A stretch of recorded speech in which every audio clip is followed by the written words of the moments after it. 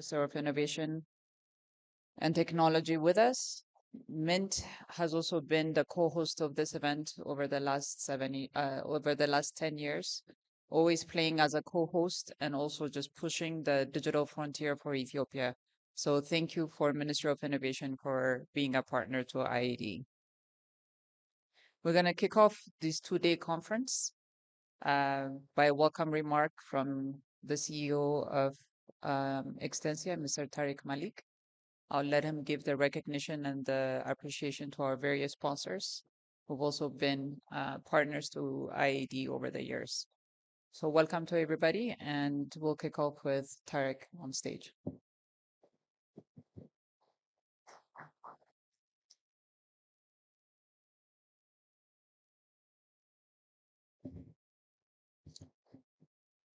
Salam, good morning. I think everybody's not had their Ethiopian coffee. Good morning, everybody. Good morning, that's it. Today, we humbly welcome His Excellency Belete Molla, Minister of Innovation and Technology of Ethiopia, to the 19th Annual Innovation Africa Digital Summit. The IAD Summit brings together individuals from around the world to discuss the development and explore the acceleration of a digital Africa. We are beyond grateful for your continued support, Minister, as this marks the 7th time, as IAD mentioned, that Ethiopia has been gracious in hosting us. So big round of applause for the Minister. With the clock ticking on the United Nations 2030 Sustainable Development Goals, it is our duty to seize the moment and make the most of the resources that ICT presents. The government of Ethiopia, and particularly His Excellency Minister Molla, have demonstrated time again they're playing their part by hosting this annual event here in this beautiful city of Addis Ababa. With the opening of a third MNO license, the potential partial liberalization of Ite Telecom, and Safaricom securing huge investments from the international community to further accelerate their aggressive rollout plans, Ethiopia is living up to its promise of becoming a digital capital of Africa. And also take a moment to show your appreciation to the support of Minister Molla and his team at Mint, also a State Minister who's not with us today, Huria Ali, and specifically CEO Mengesa, who has each played a very active role in ensuring the success of this year's summit. So a big round of applause to the whole Mint team, please. We'd also like to thank our warmest regards to Engineer Balsha Reba, Director General of Ethiopian Regulatory Authority, His Excellency Godfrey Valuku Kimmi, the Minister of State for ICT and National Guidance from Uganda. We're honored by your presence here today. And to all of our Ethiopian dignitaries and friends in Gwadan and Matacho. I hope I said that right, Yoda. We welcome you all to the Innovation Africa Digital Summit. In order to push forward with national development agendas, we can all agree that ICT is the essential enabler. The IAD Summit has been in Africa for the past 19 years, hosted by various ICT ministries, supporting the acceleration of digital agendas in many of their own countries across this wonderful continent. As I look around the room, I see familiar faces, and I think you all played a part and being part of the Extensia team. So thank you for being here in terms of the growth of telecoms and ICT in Africa. This year's outstanding conference program boasts leading visionaries from the industry, led by Dr. Madan Rowe. You're encouraged to join the debate through the audience questions and answers. Our new fireside chat format will continue along with lively panel sessions and engaging keynote speeches. And you'll also enjoy the new feature showcasing innovative solutions and services presented by Ethiopia's most exciting startups. I invite you all to take an active participation at this event, ask questions, engage with your neighbors. Let us all come together to drive acceleration of development of tomorrow and the world and the event that this brings. A special thanks to our sponsors before I leave the stage. My sincere gratitude again to Mint, ECA, Huawei, Raxio Data Center, and Wingu Africa. Also like to special mention to Wingu Africa. Yesterday they opened their data center and the wonderful ICT park. I think Anthony Wonsig, is he around? Anyone from Wingu? All right, please stand up. Round of applause for Wingu for their data center opening. We appreciate your continued support. I'd like to say, hopefully you all have a great, wonderful next 2 days, and I hope to see many of you over the next two days to engage and collaborate and network together. All left for me to say is let the games begin. Amasinganalo. Thank you very much.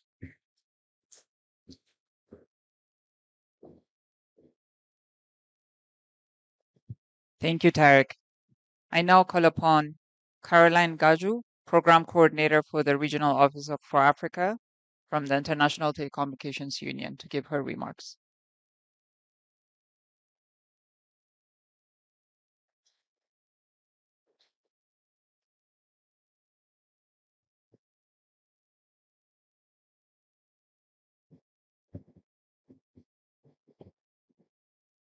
Good morning, everyone. Excellencies, distinguished representatives, ladies and gentlemen, all protocol observed. My name is Caroline Gaju, and I deliver these remarks on behalf of the ITU Regional Director for Africa, Ms. Anne Rachel Ine, who is not able to join us today due to a prior commitment. It is my great pleasure to join you today, and I would like to sincerely thank the organizers, the partners, and the government of Ethiopia for hosting the Innovation Africa Digital Summit.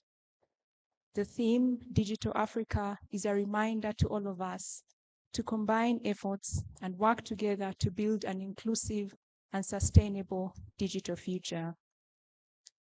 Africa's digital transformation is indeed central to the International Telecommunication Union, the ITU, and it aligns with ITU's strategic goals of universal connectivity and sustainable digital transformation. In the past few years, we have seen an increased demand for digital connectivity and access to digital services.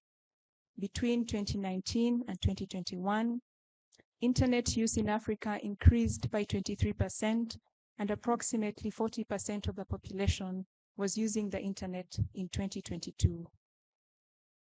Despite the increased demand, access to connectivity, reliable and robust digital infrastructure are among the major challenges faced to advance digital transformation in Africa. Digital skills to enable citizens to leverage digital technologies remain critical, and the active involvement of girls and young women through gender transformative policies and gender mainstreaming in education are powerful means to bridge the digital gender divide and enable digital inclusion. As we know, the biggest percentage of the population in Africa, approximately 70%, is still below the age of 30, and as the leaders of tomorrow, it's fundamental that youth engagement is prioritized to drive innovation and entrepreneurship. In a similar context, the African Continental Free Trade Area presents an opportunity to transform the Africa region by enabling cross-border trade facilitated by digital platforms and secure digital transactions. In sub-Saharan Africa, more than 760 million users have registered the use of mobile money services, which is one example of digital technology as a cross-cutting tool for digital inclusion and socio-economic development. Ladies and gentlemen, in order to build a sustainable digital Africa and adequately address the challenges of digital transformation to achieve the SDGs by 2030, multi-stakeholder partnerships are key. In partnerships with governments, the private sector, academia, development partners, and various stakeholders, ITU continues to provide extensive guidance in the development of digital policies and strategies, regulatory environments, global standards, and best practices to drive innovation and increase access to digital services. The recently concluded ITU Global Symposium for Regulators that took place last week from the 5th to 8th of June in Egypt brought together regulators, policymakers, and other digital stakeholders from across the world to discuss regulation for a sustainable digital future, and it also provided a global platform for knowledge exchange. The Partner to Connect Digital Coalition, which is a multi-stakeholder alliance led by the ITU, fosters meaningful connectivity and digital transformation using a holistic approach to mobilize resources through partnerships and connect populations that are still offline. In light of natural disasters, for example, extreme weather conditions, early warning systems play a vital role in preventing and mitigating the impact of such disasters and protecting vulnerable communities. In collaboration with different partners, ITU leads the work of the Early Warnings for All initiative under the Warning, Dissemination, and Communication pillar, using a multi-channel approach, existing community-based infrastructure, and locally led feedback mechanisms to ensure timely dissemination of messages that are understandable and actionable. Please allow me to take this opportunity to inform you about the World Radio Communication Conference that will take place in Dubai from the 20th of November to 15th of December 2023, during which spectrum sharing between satellite and mobile broadband services will be discussed, among other items, for enhanced coverage and quality of service. Finally, this summit is an indispensable opportunity for all of us, and I would like to express my sincere gratitude to you all for your collaboration to advance digital transformation as witnessed by your presence here today. ITU remains fully committed to building multi-stakeholder partnerships and engaging through such platforms in a collective effort to achieve a digital Africa. Thank you very much for your kind attention. Thank you so much, Caroline. Well said. I now call upon Safaricom Ethiopia, Ambassador Henok Tafarel. He's the Chief External Affairs and Regulatory Officer coming on stage.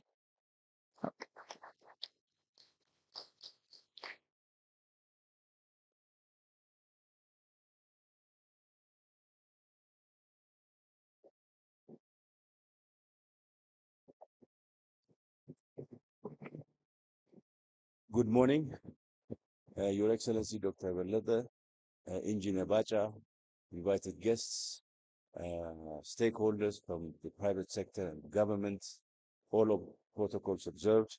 It's a pleasure for us as Safaricom to be part for the third year in a row of the Innovation Africa, Digital Africa Summit. To put it plainly, without succeeding in digitalizing Africa, we believe that Africa's growth agenda cannot be, and development agenda cannot be fulfilled. Now, to drive that, of course, the role of telecom and communication companies such as ours is critical. And as Safaricom Ethiopia, we have invested heavily and believe heavily in the success of the Ethiopian market and the success of Ethiopia in general. That's why we have invested over $1.6 billion so far to set up our shop and to enable the success of the Ethiopian digitalization drive. In line with our government's 2025 digital transformation vision, we are also implementing a very aggressive infrastructure development plan through 4G connectivity. This is critical because without infrastructure, there cannot be connectivity. We are also aiming to ensure that the young people of our country here in Ethiopia, a country of 120 million people, but with overwhelming youth and dynamic, innovative youth, we can bring the right skills, the right tools through many digital tools we have to empower them with a view to contribute to the success of the Ethiopian digitalization drive. We strongly believe that it's only through partnership between government, through the right policies, private sector playing its rightful role and driving modernization and transformation that we can all attain our objectives. In that regard, our company has many tools that it will avail to this beautiful country of ours in the digital space, whether it's in agriculture, whether it's in education, whether it's in healthcare. These are the critical areas we believe where we can add value to the society and also transform the country and also be able to derive benefits for our shareholders. So we don't see our role here simply as bringing connectivity and enabling people to use their GSM or data services, but also in driving the transformation of this country through more production in agriculture, towards better efficiency, towards better market reach. And with all of us playing our role, we believe we can succeed in transforming our beautiful country. Thank you very much, and good luck to this.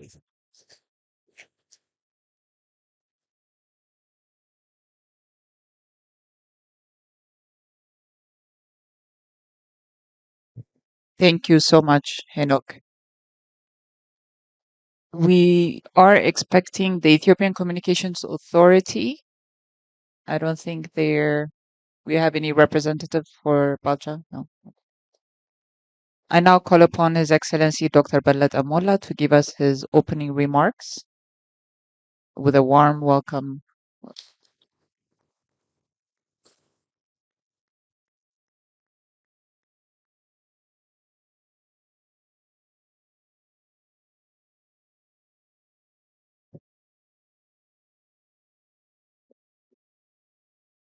Excellencies, invited guests, speakers, panelists, panel chairs, and organizers, obviously Mr. Tariq Malik. Ladies and gentlemen, a very good morning to you all. It is such a pleasure to be here with you today in this IAD summit, which is being conducted for the seventh time in Ethiopia. This edition of the IAD summit is focusing on the transformation of the telecom sector from speech to data.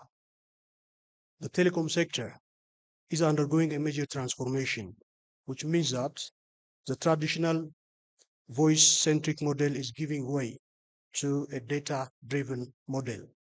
Telecoms are not just suppliers of voice and data connectivity.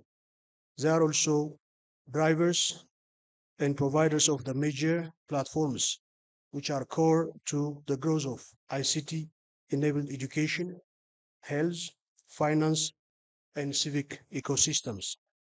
The shift to a data-driven model presents a number of challenges and opportunities for the telecom sector. On the one hand, it requires telecom operators to invest in new technologies and infrastructure. On the other, it opens up new possibilities for innovation and growth. One of the most promising areas of innovation is the use of artificial intelligence to analyze and extract insights from data. AI can be used to improve customer service, to develop new products and services, and to optimize network operations. Ladies and gentlemen, the Ethiopian telecom sector has undergone a major transformation in recent years. In 2019, the government of Ethiopia announced a major reform of the sector, which included the liberalization and opening up of the sector. This reform has opened up the sector for competition, which has led to a significant increase in investment and innovation. As a result of this reform, which includes new strategies by Ethio Telecom, the telecom sector is thus growing rapidly. Access to mobile reaches to 68 million, which was around 32 million in 2019.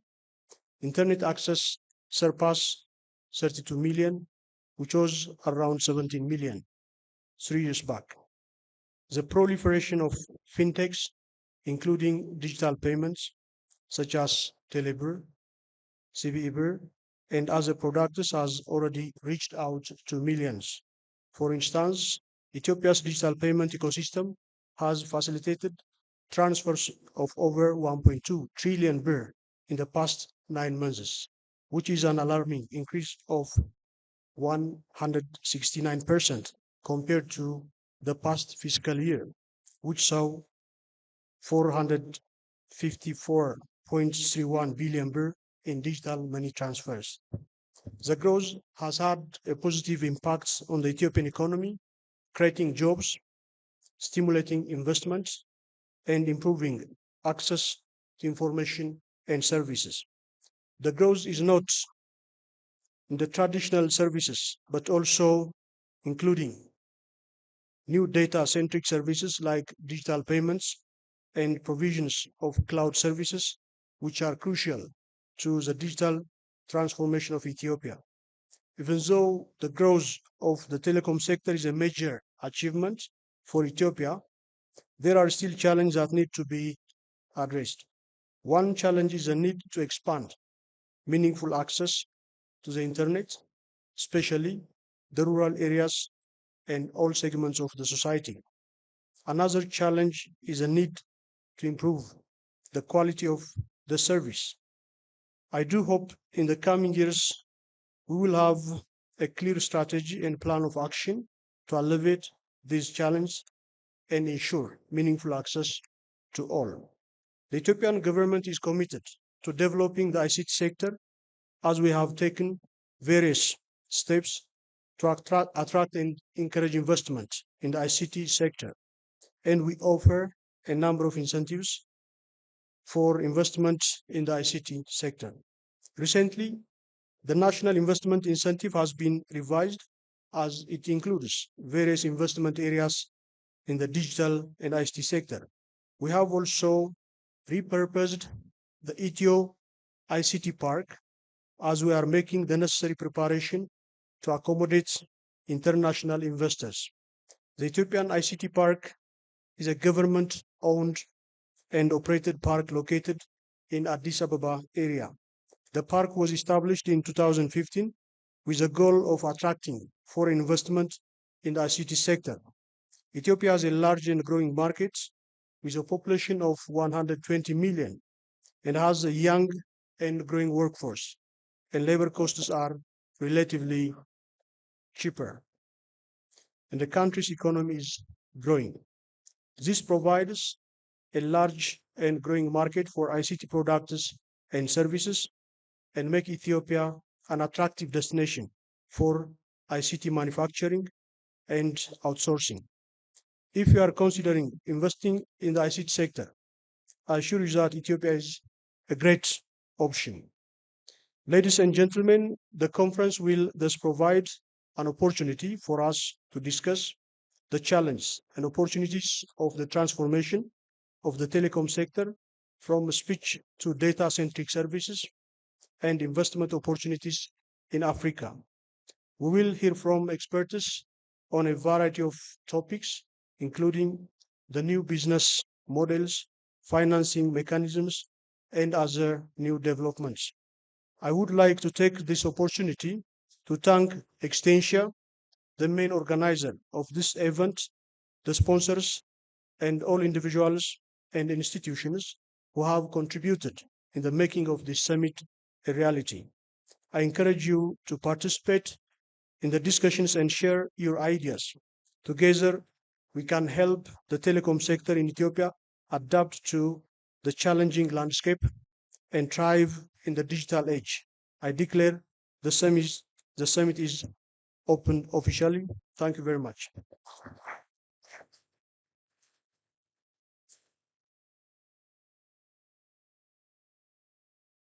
Your Excellency, thank you so much.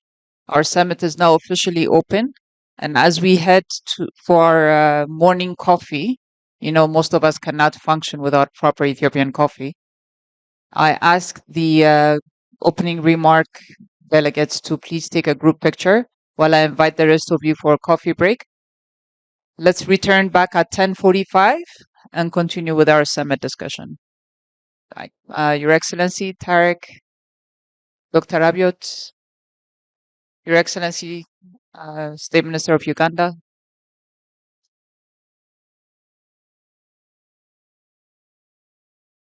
Ambassador Henok. Yes.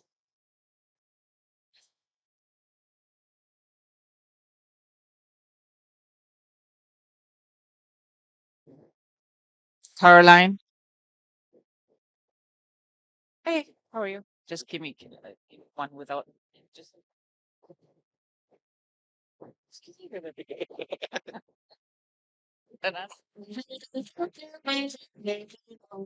We're going to have Caroline in the middle as we need a gender balance.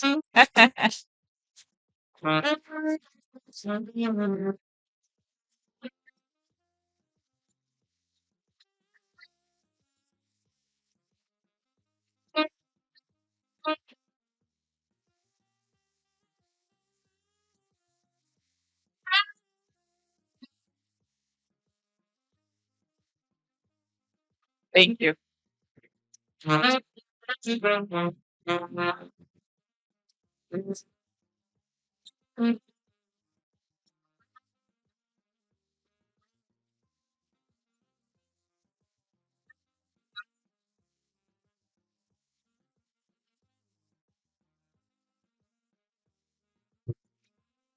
Fantastic. Welcome once again to the 19th Annual Innovation Africa Digital Summit. My name is Madan. I'm going to be your conference chair. I'm going to be the difficult one, urging you all to speak on time and finish on time. But believe it or not, we're actually 15 minutes early today, which is very good because we can use up some of the time for more networking and for more Q&A in the discussion sections. So, how many of you are here at an IDS conference for the very first time? Raise your hands. This is the very first time you're coming to an IDS conference. Okay. How many of you have been here for maybe at least 5 IDS conferences? At least 5. Raise your hands. Okay, I can see quite a few. Thanks. Fantastic. How many of you have been here for at least 10 IADs? A lifetime achievement award for all of you. And Adrian, you can't raise your hand because you're part of our team. So, okay.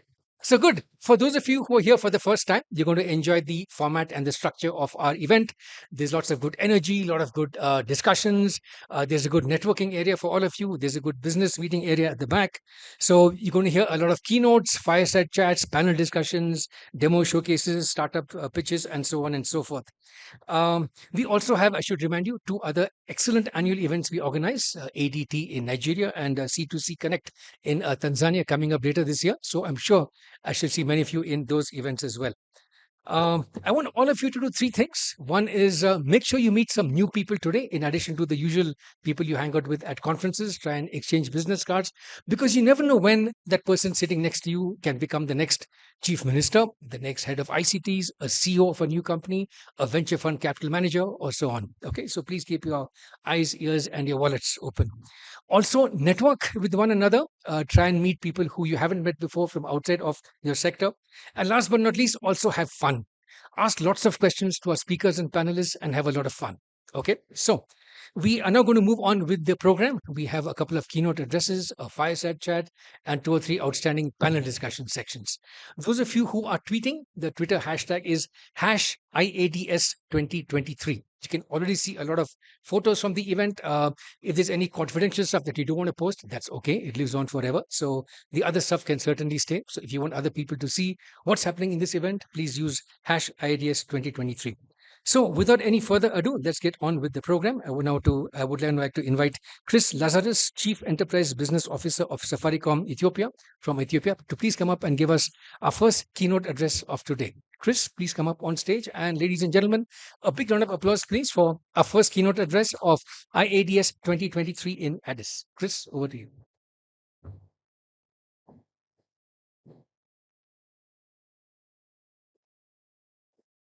Come in, ladies and gentlemen. Can you hear me? Guys, this was supposed to be what we call a push to talk joke. Clearly, you are not as old as me in the industry. Anyway, good morning, ladies and gentlemen. I couldn't help reflecting this morning when I woke up on a couple of things.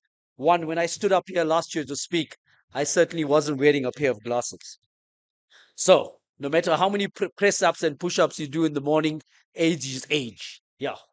So, good morning, ladies and gentlemen. Thank you very much to the organizers. Good morning to our distinguished guests from government, visitors from outside of Ethiopia, and fellow captains of industry. Well, I think it would be an obvious statement when I say that the telecoms industry is a little bit of a flux. And for those of you that have not been doing this for at least the last 2 decades, or at least 3 in my case, I couldn't help. Again, I get up in the morning, and when you've got something important to do, Jesus is forever sending you messages. And some of the messages that he sent me between last night and this morning has been a reflection on my career. And my career, for those of you that don't know, I've been with the Vodacom group of companies for close to 2 decades now. But I also happened to work for the incumbent back in South Africa for a good couple of years. And on downloading a certain article, it took me back to reflect, oh my God, Chris, you've been part of this topic of telco to techco. And I'm sharing this with you because I kind of was trying to choose my place this morning.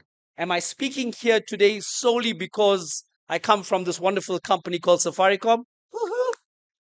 Come on, guys, am I speaking because I come from this even greater company called Voda Family that's part of the continent and the rest of the globe? Or is it because of me? So you'll forgive me if I give you today the Chris Lazarus experience, which is a bit of a mixture of all three. Some of my personal reflections, some of the company I represent, and obviously the industry that I've been part of for close to 30 years now. And I mentioned the journey working for the incumbent because another thing that came to mind is that actually, irrespective of what you read recently about this topic of the journey from telco to techco, it's actually, ladies and gentlemen, not a complete new topic. And certainly back in my day when the topic made its head, it was actually under the topic, and those of you that remember this, you'd be giving away your age. It was under the topic of the net heads versus the bell heads. And I was just saying to Gary Hart, who's also as long in the industry as I am, and I said, Gary, can you believe I've just thought about the net heads versus the bell heads? And basically what it was, obviously the bell connotation to the invention of the phone back in the States, and the net heads with the whole networking and internet and that sort of thing. And these two worlds, these two group of people were always at loggerheads for a whole bunch of reasons, and some of it will actually come out today. But before we go forward with some of the brief that many of you would have read in the build up to this presentation contains some of the opening lines that actually present questions to be considered. The world has already changed, even though we're in a bit of a flux, and the whole digital transformation is not something that's stopping. And one of the statements made in the brief by the organizers is that, this digital transformation is presenting many companies this opportunity to transform, this opportunity to disrupt, this opportunity to change. And when you come to the topic of today, the journey from telco to techco, well, actually, if you're saying it or asking it from a question standpoint, the answer is quite frankly, there is no choice. There is no choice for anybody that considers themselves as a telco. And for those of you that don't have the benefit of age on your side, then, today when we think of telco, we just think of telco. Some of us in the room were born back into the day when a telco was just all about fixed line. It was about a phone in your house or a landline in your business, and everything was just about wire. And then you had some of those companies that did manage to pivot or change to incorporate wireless into their business. There were some that were born straight into the world of wireless or mobile, which is the company I largely represent today. And I guess that's where these two worlds are kind of coming together. And then you have some other players that make up the ecosystem. But before we go forward, and I think this is not just a message that pertains to telcos at large. In fact, it's anybody. And more so in our country where we stand today, and more so in the continent that we are part of. If you are doing anything that is not underpinned by the message of being purpose-led, I don't think you have a very sustainable future. And I'm not saying that because I think your company will die, your business will die tomorrow. But if you don't have purpose-led as the foundation and very DNA and ethos of everything that you are doing, so whether you're on telco to techco or not, this is what underpins us. So as I said in the beginning, I will try and share with you a little bit, but today is not just about, representing our company and what we do, but this is some of the things that we are proud of. And that is in everything that we are shaping in our journey, it's underpinned by the topics that you're seeing here. Yes, we want to be digital. Why? Because we don't want to leave anybody behind. We on this continent largely, and I think all of you know this, you wouldn't be sitting at a summit of this nature if you didn't believe in playing your role about bridging the digital divide. And I know that's a term that's long gone. In fact, I'm trying to search where this thing came from. And some say the state said it first, and some say no, and there's a whole debate on who said it first. But I guess it doesn't matter. The reality is that if we solve this problem, we get to solve a lot of the challenges that that keep us behind in terms of the continent that we represent. And I think about the planet. Everything that we do, we consume diesel, we consume so many things that in the very business of doing our business, we actually hurt the economy. And that's why it's there.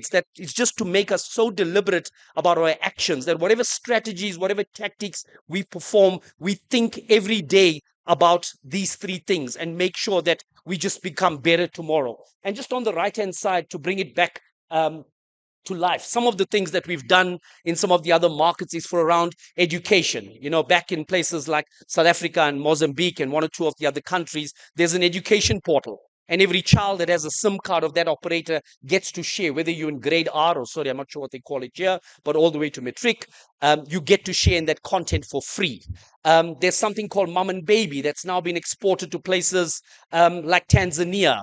There's the mezzanine platform that gets in Kenya being used in the farming and the agri-tech community. In Tanzania, they've used it both in the agri-tech space as well as the medical space. And these are some of the references that I'm quickly making to see what does a telco do to bring together the topics of digital. Yes, obviously digital in the very core business of what we do, but I'm talking about our role and the hand we play when we touch society. So that's the message that I'm trying to give, that before we embark on this journey, everything that we do is underpinned by these things here. And if we're doing something tomorrow in building a new site and we're actually hurting that community, then I can tell you now from an ESG standpoint, we've got answers. And now that Safaricom Ethiopia has is it a fifth shareholder? I think it's a fifth shareholder. You can imagine we have even more onus on us in order to be even more responsible in the country of Ethiopia. So why the change? Why the change of telco to techco? Well, like I said already, quite frankly, it's not a choice. Now, something that would be of less interest to the people in the room, because I can't imagine, well, unless in your personal capacity you are investors in large companies from a shareholding perspective or for your own portfolio. The one thing is that the market is a little bit hard on telcos. If you go and look at the share price, for example, of companies, share prices that make up the right-hand side of the screen, you'll see that their value, both in revenue as well as market capitalization, outweighs those of traditional telcos. And that, I can tell you, being part of the telco family for many years, it's something that on our side, we struggle with all the time, because there's so much of investment, there's so much of millions and billions that go into it. And you kind of wonder, like, why is the share price not going? Why is there less appetite from analysts and big companies that obviously invest in telcos that don't appreciate the share prices? And the whole bunch of reasons for that. Some of it we'll touch on today, but obviously we've not. And all I can do in the time that I've been allocated is kind of whet your appetite to go and check this out. And I don't think it's difficult getting to this type of content. It's actually not. It's not new topics. It's something that we are grappling with, which brings us back to the point that if this is how other players in the market are being regarded, then telcos have an opportunity to move up the value chain. It doesn't get any lower in the value chain than the investment in the infrastructure that we make. And again, some of these over-the-top players tend to disregard that if there wasn't the investment in the infrastructure, how would you even run their services? And I know that certain governments and certain leaderships in some countries, whether it's being propelled by the operators themselves or whether they are on their own, they are starting to look at the role of these over-the-top players in terms of they don't pay any licensing fees. To the best of my knowledge, in Ethiopia, I'm unaware. They don't pay any licensing fees. They don't have the same amount of regulation that is imposed on them. And guys, I'm not trying to create a whole thing about what we should do about OTTs, but it is part of the fact, right? And it's not a topic that's resonating here today with me. It's something that you could Google lots about. And again, coming back to the reason that I'm presenting here today is that why telcos need to look at making this change. The one thing I will say to you, in the 2 years that I've been here, looking and understanding, let me call it the telco or the techno market that does exist in Ethiopia. One of the things we're looking at, one of the visions in the Voda family is to say, how do we bring this strategy and vision that we have, that by year 2025, we will have gone from being a telco to a techco. Actually, we're saying to the rest of the family, amongst all the countries that we have a presence in, right here in Ethiopia represents the best opportunity for us to show the rest of the family how we're going to go from being a traditional telco to being a techco. Why? because the market opportunity is there. And I'm not going to give away all of the ins and outs of the trade secrets, but I will say to you, if you are interested in playing another role in the stack, as I call it, from not only being a telco operator, and the reason I'm saying it to you is not because we're shy of giving away any trade secrets. We want to build this ecosystem. We didn't come here just to own everything for Safaricom Ethiopia. We try to come here to try and create an ethos and a DNA of partnership. So I would welcome a conversation with anybody that has already spotted an opportunity to play a role. In fact, when I say about other people being more regarded, it's people like system integrators and software vendors that are more regarded in this ecosystem than even the telco players. Another reason for the change is the commoditization.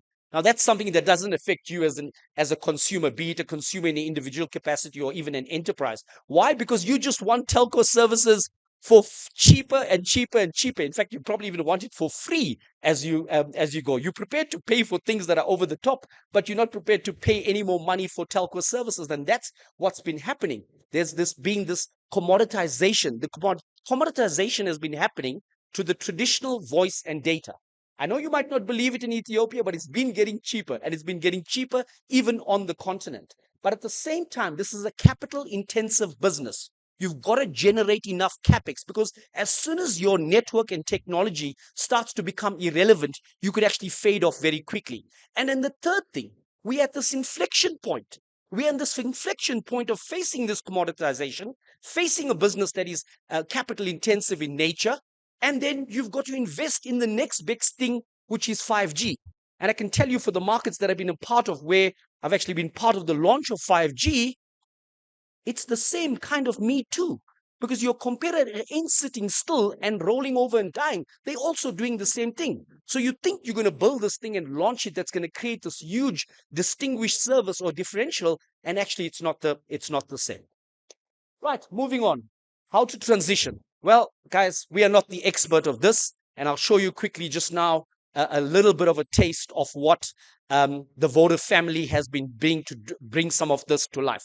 The first thing, and again, it's not just cloud, it should be everything, every industry, every company, including government, by the way. You should be adopting a customer-centric approach. Why? Well, firstly, not just here in Ethiopia, and a lot of countries around the world, the consumer is facing a different kind of inflation story than they've ever faced before. So it's getting expensive.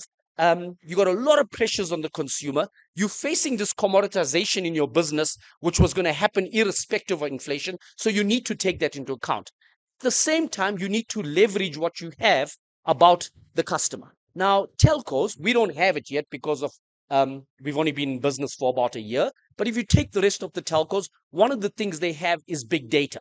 And if I go back to the Voda family back in South Africa where it started, one of the things was, and a lot of people don't know this, we implemented machine learning many, many years ago. Why? Because the one day became this realization, the amount of data that you are sitting with when you have a base of 60 million customers. You know when someone wakes up. You even know where they slept last night.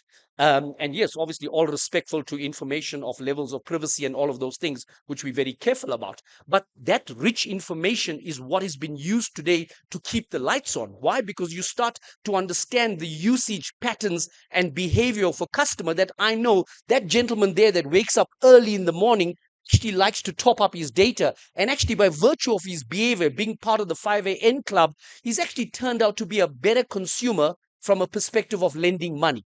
Now, that might be silly and try to understand the psyche of why is that. We're not there for that. But that's the richness of what this can give you and empower you in terms of. So when we say adopting a customer-centric mindset, that's one of the examples, together with obviously leveraging the data that's been there. Now, I wouldn't be doing a presentation in 2023 and be forgiven for not attempting to going to some AI tool to see if an AI tool could save time of our PR department in preparing my slides. So I did go to one of the latest tools, which is Bard.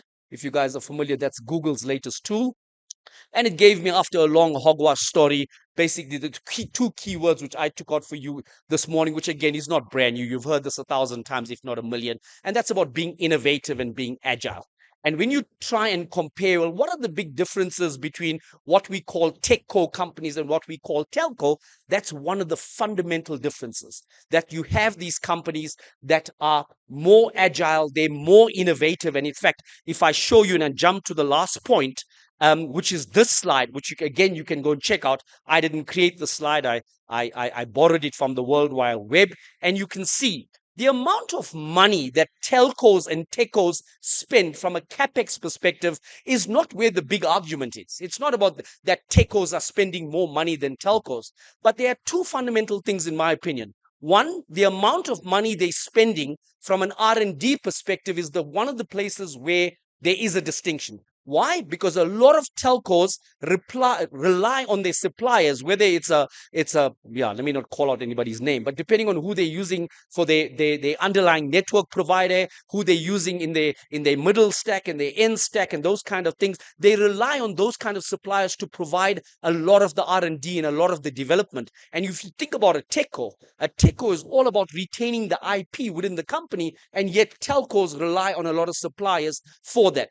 And then the last part for me, which is very, very important, is for those of you not familiar, on the right hand side, it talks about building services with a differentiated part versus telcos build a lot of services to kind of keep the competitive advantage. So when you think about these techcos, they build a lot of stuff to say, how do I catch the customer on the next opportunity point, versus a lot of the telcos are keeping the lights on. So I did promise to give a bit of a glimpse into the world of the Voda family as we know it. And for those of you following the screen from the left to the right, in terms of number one, obviously you can't, when you're a telco, suddenly go, you know what, stuff it, I'm going to be a techco tomorrow. Don't worry about the customer. Don't worry about the shareholders. And most importantly, whether you don't want to worry about it or not, you are stuck with legacy. And for those of you that understand IT and being an engineer, you would know it's not so easy to do. It's not so easy. Irrespective of all the theory, all the fancy slides, it is not so easy to do. And when you start off and you build a company, let me tell you, standing here as a member of one of the latest, greatest companies to be launched, you can quickly create legacy, almost like day and night, almost like between the decision you took yesterday and the decision you took today. That's how quickly you can create legacy in a big environment. So the first part was obviously not to ignore legacy. And look at that small writing that's shaded out there, right? We're going to sunset 2G and 3G. Really? On the continent of Africa, we're going to sunset 2G and 3G. And you'll forgive me for saying that some of the things I've got to be careful of saying doesn't get me fired tomorrow, but that's my personal view. I don't know how easily we're going to be able to sunset 2G and 3G when we're sitting on the continent that represents one of the greatest divides in the world. But you can't ignore that. But at the same time, obviously moving up towards 5G. And I'm starting to form part of some groups now where they even have started the topic of 6G, ladies and gentlemen. 6G. I can't even tell you theoretically what that experience is going to mean when in certain markets we haven't even fully adopted 3G. Some people don't even believe that in order to get the full benefit of 5G, you actually need 4G and LTE. So just to take into account some of that. We've already started to expand into the middle layer, taking advantage of the systems. And I think this is one of the key messages. Sometimes there's so much focus on keeping the lights on at what we call in a telco the core area. Now, the core area is not something you sell. You as consumers, be it enterprise or consumer, you don't care about the core. But the core is really the brains where everything comes together. I know there's been a lot of talk recently about moving to the edge, but you can't just move to the edge without the core. There's some intelligence that will always remain in the core. And there's so much investment in the core to keep the lights on, because that's the business that you do. But sometimes there's less thinking about, hey, I'm going to invest in that server. I'm going to invest in a layer of security. Actually, when I'm doing that with the supplier, I should have thought about there's two customers. There's government and there's enterprise that could benefit from that. So sometimes I think we forget as telco that when we're investing in the middle layer to keep the lights on, we sometimes forget about, hey, okay, I'm doing that for the purpose of the business, but how can I leverage that for the sake of the customer? And I think that's one of the opportunities for me in terms of this. And then moving onto the right hand side here, where we've gone beyond just being a telco. And if you look at examples there of mezzanine and IoT.next. What is IoT.next? IoT.next is a IoT platform. Now, why did we build it? Because we wanted to be in the IoT business? No.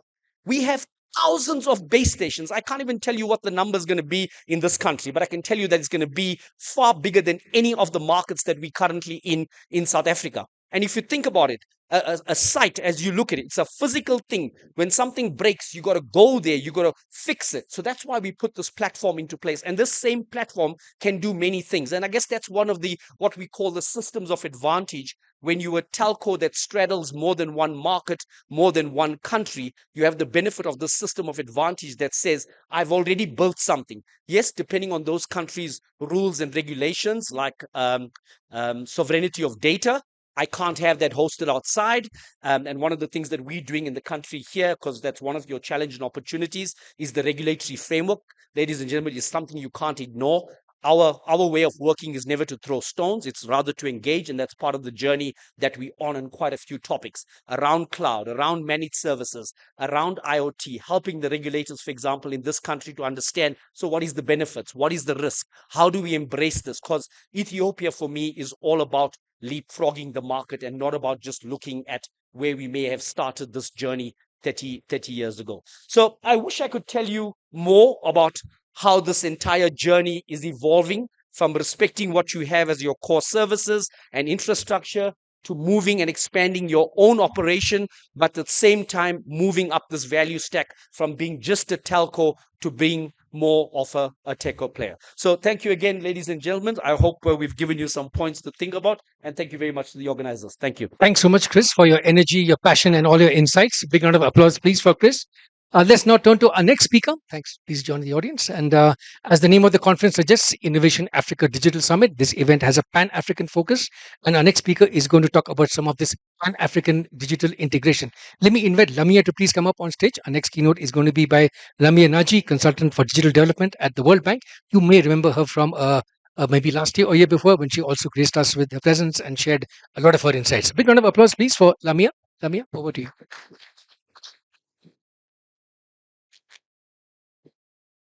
Thank you. Good morning, everyone. Good morning, distinguished guests. And it's so nice to see new and familiar faces. And thank you again to Extentia for inviting me on stage.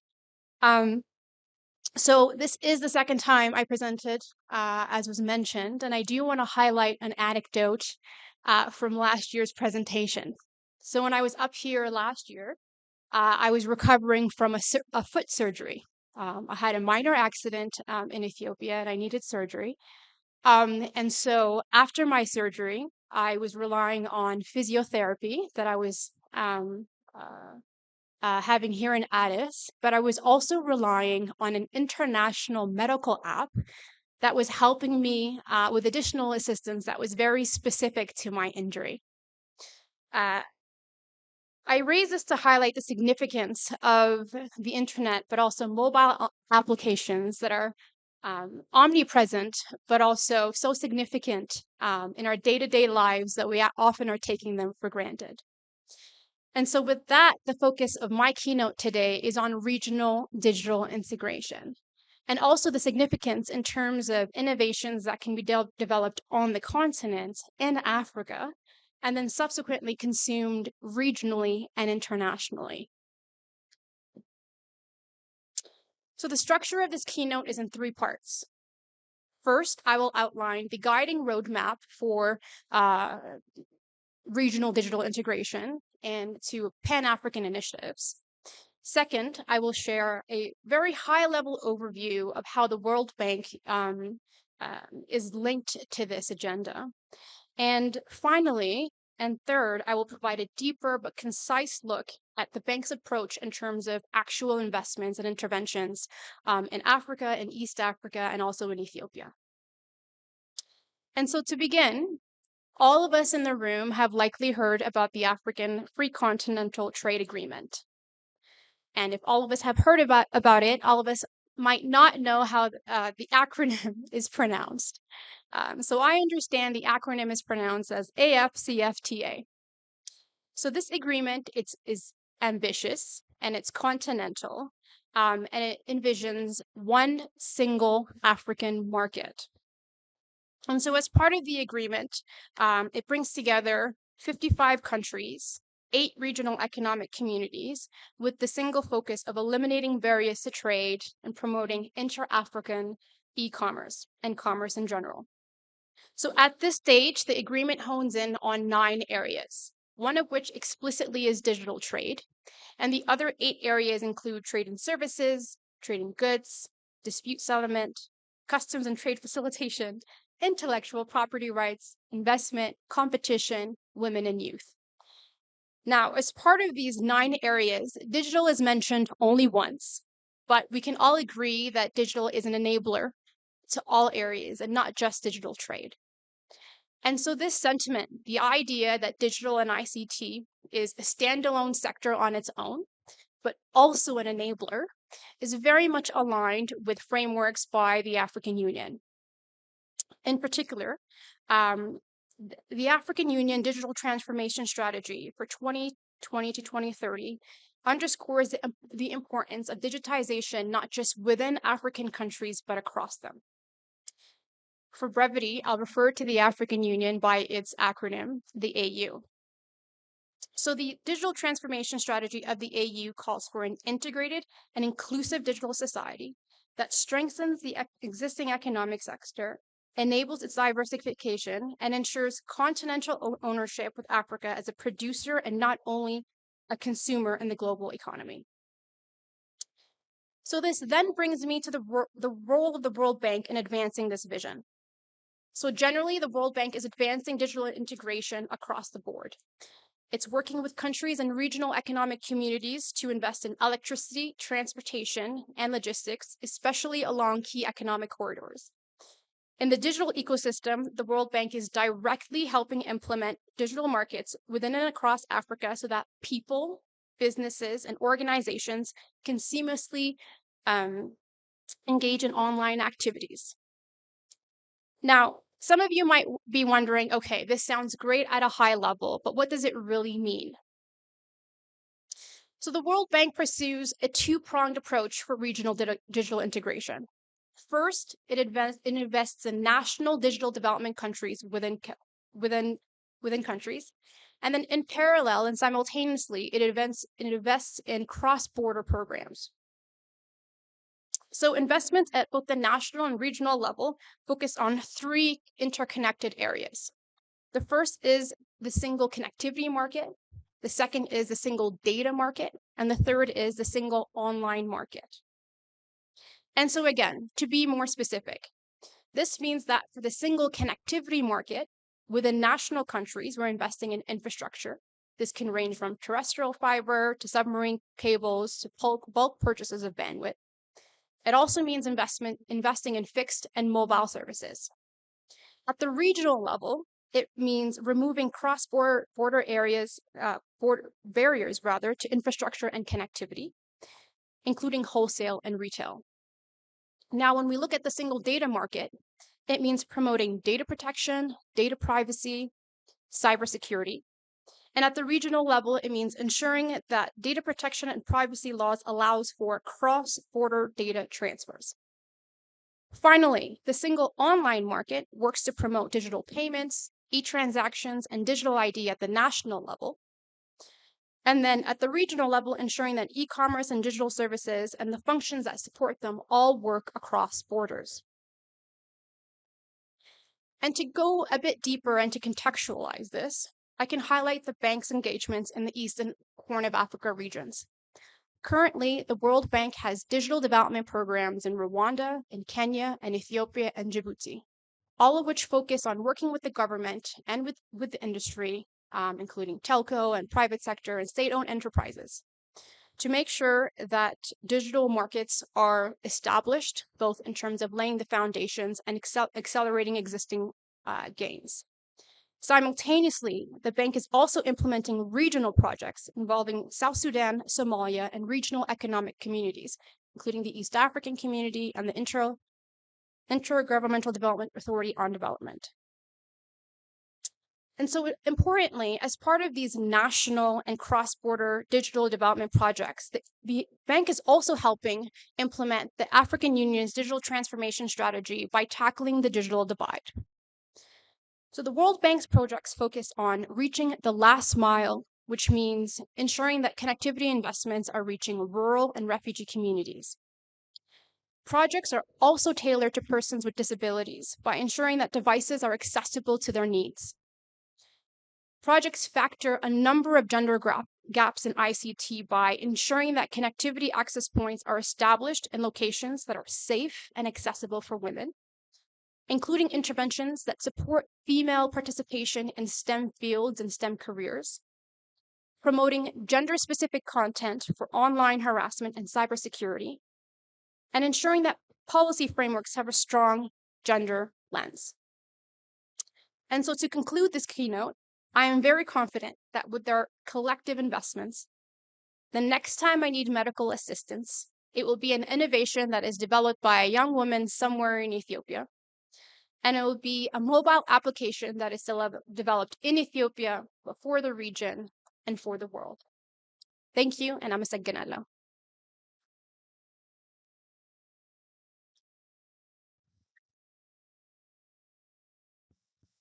Thanks so much, Lamia. We now move to our next segment, which is a fireside chat. I'm going to invite two of our speakers to come up on stage, Ben Roberts, CTO of Liquid Intelligent Technologies, and Stanley Jorose, I'm sorry if I'm not saying the name right, CFO of Safaricom Ethiopia. Will you please come up on stage? Let's get one more chair here, and I'm going to anchor this fireside chat for the next 15 minutes or so. So, one chair up here.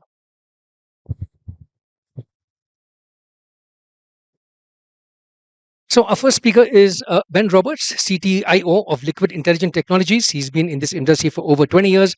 Distinguished speaker indeed, earlier with Ericsson and Lotus Cars. I'm sure that's a very interesting story in the car industry. Also with us is Stanley Joroge, from CFO of Safaricom Ethiopia. Earlier with Guinness and Diageo. That's also a very interesting story. I'm sure we can talk about that some other time. But let's talk about the matter at hand now. We're going to talk today now about operator perspectives on digital ecosystems. So my first question for both our speakers is, we've heard a lot from the past couple of speakers of how consumer and business expectations of digital are accelerating. And especially, I think one key message of the pandemic is digital is centerpiece for people's individual and professional lives. So what are some trends you're seeing in how people's expectations over the last year since we last met over here? How are people's expectations about digital services changing? Would you like to start, Stanley? Ben? We can be with the bed. Yeah. Okay.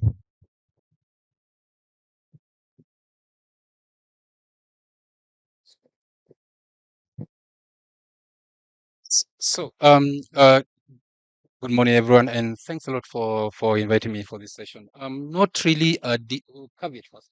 I'm not really a very digitally aware person from an overall perspective. Usually people call me to the panel to talk about numbers as a CFO, but I'll try my best in terms of this.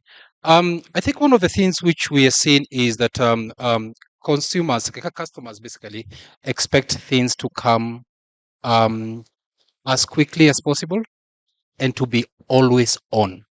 That aspect of always on is very, very important because in many situations we've meshed our lives with technology.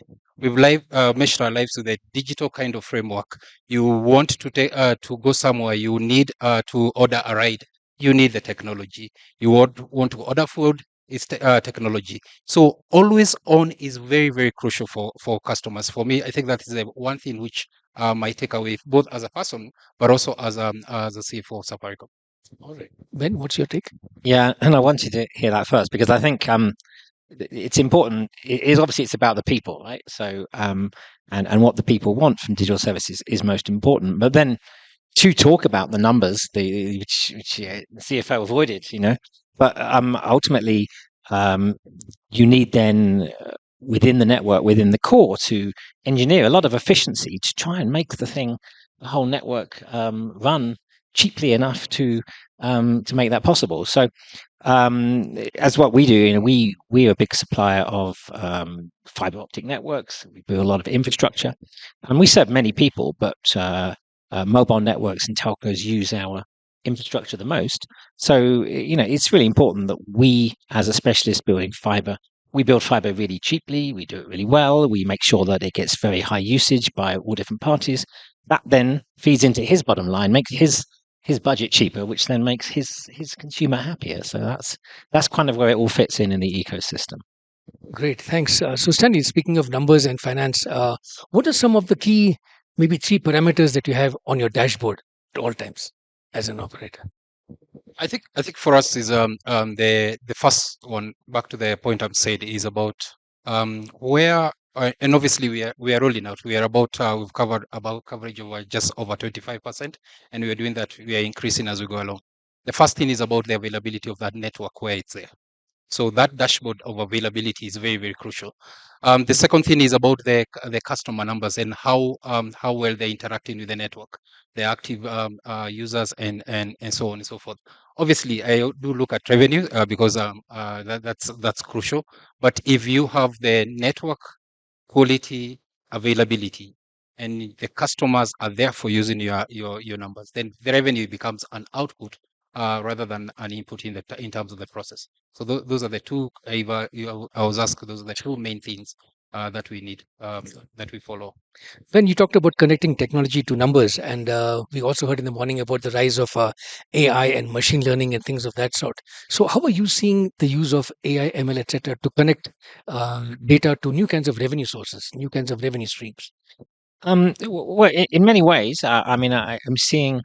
We already heard quite a lot from Chris about how data is being used within the telco space, but it's even being used within the back end of how you build networks, and that is then linked to how you get financing to build networks. And I do often joke about this, but it is true. When we as Liquid Telecom we started building fiber in Africa, we didn't have much data about Africa to know where would be the financially best places to build fiber. We used to go on Google Maps and count the swimming pools to see where the rich people lived, to know where the areas where we could build fiber. But now, we're using lots of data sources. There are governments making open data around population data, income data, where people are. And the telcos are using this to do their planning. So where he's rolling out his sites, I'm sure they're using that kind of data, using AI, machine learning. We in Liquid, we are very active in trying to connect schools to internet. So working with UNICEF, we're using AI to look at satellite imagery to see where the schools are. We can do much more than just counting swimming pools, look at the whole of the map, find out where the schools are. So this sort of data is then being used to help build our planning, build our financing models, but also the type of financiers that we have. And some of the financiers who are financing them are the same common people. They want to see impact because they're development finance institutes. So then using AI long term to see what the impact is on development. So in using that satellite imagery and other things to see, did my investment have the impact they want to see? Did the investment they made have the impact that they set out to do, as well as obviously they want us to pay the loans back. Okay, I've got a big list of questions here, but I'd also like to welcome questions from the audience. So if anytime you guys want to ask any questions, just raise your hands and we'll get a mic across to you. You just mentioned schools, colleges, and so on. So I'm going to ask Stanley, in your case, what are some numbers you look at? Going beyond just digital, do you have in your dashboard things like which sector is using digital the most? Maybe say e-commerce, fintech, etc. Based on that, how do you inform the industry of the services and so on? I think because the biggest advantage, especially for me, who's getting into the industry, seeing that what is happening over the last 2 years is the amount of information which is available, and therefore what you can use with it. The one of the takeaways, and I've seen this. I think it's also coming in. Is for example, I think Chris talked about Internet of Things. It's Internet of Things. IoT is something which is it's almost like it came to Vodacom, like he said, because you have all these towers and they need to be tracked. And then based on that, somebody realizes, by the way, you can use that for a utility company, for example, selling water, because I've seen that happen in Eldoret in Kenya, selling water, and then you actually have systems in place which can help them track in terms of their usage, in terms of how much is the flow, reduce waste, and so on and so forth. I've seen it when I was in Diageo, in terms of just in checking, in terms of making sure that every retail place that has a fridge, that we actually can track what is the temperature within. So Internet of Things for me, I think it's a big thing, not just for the private sector, but also the public sector. And I think that that is one of the sectors I feel that is going to be very big going forward. We are very diffuse places. I mean, it's dispersed place in Africa. If you think about Ethiopia in terms of the geography, ability to be able to track as businesses, as governments, of key matrices in different areas, I think is going to be very crucial for my industry. Anything to add to that, Ben? Yeah, I mean, I love IoT myself as well, and we're doing a lot in Kenya also. But you know, for me, the most exciting Internet of Things applications are around agriculture. Super exciting. We're doing precision farming in Kenya, helping people growing crops as well as working with animals, tracking your animals, seeing you know where they are, especially with those nomadic herds and stuff. So if we can, as a telcos, technology companies, if we can provide technology which increases the agricultural output by 3%, you know, that will increase the GDP of a nation by so much, you know. And but in terms of the, you know, overall uptake in what we do and the networks we build, we generally see, you know, initially it's banks and telcos and universities that take up the bandwidth the most, you know. But now there's a whole bunch of innovation, new companies, new tech startups, and I think really to what the World Bank was, Lania from the World Bank was saying was, um, if we have that cross-border integrations, which is going to come by having linkages from Kenya to Ethiopia, that is going to enable Ethiopian tech startups to then move across the border to Kenya, expand, and then bring inbound revenue into Ethiopia. So I think this is really the big vision of what tech is going to achieve. It's a combination of these local networks getting people online, the applications there, and then integrating that within the regions. Great, thanks. I'm glad you brought up the word startups. We've got two panels later on today on startups and Pan-African markets. One very important issue for success of any player these days is partnerships. So my question for a panel now is, what are the success factors for a good partnership, either for technology, for finance, for strategy, and so on? You want to start, Ben? Yeah, it's. I actually heard this from somebody who knew who worked with John Chambers, the Cisco founder at the very beginning, and I think it still holds today. And he used to say that the foundations for successful partnership were shared vision, wanting to do something together with the partner, quick wins, so you can actually achieve something. For each party can achieve something quite quickly, and you get along with the people. And I think that pretty much summarizes it. I couldn't really add any more than that to John Chambers' wisdom. Any specific examples you can cite of good partners of yours?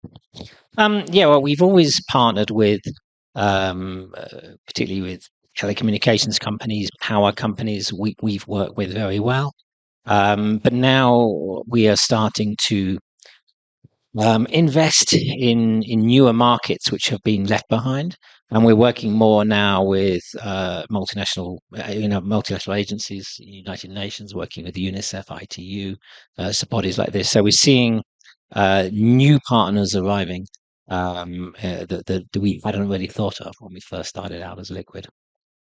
And Stanley, what are some good partnerships which will improve the numbers for your company?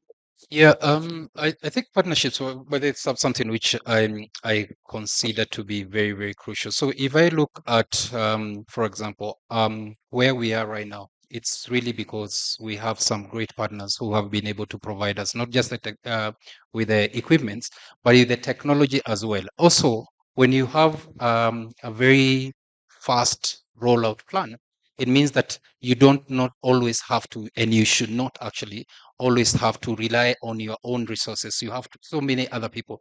And one of the things which is important, I think, for people to realize is Ethiopia has that, because we do have companies which are actually providing people to help us in terms of the development of the network, to test the network, to make sure that at least we have people available. I think there's some partners that some, I'm sure they are here, that are key to that. The second thing I think I just would like to highlight is the fact that although we are in the journey, what we want to do, if I take, for example, M-Pesa, which is our mobile financial services, M-Pesa platform, when we roll it out, it's going to be pretty open from a perspective of allowing interfaces with developers, with other people, so that we are then able to bundle services to customers. So they are able, for example, if it's insurance company want to offer through the mobile technology, they can bundle their within the API will be available, so that they're actually able to then connect through that. We believe that's the only way we are going to grow going forward. Great. I got two more questions, but we have, I think, 2 minutes also. Any questions from the audience? Anyone want to jump in with a question, a comment, a suggestion? Otherwise, you can catch them after this session. My next question is on trends. When we met last year, some of the big trends, 5G, metaverse, and all that. Now, suddenly, they say it's all this AI, chat GPT, and all that stuff. So, what do you see as some trends in your sectors? 3 trends.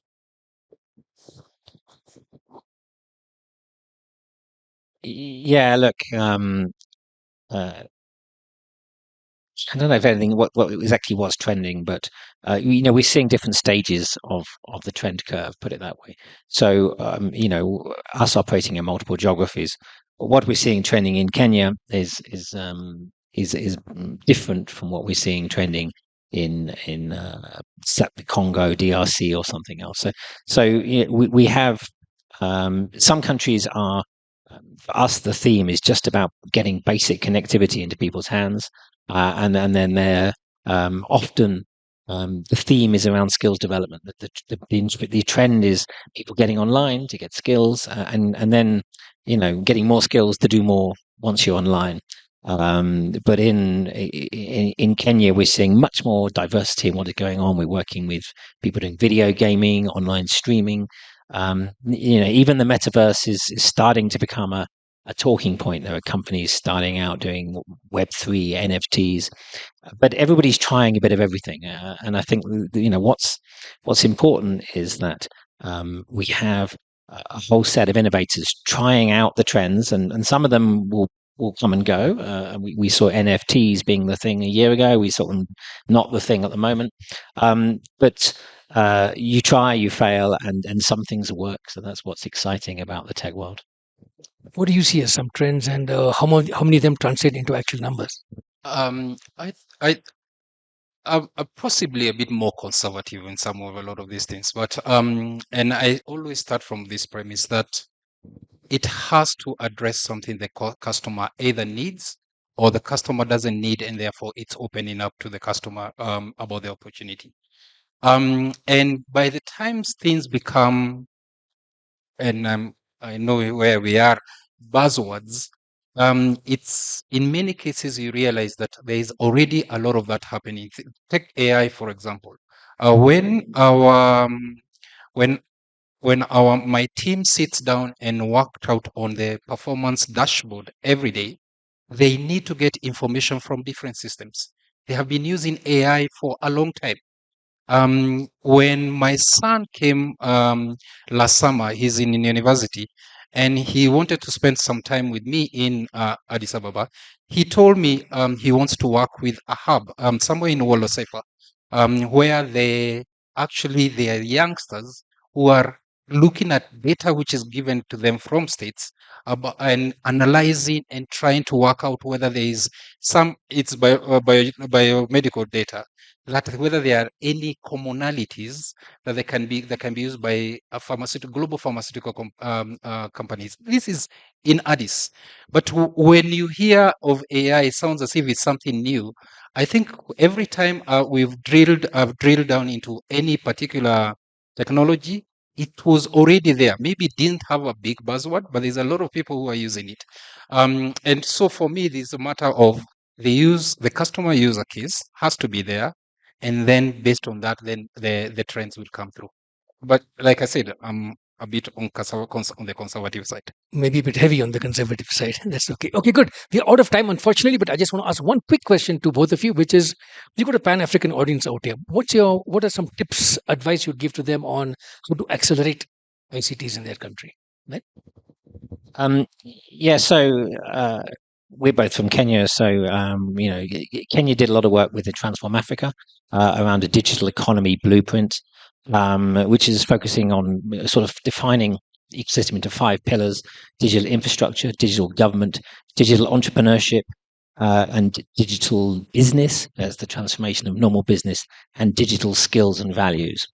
Now, that's a pretty broad categories, but we really need all of those things to move together. So if for telecommunications companies that are building digital infrastructure, we need to see entrepreneurs building applications. We need to see companies digitally transforming. We need to see the government putting services online. We need to see people having the skills to use and absorb those services. So, governments are now using that blueprint to look at their digital strategies and adapt what needs to be done. But really, although this document defines them as pillars, I say they're more likely 5 speedboats all moving in the same direction. We just need to go faster. There are countries where we are starting to build fiber now that have not had fiber before. They're 15 years behind more digitalized nations. But they can achieve that 15 years worth of development in 5 years if they move faster, and learn from what's been done before. That's a great analogy. Move from digital pillars to digital speedboats. What are some of your thoughts, observations, tips?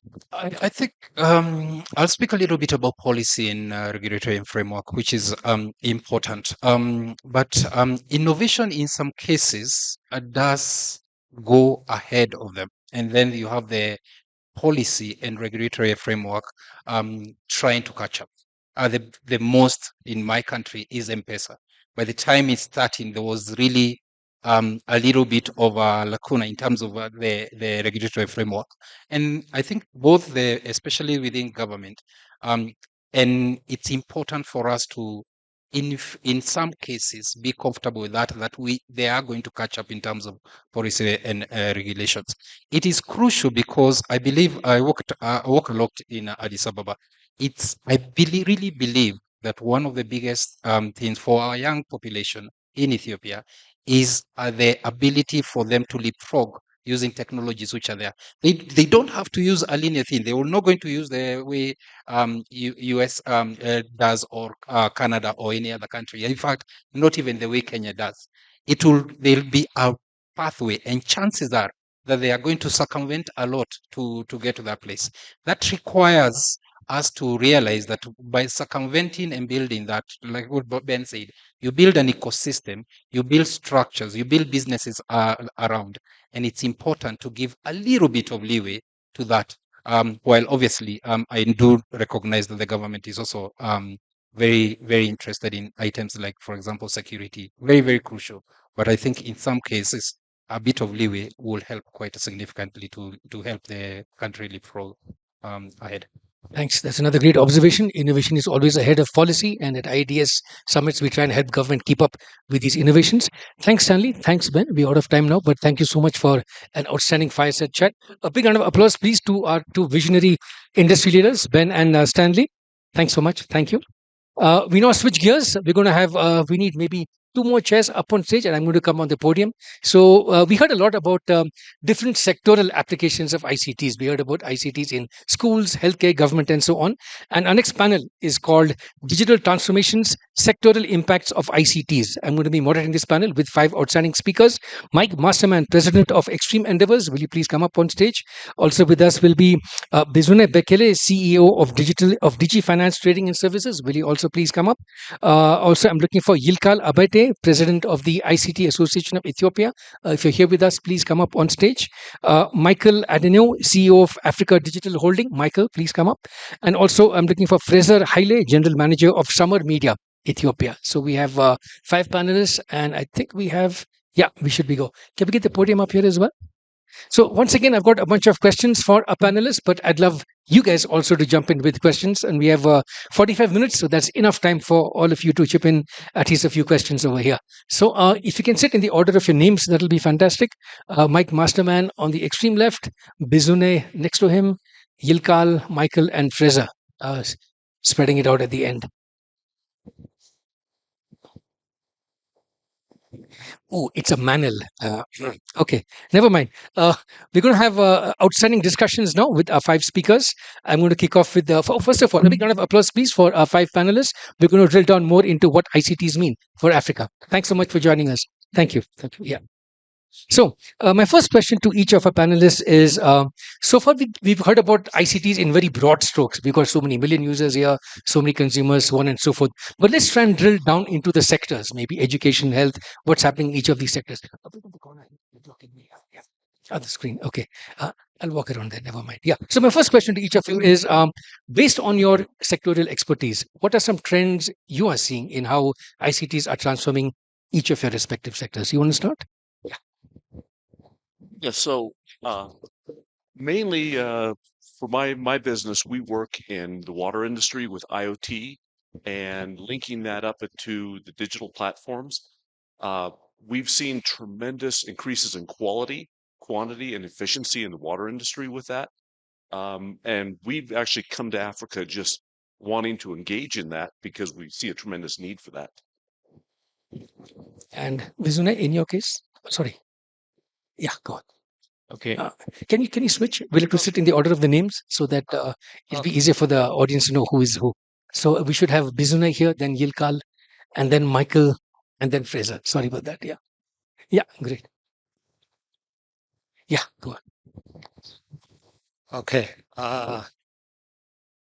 Okay. As ICT professional, I mean, who've been working in this country for many years, I have seen, I mean, the impact of ICT being used in different sectors.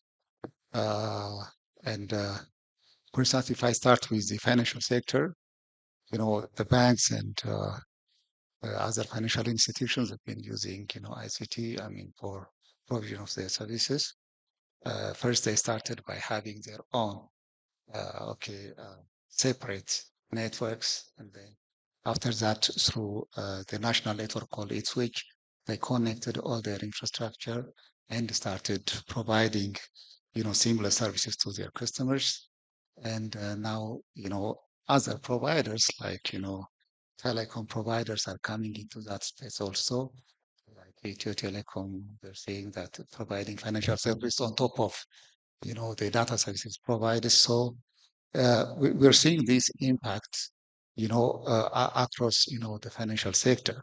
And the same, we're seeing the same thing in other sectors. Like, for instance, if we say, for instance, the trade, okay? So, I mean, licensing services in Ethiopia, nowadays, okay, you can, you know, put your request on e-trade website and then get, you know, your licenses, etc., etc. And we're also seeing in other sectors also. So ICT is having impact in the Ethiopian economy and many sectors, and more is going to come. Thank you. Okay, so we went from water management to payment infrastructure to, let's hear from you, Hilal.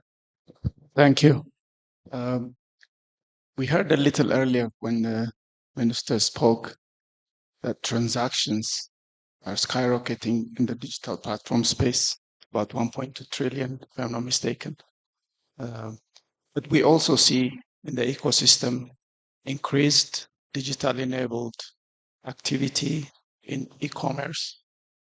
For example, Ethiopian Airlines is in the final stages of building a fulfillment hub with a $50 million investment to deliver goods across the continent. We see also many logistics and transport startups.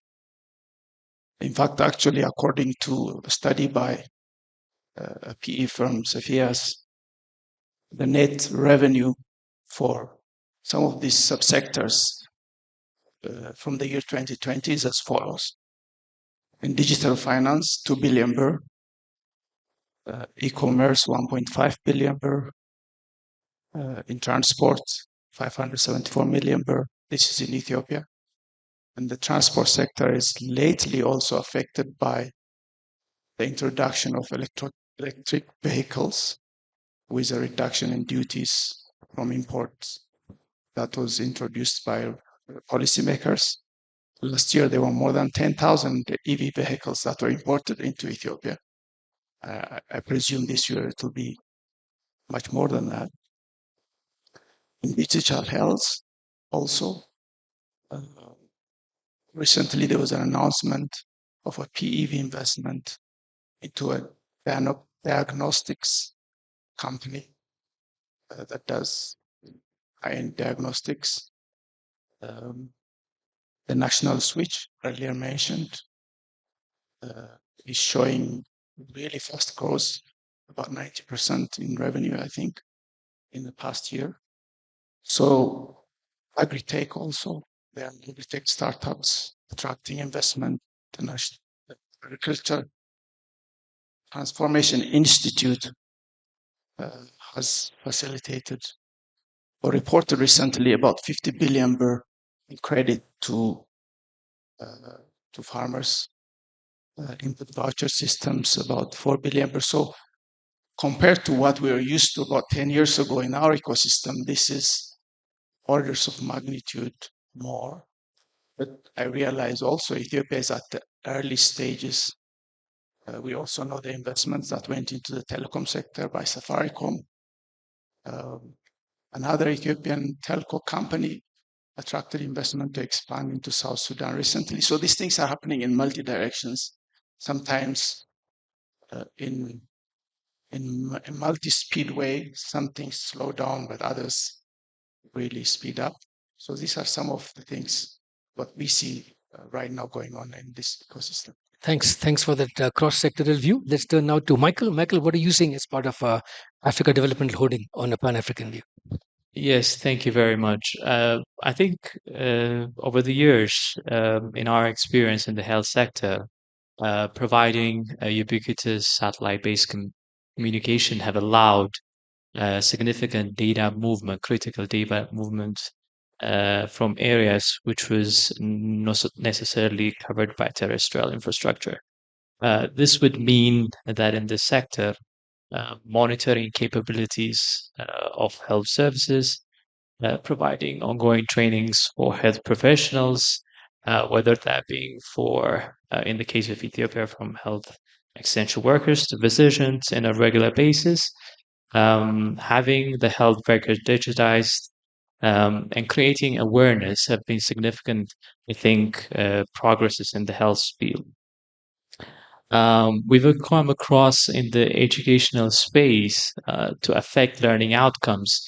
I think there's significant lesson learned where the use of technology for continuous teacher training programs, standardization content, and be able to have school-based management programs have affected learning outcomes. So there is significant technological benefits. There is an exciting development in the agriculture space using remote sensing technologies and machine learning. And now it's easier be able to identify agriculture inputs much more efficiently and effectively. being able to calculate harvest and production and losses, so the financial industries can use this and leverage this data to provide capital and insurance for the agricultural sector, while being able to produce monitoring capabilities as well as providing in the ag sector. So these are the three areas and opportunities that we've learned in the sectors. Let's turn to a completely different sector now, social media, social engagement. Let's hear to what do you have to say? Thank you. So, in our field, from the social media side, we've seen a great increase on the user side and on the diversity of the areas that our users use. For example, we've seen creating so many communities, which we call people who are there to for certain values. It could be art, it could be motherhood, it could be different areas. But we've seen an increase on people using so many social media platforms to create communities and to create engagements within ourselves. We've seen also increase in the e-commerce side using social media platforms to increase e-commerce and entrepreneurship, digital entrepreneurships.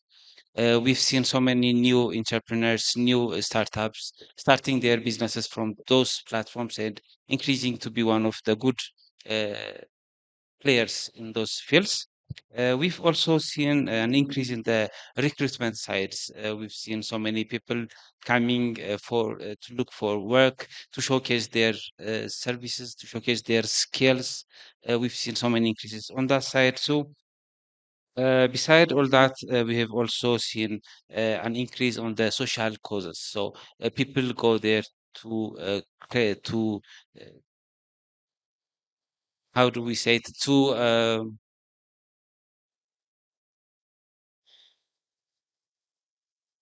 empower their voices, to tell their stories. We also seen on the travel and tourism sides and a huge increment on the entertainment and media side. I'm glad you brought up inclusion and empowerment. We got a whole panel on that tomorrow, social inclusion and social empowerment. Okay, good. So we have another half an hour. I got, again, a lot of questions for these guys. Any questions, comments on sectoral impacts of ICTs, please do raise your hands and ask. My next question for each of you guys is, you all mostly, I guess, from the private sector. So how is government featuring in this, and what can be done by government and industry working together to accelerate ICTs in each of the sectors you just spoke about? You want to start? Yeah, so I'm probably the smallest organization up here. My company in the United States only has like 5 people in it. Okay. We came to Ethiopia and we presented some ideas to Galan City, and their city government formed a partnership with us. And we started working about 2 years ago on technology and transforming what we did in America to make it work here in Ethiopia. Just Monday, we were able to get that operational. So, in working together now, we've understood more of what the problems are, what is needed here, and it's all through that partnership that we can change our goals of what we were doing elsewhere and apply them here. Okay. Thank you. My company, we're a consulting company, but just before this, I was founder CEO of Switch, which is a national switch of Ethiopia. So I've helped, to build that interoperability platform. And now, in consulting, now we're doing consulting to the Minister of Finance, okay, to provide, government is the biggest player in Ethiopia. Okay, so we want to transform, okay, all the sectors. We have to enable the government, okay, so that it can be the, it can, the payment and all the collections, the revenue collection, everything, they have to be, automated. They have to use the financial, okay, highway that will build. Okay, so that will enable, like, government to business payment, and also collections from the business to government in terms of like tax and non-tax revenues, etc. Okay, and the same is from government to citizens payment, like salary, pension payments, net payments, and many others, and also collection from citizens. So we are working on that space. So by doing this, the private sector is going, nowadays, for instance, I mean, the federal government, most of the federal government institutions, I can say like maybe only few, I can say 100%, they are now on board in making payments through electronic payment for contract payments and also salary payments and many things. Okay, so that is helping the private sector to be on board onto this digital space. Okay, so because the payments are going through the banks, so the private sector, the banks are also benefiting from this. So by doing this, okay, so the ICT is enabling a more efficient use of a flow of services and resources and so many things. Okay, on that. So I can say this. Thank you. Great. So digital can help G2C and G2B payments improve in terms of speed and productivity. How about ICT ET? How are you working with government? Primarily, we help facilitate public-private dialogue, and in it, we see a whole host of opportunities and challenges that can be seized and addressed. To mention one, for example, because earlier keynote speakers mentioned the continental free trade area. Right now, as we speak, the digital trade protocol under the continental free trade agreement is being negotiated, right?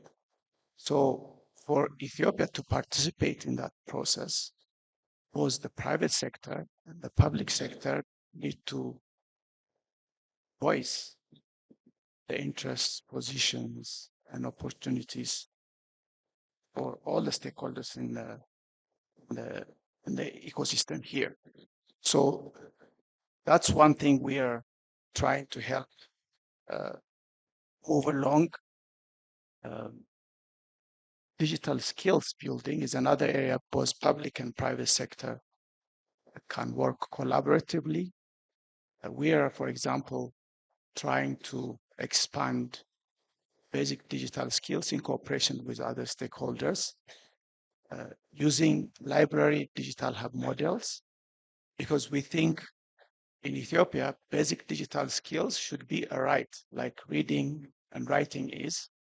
And we need to work collaboratively to find the ways that this can be delivered in a public and private coordinated way.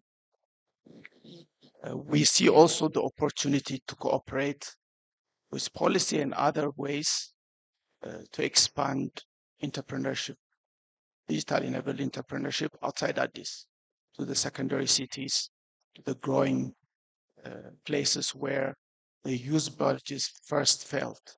And naturally, young people are more open or more close to adopting digital enabled tools for improving their ways of life, trade, earnings, and so on. So these are a few, but we also see other opportunities, including the regulatory sandbox to support entrepreneurship, the Startup Act, which is still in the pipeline,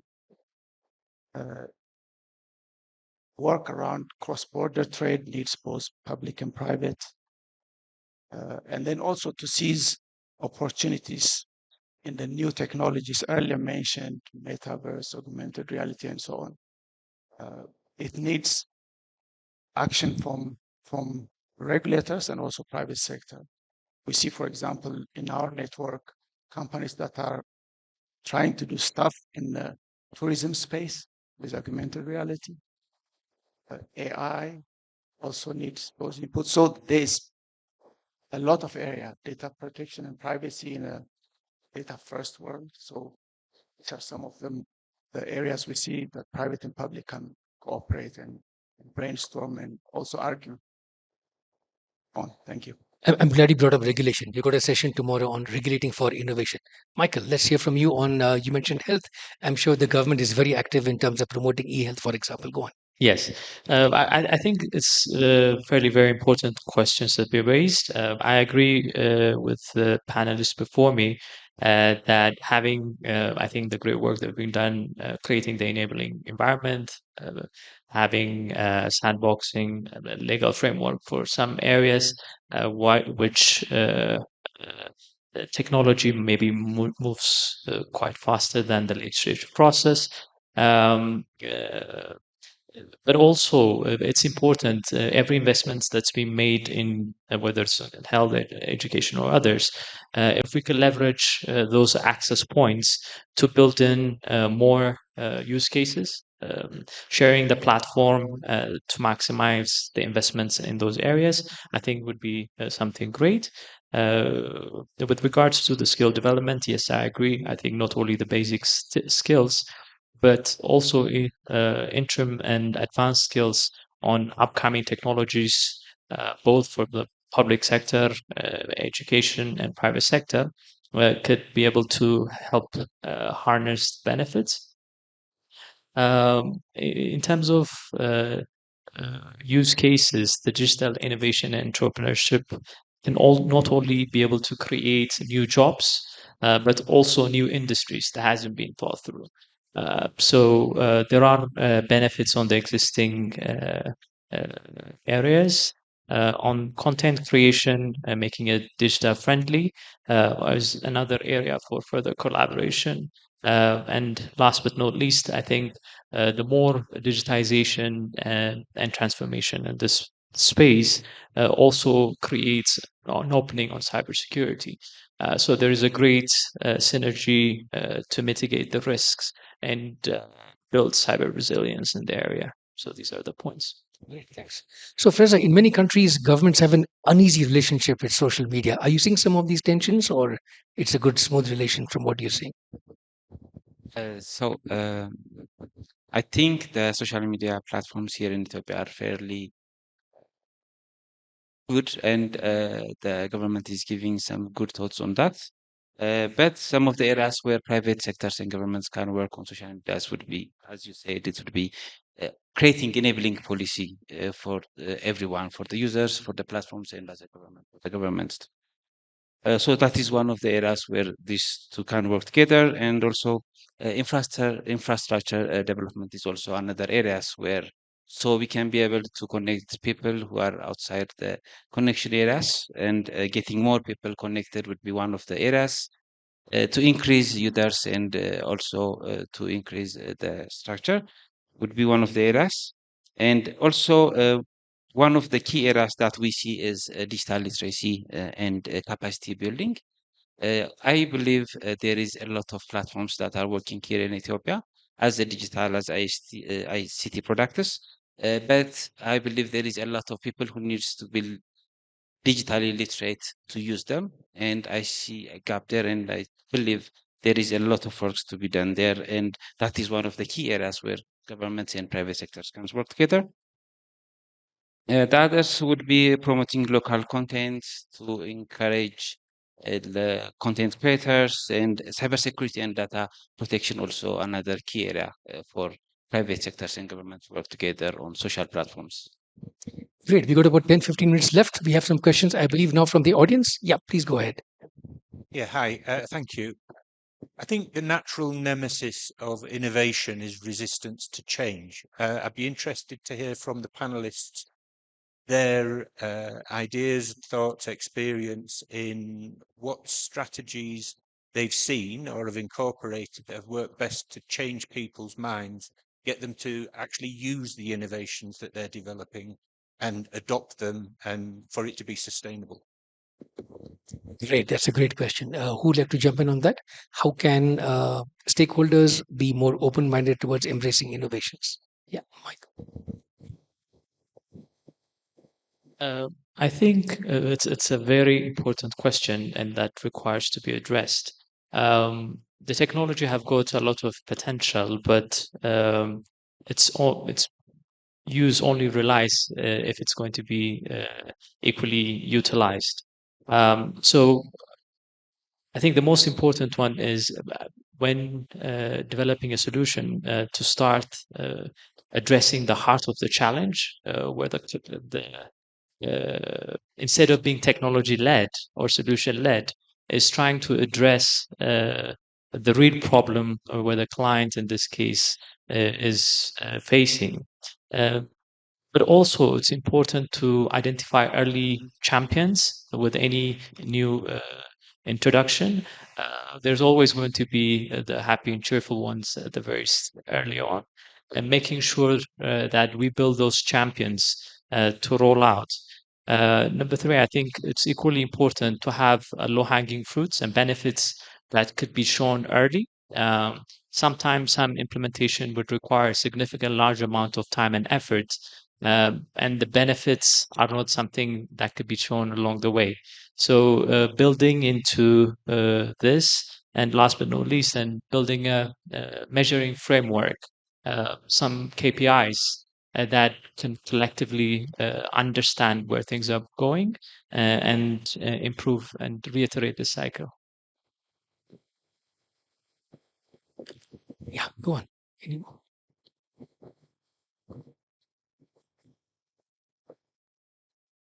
I think it's on. Yeah, go on. Okay, thank you. To add to what the earlier panel said, I think connecting is part of it. Some of the things that you do, creating a safe space for people to learn where they don't feel they're judged.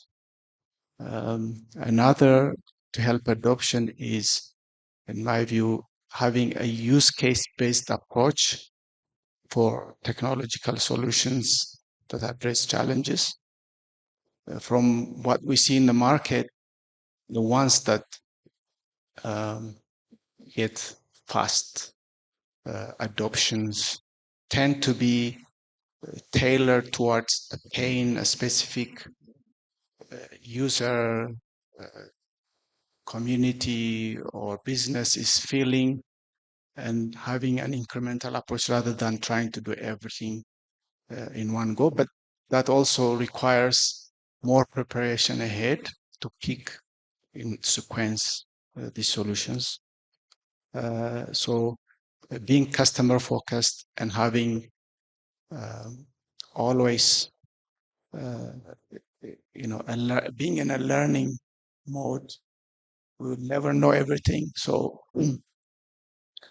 having the attitude to say, okay, I'll make a mistake, relearn it. So that it's a cultural shift that will take a little longer, but it's something I think essential to having wide adoption of tech solutions. Any examples you want to add?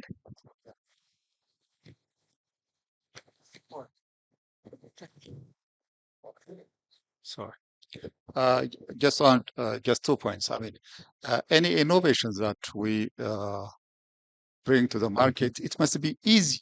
It must be, I mean, extremely easy for the user to use. Okay, that's a very important. And another thing is it must be affordable, because people make economic choices. So, for instance, if you take, I mean, like for instance, financial service, cash is it's very strong. I mean, among the community, and people can just go to the, and then get it from the branch or get it from the merchant, pay to the merchant, etc. So if that person is to use electronic payment, that must be, very economically viable for that person. Okay, so and also it must be easy for him to pay, to use that app to pay to the merchant. So these are important things. Fraser, you want to? Yeah, go on, Mike. So to create more adoption to ICT products, I believe, yes, as you said, making it very easy to use is one of the biggest points. As I said earlier, digital literacy is the issues, and people, if they're very easy to use, people tend to try them. But beyond that, I also think creating trust on technology is one of the issues for digital payment modes. People don't really trust those technologies. So building trust on technology product is one of the issues that we can create awareness on.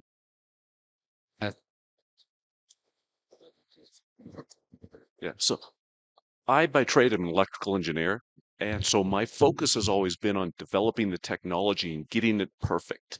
Well, once I get it perfect and out the door, there's the educational process.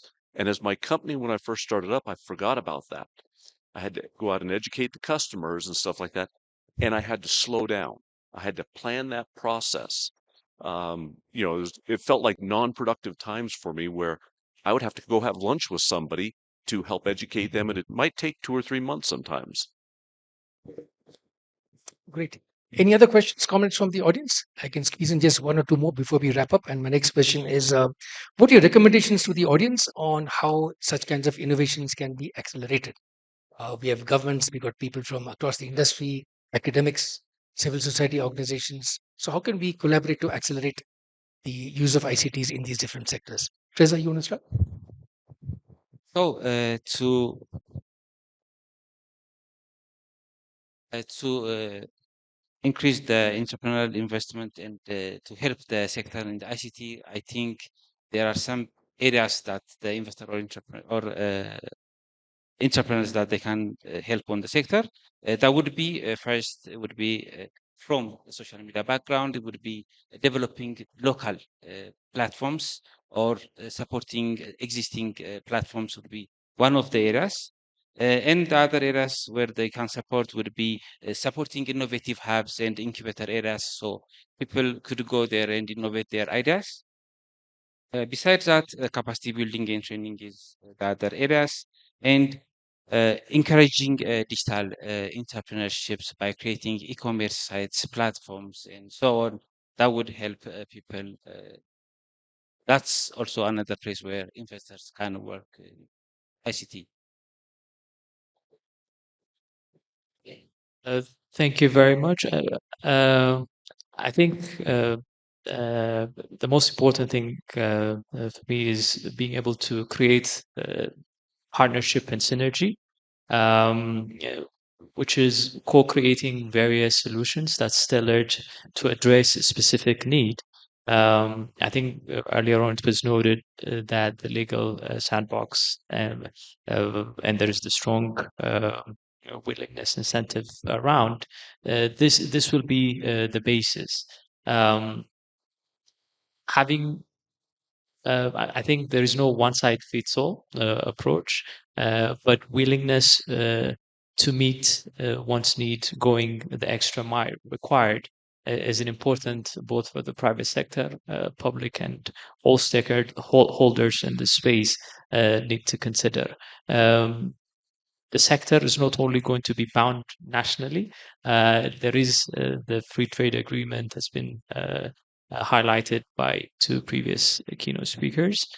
So within having a national and regional and international outlook in our approach, I think would be important. These are, I think, the points I want to make. Thank you. Thanks. What about you, Milka? I agree with what he said in terms of having an outlook and connection with other regional economies or more faraway economies in many different ways. And that will help accelerate the adoption of solutions, the creation of new ones, and also the confidence to overcome existing challenges. And then I would add to it the need to increase the availability of risk capital and generally capital across the board for economies like Ethiopia. I was reading the other day a report or a statement from the CEO of Africa Finance Corporation. I think they did a study. The default rate for loans on the continent is about 5% of loans provided. That is lower than the default rate in the States, equivalent to what is it in Europe, and also lower than many other regions. But the perception of risk about these markets is much higher than the reality. So, to our World Bank friends, I think there's a lot of work required to change the structure of world finance generally that affects the growth of startups in an indirect way and sometimes directly, and business generally in this market that needs attention and continuous learning. So besides that, I'm not that pessimistic about the prospects. I saw yesterday a data center investment got inaugurated by an international company. Another one recently raised $170 million to expand across Africa. They have one here. I see a lot of opportunities in that to enable hosted solutions, data center related services, telco services, co-branded services. I mean, there are a lot of opportunities and there are also a lot of challenges, regulatory wise, operationalizing it, all kinds of bureaucratic hurdles that need continuous attention. So we need grit. We need more grit in the private sector and more grit in the public sector. If they try it one time, so we try one time, so it doesn't work, we can't quit. What are we going to do then? Thank you. Thanks. Yeah, I'm glad you brought up data centers. We'll come to that topic next, but let's hear from you. Okay, thank you. There are, I mean, if we actually wants to tap onto use, I mean, the use of ICT in Ethiopia, I mean, beyond building infrastructure, we have to really seriously work on creating interoperability among all players, even among ecosystem players. Because if you want to reach, the users, unless our system can be able to reach that user, there is no way that we can sell or provide services to that. So that's very important because we have now big ecosystem players in Ethiopia. We have Ethio Telecom is also ecosystem player, okay, and we have Switch among the national, I mean, the financial sector, and we have Safaricom is going to be ecosystem player here because okay, and others also come. So unless they interoperate among themselves, it will be very difficult, I mean, to expand their services. And for this, I think we need to have a mindset shift of, going beyond our customers and to serve the other, ecosystem players, customers. That is one thing. On the investors and investment side, in Ethiopia, we have like, 70% of the population is young, and that's a big, huge, workforce that we have, which we can tap and, for this purpose. Starting from even, the top one, which is, we need to build our software industry here, okay? Because our infrastructure without software, I mean, it doesn't go anywhere. Okay, so we need to have many software developers which bring their solution and then hook into those ecosystems so that so that they can uh, reach their customers and create those use cases. Okay, in Ethiopia there are many local context based use cases here. So these people, the youngsters, they can build that. Another thing on the service side also, we can use these people, okay, even to extend the level of knowledge of the services, okay? For instance, we can use high school students, okay? Because, if we want to reach household, okay, we can use the high school students to be our change agents, okay? To bring those services to that knowledge to the household level, okay? So, we need to look at it from, a very comprehensive way, and investment in this sector must focus not to get a very fast return. No, okay? It must be for a long term because it's a big population, a big market. And if we want to tap that, investors have to come to, on building software and also on creating content. That's what I want to say. Thank you. Give the last word. So I have a very unique background in that before I started my company, I actually did scientific research and management down in Antarctica. The same creativity and innovation that we used in Antarctica to survive and to do scientific research, I see that here in Africa.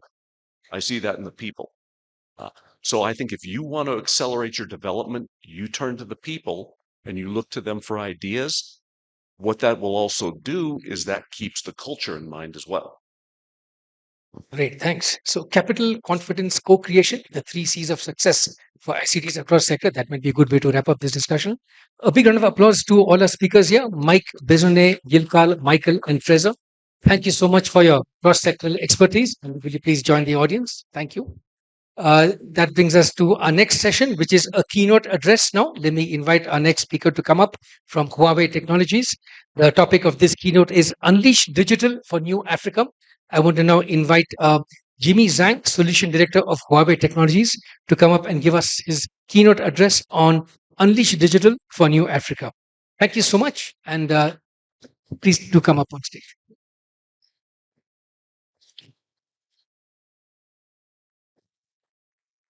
Round of applause, please, for Jimmy. Thank you.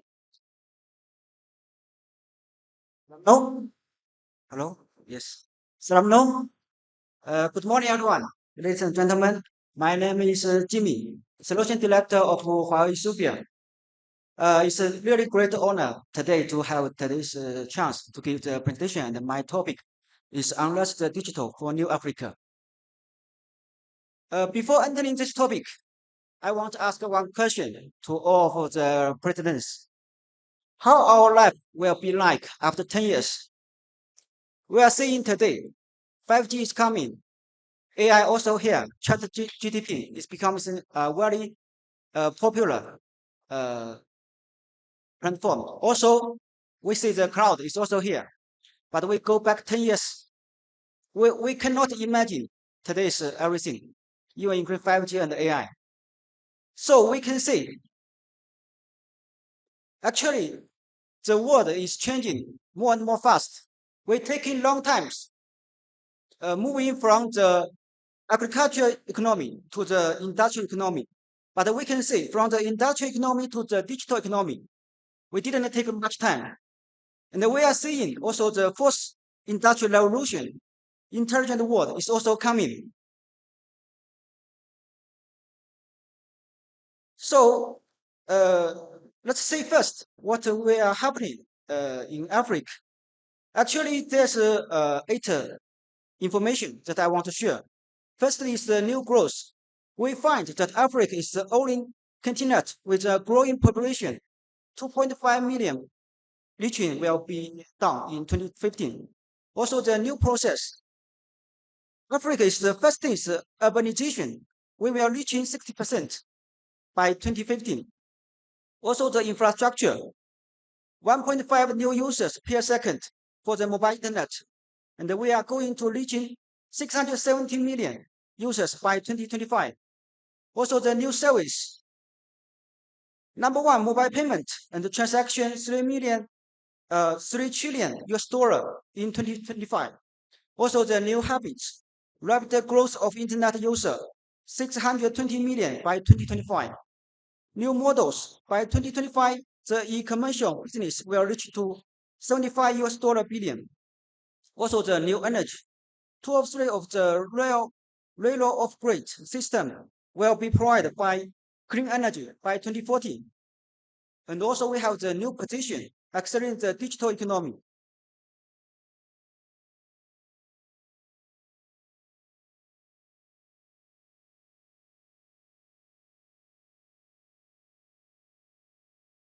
So how we can unleash the digital for New Africa as the topic today? With the lab forwarding development, I think the main topic is the new infrastructure, new models, and the new values you can see in the picture. And also 2 important elements, which is the inclusive and the green, which helps bring the foundation of the New Africa, digital New Africa development, sorry. For the inclusive part, we have the 4 main topics. First is the accessible. It helps to connect the unconnected. Second one is the affordable, which is benefit from the connectivity. The third one is the applicable, which is explored innovation business. And the last one is the advanced, post-digital economy. And for the green side, in the future, Low carbonization is required. Also, the electricity will become the main source, and the deep integration of power and the digital technology, which helps our world become more and more intelligent. So we're talking about the infrastructure. The connectivity is the first step in the digital transformation. Today, we are talking about cloud, AI, big data, and 5G, but all of them are based on the big bandwidth, which require the big bandwidth for your backbone or metro network. Now we're already talking about 5G, even 4G. Second one is for the campus area. We are using 4G, 5G, OT, ONT, GPON, or IP solution to connect more and more campus and provide a network to our campus. And about the last mile, well, we are talking about the Wi-Fi 6. All the campus becomes wireless, even includes the public schools, public hospital, city public area, and also the government building.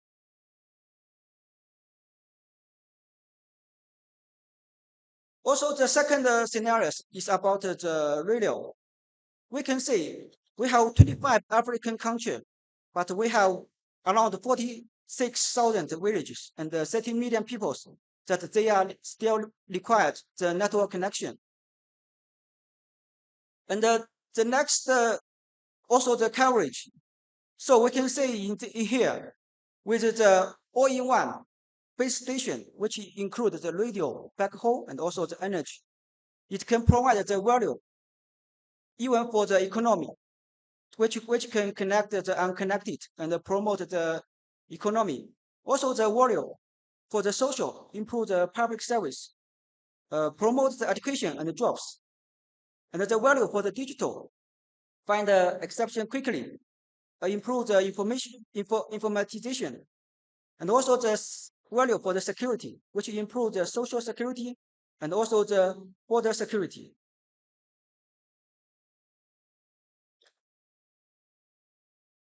About the infrastructure, also the data center is very, very important. We can say data center is like the core and the connection is your hand. To build a cloud data center, which can speed up your application modernization. We can say firstly, with the next generation data center, you can reduce 50% of your time to market time. Also, your power user efficiency will improve with 1.15. Second one is about the cloud infrastructure. With our hyper cloud covers all scenarios requirement that we are required in different kind of scenarios. Third one is the one-click cloudification. Today, maybe we want to develop some application on our system, and just using one click.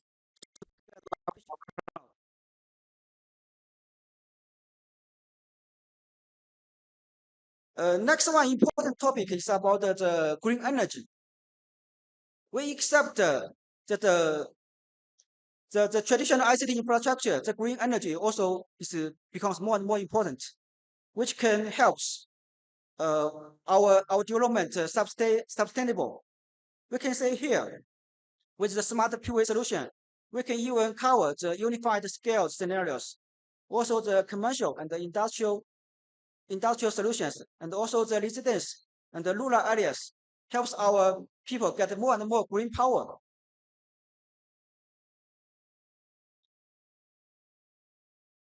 So we are talking about the digital transformation, but what is actually the value it can bring? Actually, we are talking about the digital transformation, but the digital transformation is also a value can help us to grow the GDP. We can say here we have the 4 types of value. Also the social value, economic value, industrial value, and the business value, which can help to bring our GDP growth. There's a research that mentioned $1 investment in the ICT scenarios, which can bring $3.5. And the ICT investment has a similar impact on GDP in less developed countries. you can say here, for the developed country, maybe $1 with ICT investment, you can reach $2 GDP growth. But with the developing country, $1 investment, you will reach more than $4.4 GDP growth.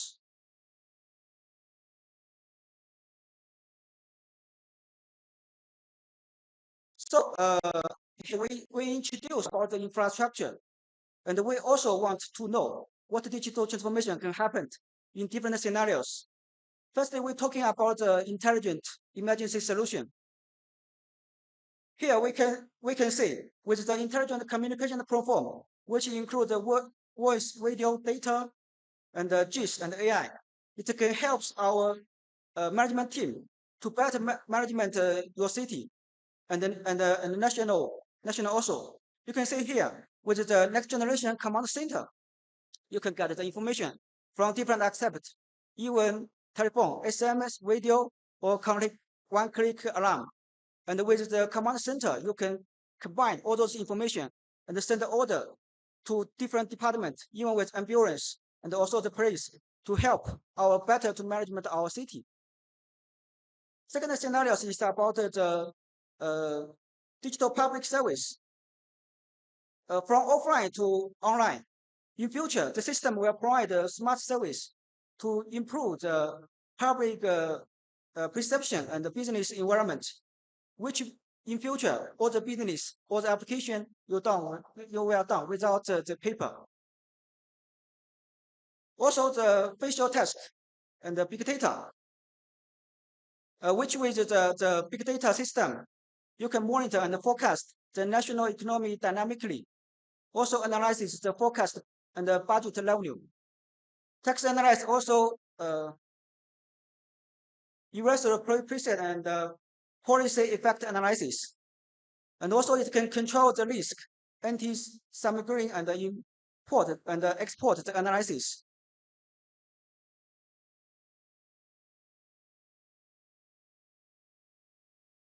And the next one is for the digital education. We know education is very important. Even in China, we said children is the future of the world. Here we can say with the digital education, first thing we have the e-learning system, which can help our children to get more and more resource in different aspects. Second one with the learning virtual classroom, we can provide the equal education for the children from different locations, even is from the rural or even is from the city. Third one is the smart classroom with the ID Hub. We provide the virtual and the physical classroom and teaching, using the different teaching modes and help our students better understand and also improve their learning efficiency. The next one is about the agriculture, which is the big data. We can also to develop from the unit land resource, also to improve the crop planting and also the economic growth, which can help us better to manage our agriculture level. For example, we can use our big data, link the production and the marketing, resolve the imbalance between the production and the market, and find out the best price for the global channels and support the experts.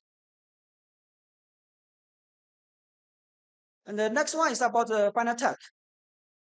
The mobile money will also be the trend in the future, which enable full scenarios, digital life, simulates economic volatilities. In the future, all the payment will done by electric and maybe without any cash. This is also the trend. So next one is about the transportation. With the smart transportation, we have the unified management platform also to management all the city road situation. You can see we have many devices even on the road with traffic guidance, traffic flow collection, or mobile speed detection. And all the information you can see directly on your command center and better to managing the city traffic, also to reduce the accidents. Also about the smart mining, which with the big data system, we can manage the environment, health security, also improve the efficiency.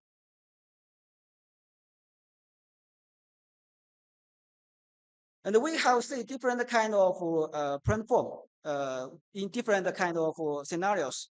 Actually, we can say they have the common requirement. The first one is the platform economy. Second one is the ecosystem. The third one is the business model. So we can say firstly with the unified platform, one national digital platform provides the fundamental capacity to enable the development, device-fed and industry digital transformation. With one cloud resource, we can build our digital ID, mobile money, and also super app. And with those applications, we can invest to our different kind of scenario, even with energy, government, agriculture, finance, manufacturing or transportation and education, and also many enterprise. So the ecosystem is very important to provide the different service with the standard and accelerating the digital economy. For the ecosystem, we can say even is included the standards organizations, industrial alliance, open resource communities, academic associations, and also the ecosystem. And with those kind of ecosystem working together and can help us to create harmonious and healthy industrial ecosystem.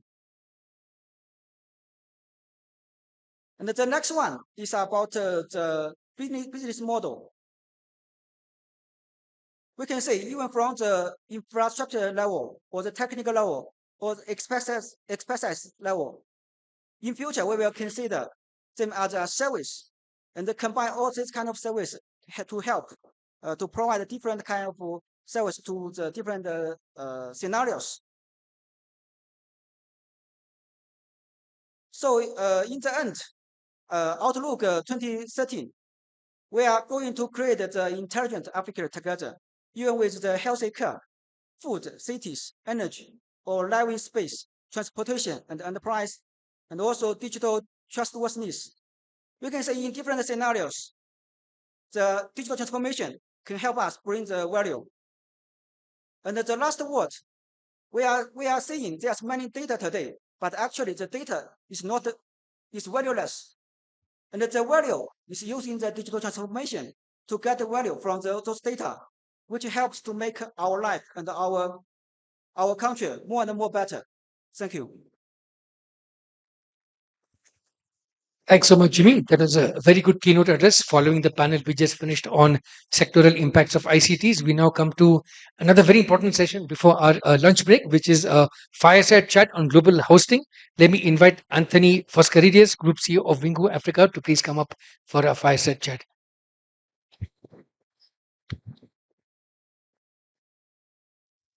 Round of applause, please, for Anthony from Wingu.Africa. They had a data center launch yesterday, which we'll talk about in just a second. But Anthony, I think the stage has been set very well for you already. A lot of people mentioned the rise of explosion of data, the need of local content, localization, pan-African opportunities, and so on. We also heard about the rise of AI, ML, data, chat, GPT, and all that stuff. So I guess all this means there's a lot of data that's going to be out there, right? Is that good news for you? I mean, well, from the data center perspective, it's absolutely good news because the data is going to be in the data center, the most connected place that you can possibly have. There's just a funny little statement, but there's a combination of excitement about all this technology that was just presented and sheer terror on my behalf. You have all of this technology coming up very quickly, and it's very exciting when used correctly. And I have utter faith that here in Ethiopia it will.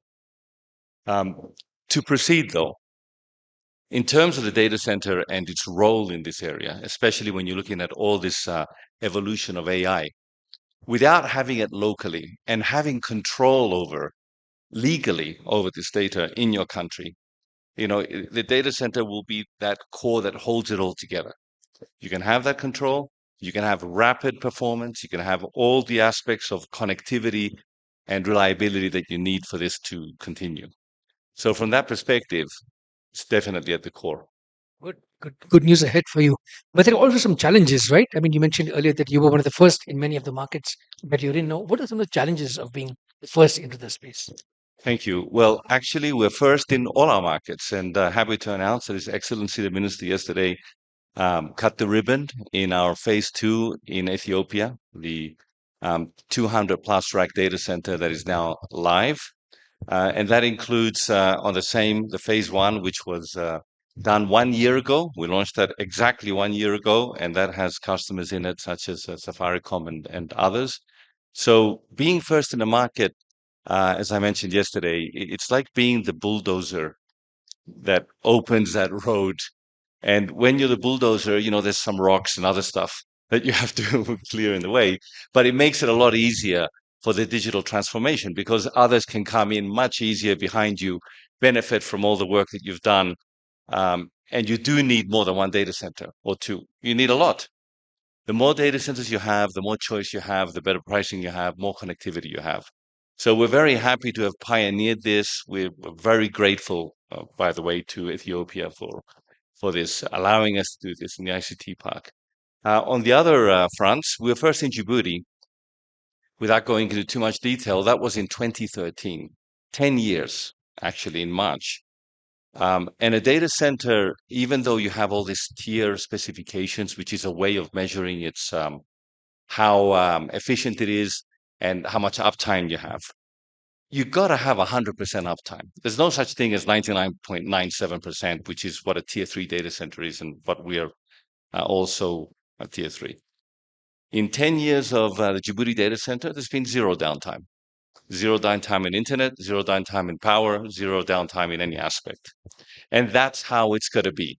Because if your business, the government, whoever is relying on this data to be available 24/7, nothing less than 100% will do. We're also in Tanzania, first carrier neutral data center, and in Somaliland as well. That's great. So you mentioned some of the challenges in being first. What are some of the benefits in being first? That's a hard one. No, I'm only kidding. The benefits really are that you're first to market. You get to meet all the great people and you get to shape, if you like, the future of that industry for a while. That's what the benefit is. Being first to market, of course, means that you get the first customers, you get to educate the market. So there is a lot of benefit to the first mover. We heard in many of the previous panels that expectations of customers have increased, B2C, B2B, G2C, and so on. So what are some of your thoughts on how this increased expectation of an always on, always embedded digital economy, how do they translate into success factors, service level agreements for guys like you? So it's a very important question. Thank you for that. So firstly, on the service level agreement, we guarantee, of course, everything will be up. It's a very important factor. You have to guarantee, you got to put your money where your mouth is. When you have a service level agreement, you also have trust. So somebody can come in and trust that the facility will be available. The most important aspect of all of this is the ecosystem. So the way we describe it to people that want to understand how this works is, if you picture Dubai, before Dubai is what we know today as Dubai, which is this bursting city, for example. It was just an airport that you would transit. You'd go in your plane, you take the next flight, and you leave. But now Dubai is a place you go as a destination. You go to your restaurants, you go to your, to your nice hotels, you go to the beach, you do all your shopping. Now, the ecosystem of Dubai is what allows this to happen. And the data center itself is an ecosystem, which is why you need to have some size for it to work. Now, once you have the ecosystem, everybody benefits from the ecosystem. So, for example, here in Addis, we're the most connected facility already because, Safaricom's connected, of course, Ethio Telecom and Websprix. Now, being connected by all three means that the customer inside has a choice. When the internet exchange comes in as well, that'll give further choices for connectivity, and everybody will start trading within the data center. So B2B, etc., and B2 consumer will also mean that the performance for the consumer will be much better. And I want to give just a little personal example. I also have a son who's 7 years old, and he's taken over one of my old mobile phones, much to my disagreement. But in any case, if he picks up the phone and it doesn't immediately open what he wants, he will complain endlessly. And trust me, you don't want a 7-year-old complaining at you. So, in essence, the new generation, and here you have a young, educated population, is expecting performance. They don't tolerate what we used to tolerate. I had dial up, for God's sake, and I used to think that was fast. Now we have gigabit internet at home, and that's acceptable. Everybody is expecting performance. And to get performance, the core of the performance is a data center. So that ecosystem, it's like the big shopping mall, it's like the Dubai example, is the data center or data centers that are basically interconnected. You just talked about ecosystem. Can you spell out maybe what are some shifts you're seeing in new players coming into the ecosystem, new capabilities they give you that you give them, and so on? Right. So there's a lot of talk about cloud. Cloud services are it's a fantastic things. It allows all of us not to have all these servers. There's many big cloud players around the world, as we know, and we use every day. So the cloud services reside in data centers. It's very difficult to use a cloud service from further away because of the interruptions and the performance issues with that. What we're seeing is a very interesting increase in cloud services, even in country. This is very exciting. For example, Ride, who's entering our data center shortly, they've got their own cloud. They're just able to offer services. And I want to stress that, just as a side topic, that is very important to develop locally all of these cloud services and not rely on the international big cloud services, because then you can get in the game and even export and offer it elsewhere. And to that end, we've been working very hard to offer a free rack space, an entire rack for the development of local cloud services, and that'll include internet, etc. And that will help in the further development, and that will be announced officially soon. But unofficially, we really need to push for more cloud services to be developed locally. But all cloud always lives in a data center, and the trend is moving definitely in that direction. Anthony, you just talked about local cloud, and one of the previous panelists was talking about how it's important for governments to promote local content, local services, local platforms. Absolutely. So I think when I spoke to you last time, we also talked about data sovereignty and these kinds of issues. Yes. What is that whole debate now?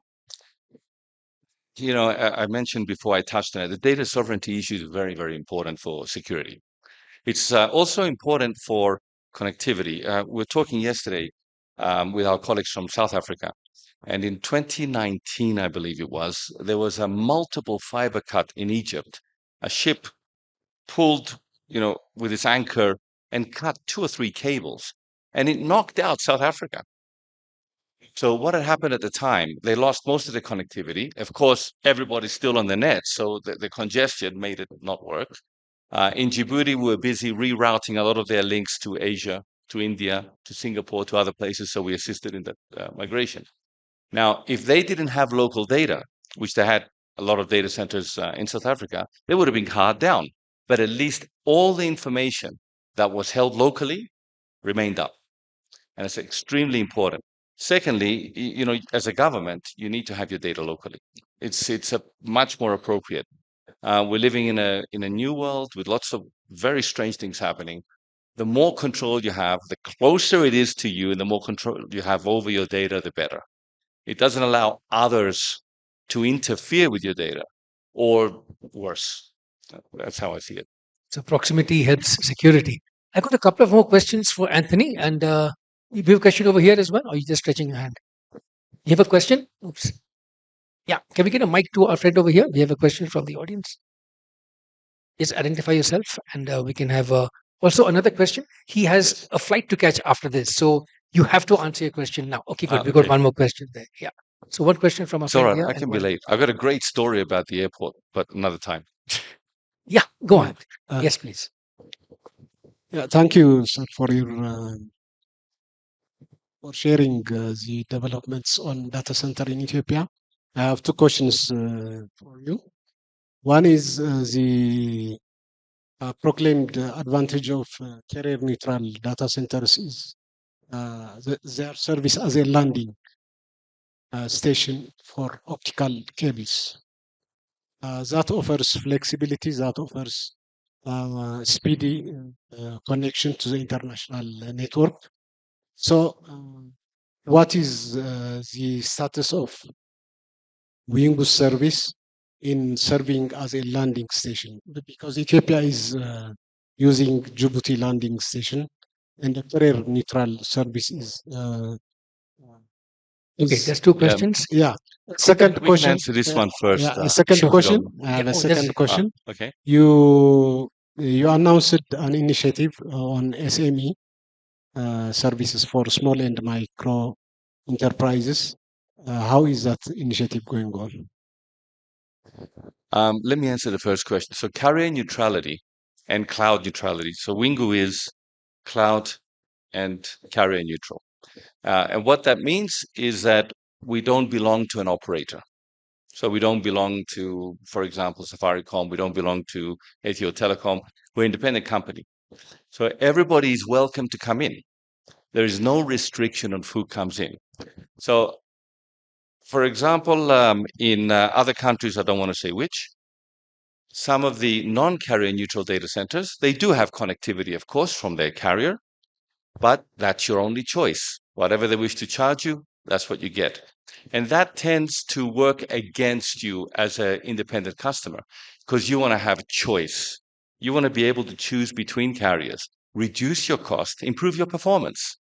So that's the carrier neutrality. The cloud neutrality means that we have partners who come in and offer the cloud service, and we don't have a preference. It's up to them to provide that cloud service. So we're providing the real estate and the neutral ground for that to happen. In terms of the landing station, you're absolutely right. You're dependent on Djibouti. I think it's around 80%.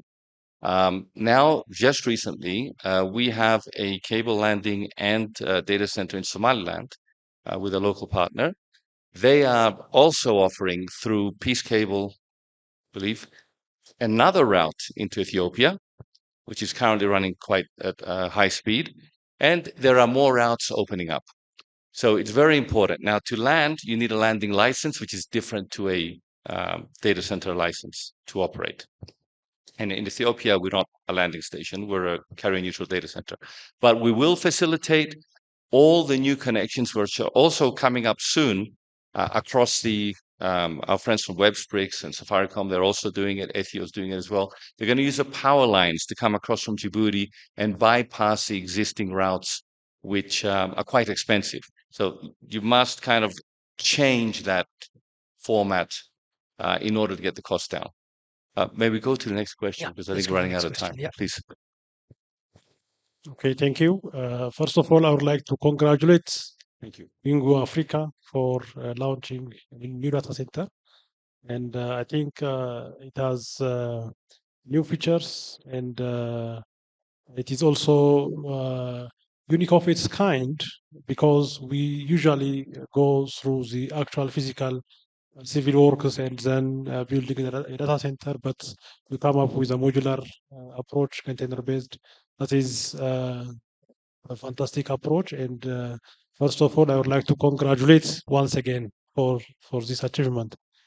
And I just want to raise 2 points. The first thing is when you are talking about data sovereignty, the issue of government data and private data center.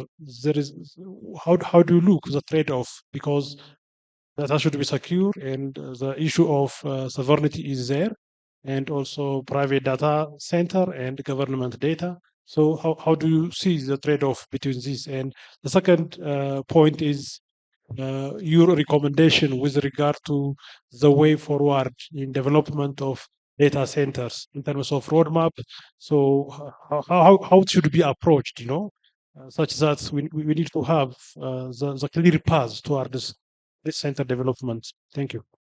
Thank you very much for those very good questions. So in many countries now, there's always been government data centers and public data centers.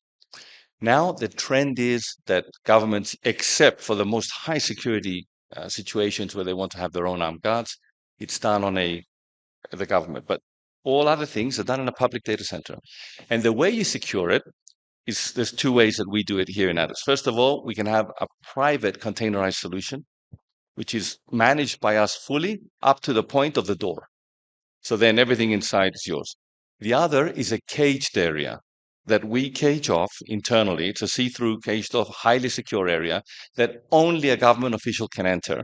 But all the building aspect is managed by us, the cooling, heating, connectivity, etc.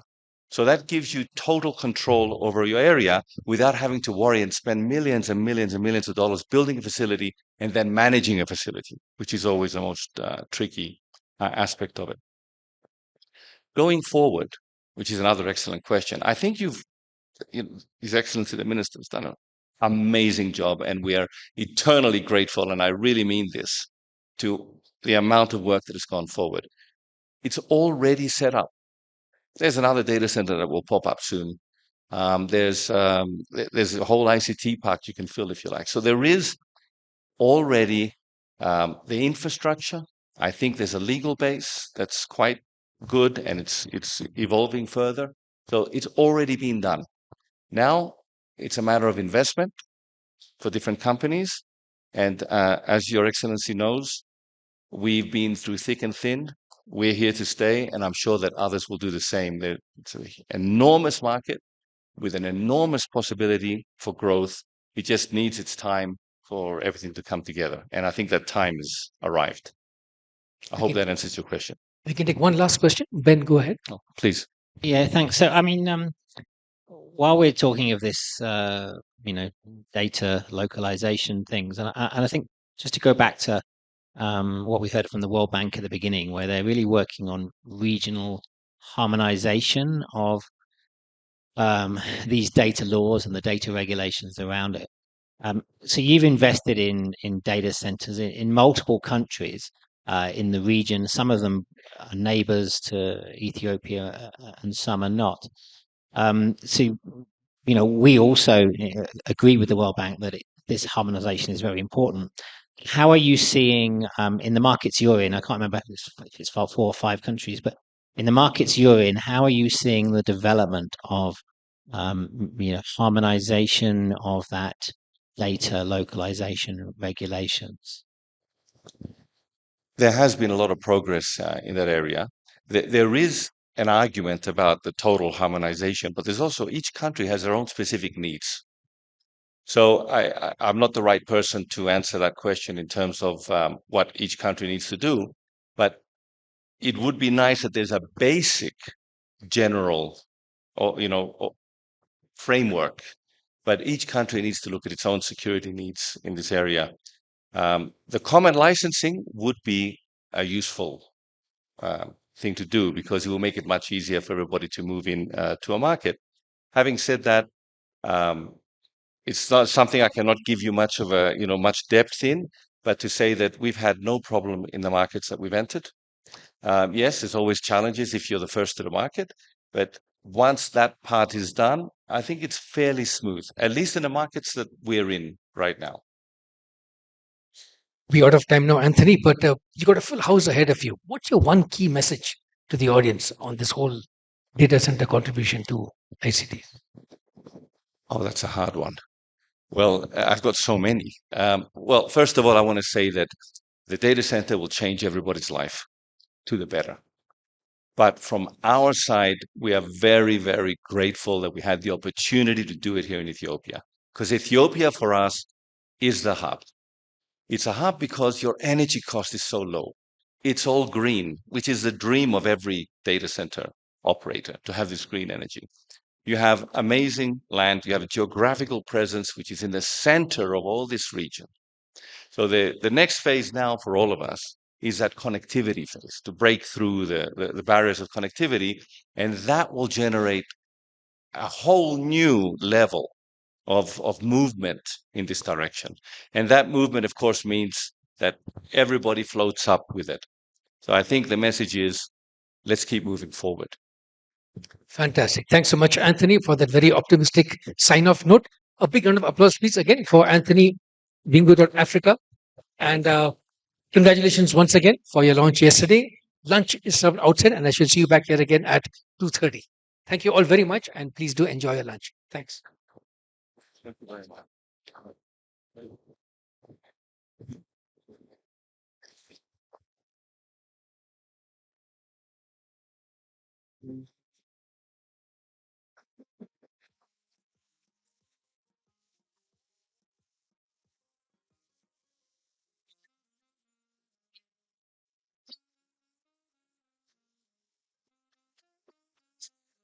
The Innovation Africa Digital Summit. We have two outstanding sessions now before our next coffee break. We're going to begin with a panel on startup ecosystems. As you all noticed in the morning sessions, entrepreneurship and startups came up. The topic came up many times. So we have a panel now on startup ecosystems, followed by an outstanding keynote address by one of the best speakers we've ever had at our conference. Then we have a break, networking break for the much needed coffee from, I can see from all of your faces. And then we have more of startups. We've got some startup showcases and then a panel on how to scale innovations beyond just one country to the whole Pan-African base. So without further ado, I want to invite all our speakers to come up on stage. Samuel Chiwanda, founder and CEO of Click Mobile. Samuel, please come up. He's got his whole team over here with him to cheer him on in addition to our entire audience. Thanks, Samuel. Also with us is Meseret Alamieh. Meseret, will you please come up on stage? Meseret is Warner, is the CEO and founder of Ignite Investment Ethiopia. Also with us, I believe, is Hannah. Hannah, are you here? Hannah Erkut. Yes, thanks, Hannah. Is the Digital Innovation Fellow at the African Union, our first speaker today from the AU. Big round of applause, please, for Hannah. And I'm also looking for Dr. Bezapi Bekele, CEO of Fortune Management. Saw him in the earlier break. We'll look out for him. Okay, fantastic. Well, I'm glad we have much better gender representation on this panel compared to the previous one. My apologies for that one, the earlier one. So we've got an outstanding panel here to talk about the growth of startup ecosystems in Africa. As you heard in the two of the previous sessions, it's key that you develop content and services geared towards solving local pain points, local aspirations. And this is something which, especially the younger generation of entrepreneurs, is very well suited to address. So I've got three outstanding speakers over here. I'm going to ask them a bunch of questions one by one. My first question is going to be for Samuel. Samuel, what are some notable startups you've come across in Ethiopia? And I believe you also started your own startup, right? Your whole company started this way. Go on. So in Ethiopia per se, I haven't interacted with many, but I'll widen the gap to Africa. The ones that I've kind of interacted with personally and watched them closely, seen them grow. Startups like ZPay, Flutterwave, Clickatell, and Jumia of Kenya. But I must say I've not seen or interacted much with Ethiopia, especially this being the first time I'm in the country. But I'm sure by the time I leave, I'd have learned more on the startups in the country. All right, great. Let's turn to Meseret. Meseret, I got a question for you. What's the status of crowdfunding in Africa? Any thoughts on? We heard a lot about investments, private sector, government, World Bank, and so on. But what about crowd? What's your take on crowdfunding? Crowdfunding is an infant industry to begin with, even in developed economies like the US and EU. So in Africa, people are actually using it. But I think the most popular ones are donation-based, reward-based, like GoFundMe. If you say GoFundMe, everybody knows it. So we do have a version of GoFundMe in Ghana and other places. But for investment, the equity crowdfunding, it's not really there yet. Even South Africa, the most developed economy, they do not have a regulatory framework. But they do have a thriving equity crowdfunding that's functioning. So the way the government is doing is they're using their securities financial regulatory framework to just oversee them. Nigeria is one of a little bit advanced one. Kenya just passed their equity crowdfunding in November of 2022. And I am very, very, very positive about Ethiopia. We are working on capital markets already. We are engaged. I am the very first equity crowdfunding in Ethiopia, and actually the very, very few in Africa, actually. So I am really engaged with the capital markets, the regulatory body, in trying to get them to get sandbox, to experiment with it. And another one that I forgot is Mauritius. Mauritius just passed equity crowdfunding. They used to have sandbox, and then they experimented with it for a little bit, and now they actually have a good framework that they are passing. We are actually engaged with them, trying to see if we can bring in our regulatory framework to Africa, because right now, because Ethiopia does not have equity crowdfunding regulatory framework, the way we function is we have advisory services here, and then we are registered in the US, and then we use two regulatory body to make it work. Great, thanks. Good to have a pioneer on a panel over here. My question now is next question is for Hannah. Hannah, we had a lot of talk earlier this morning about incubators, accelerators, and how to scale up the ecosystem that much faster. So, can you tell us about what's your take on incubators, the incubator movement in Africa, and what more can be done? Sure. I can speak a little specifically to Ethiopia and Kenya. So the Kenyan market is very advanced in the incubator and accelerator environment. They have access to a lot of funding, which is what makes any incubator really successful.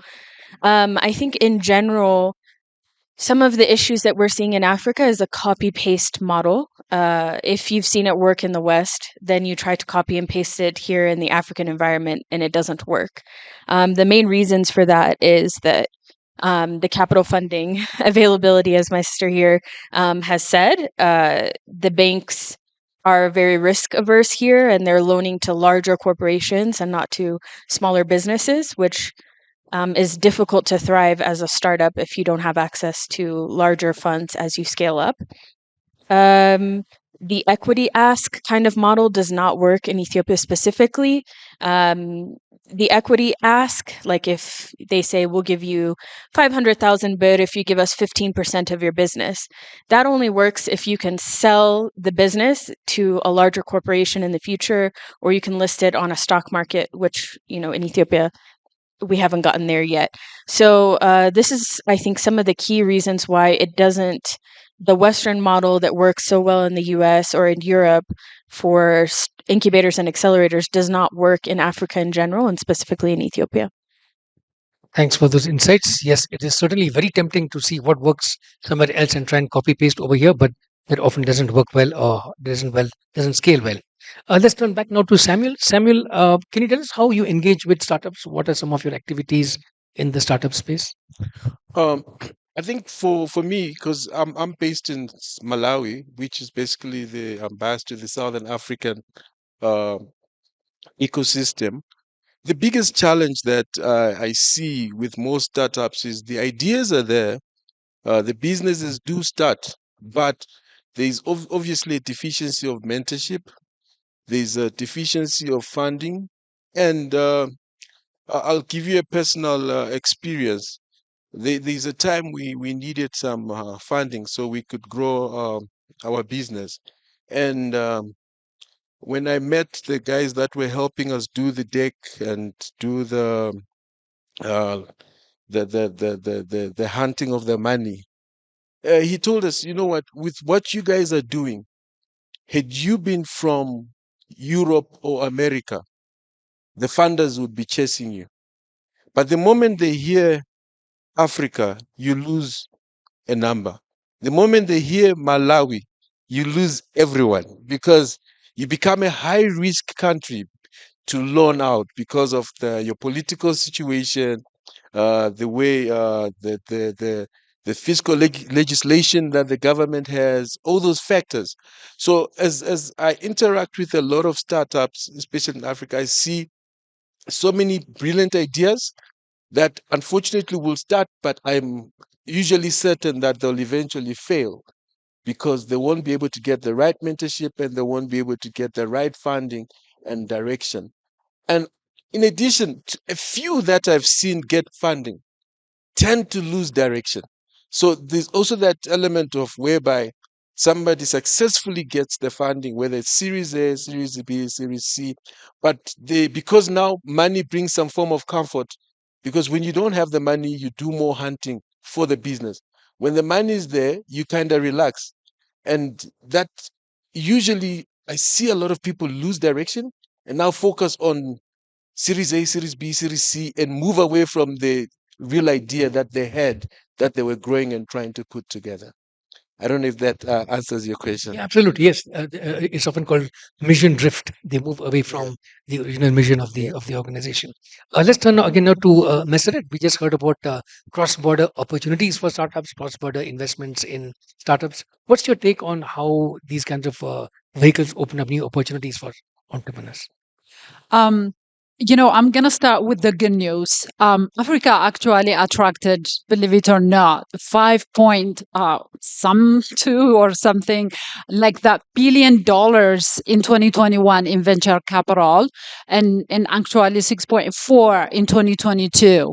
But that's where the good news ends. That's less than 2% of the global venture capital market.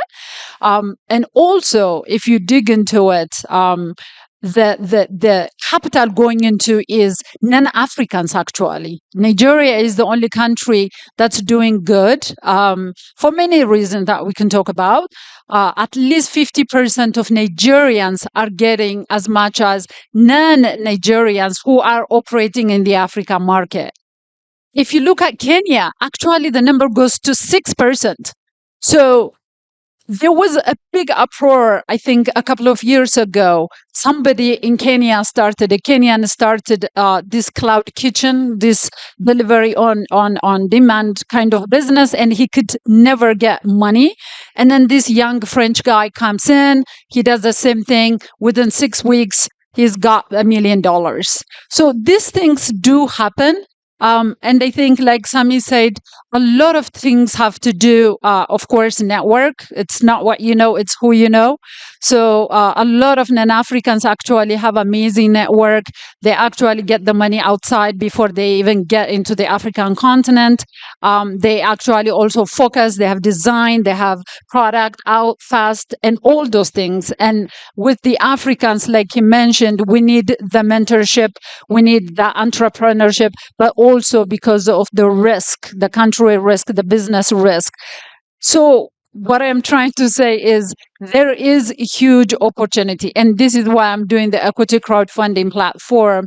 In a sense, there are a lot of foreign investors who want to come in. And we focus on the $80 billion the African diaspora sends as remittances every single year. And we are focusing on a small percentage of that to finance SMEs and startups so that actually they can catalyze foreign investors. When they see actual Africans already investing on another African, they are mentoring, they are advising, they are knowledge transferring, then it's very, very easy to get other impact investors, other foreign investors to come in and join us. These are some of the things we could do. Just saying that to add, here in Ethiopia, we have got Chapa, we have got Belcash, we have got a lot more payment processors. We have got me, Ignite Investment. We have got a lot of innovative businesses. If you go to just next door to Kenya, Twiga Foods is doing amazing, solving the post-harvest loss by 30% of that, especially when you look at the African market where 80% of the population still lives in the countryside depending on agriculture. So if you are not just focusing on the tech side of it, but tech enabling solutions like Twiga Food, medtechs that we heard, Hilux, I think out of Nigeria, if I'm not wrong, they just raised about $10 million. So there are amazing opportunities. We need to tell the story. We need to tell how we are actually these great African challenges so that investors buy into storytelling. We need to have compelling pitch deck where we are showing how it could be done in the African market. Like Hannah was saying, it's not copy paste. It is customized in solving the African challenges where we are addressing huge market, billions of young Africans. So there are amazing opportunities. We just need to tell it compellingly so that people can actually start investing on those cross-border investments. And if you are ready to invest, you can actually use our platform to invest your money. It doesn't matter where you are. Thanks, Meseret. I think you're the perfect person to be in this industry. You're not just an encyclopedia of knowledge of which startup is doing what and what kind of impact, but also on how to do it and how the crowd crowds, audiences can get involved over here. Let's turn to Hannah now. Hannah, we just heard that startups need funding, they need mentorship. What else is needed for there to be a better ecosystem of small businesses? Okay, so I have quite a few things. I will say that I am a tech innovation fellow at the African Union right now, but my startup is called Manesha. If you guys look me up, we're incorporated in Ethiopia. How do you spell it? MENESHA. And our goal is to essentially get startups investment ready. And we're participating unfortunately, in an incubator in Sweden to try to get funding to help African females So wait, you're create in the startups. African Union and you have a startup. Yes. Yes, this is the future, ladies and gentlemen. Yeah. Which you have to do, by the way. If you are considering entrepreneurship, I think all of us here would agree. You do whatever it takes to make sure that your company is successful, even if that means taking another job so that you have cash flow for your startup. That being said, so some of the main things um, I really thought about this. So uncollateralized loans for startups. So most people who are young, which is most of us here in Africa, do not have access to a house that you can use as collateral or a car to get a loan. So uncollateralized loans for the banks that are listening with reasonable interest rates so that you can let's say you've been a year in operation, you need to get to that second year, you need capital inflow. Another thing, requiring incubators and accelerators to collaborate with each other. For those of you who are in the UN, NGO kind of spaces, anytime you're putting a bid out there, don't just hire one incubator and accelerator to do all the work. Make it a requirement that they work with each other so that all of the people, including women, young people, all of these people have access and the ability to participate. So the ICT space that everyone has been talking about in Ethiopia, startups do not really have access to that. Incubators and accelerators that are operating kind of on a multinational or international level have access, whereas these small startups who've been operating for less than a year need office space to conduct meetings or trainings and things like that. I will just do one more. Okay, two more. One is local currency. If you've heard of the AFCFTA, which because I'm from the AU, this is one of our huge initiatives. This is really, really, really important to African small businesses and startups.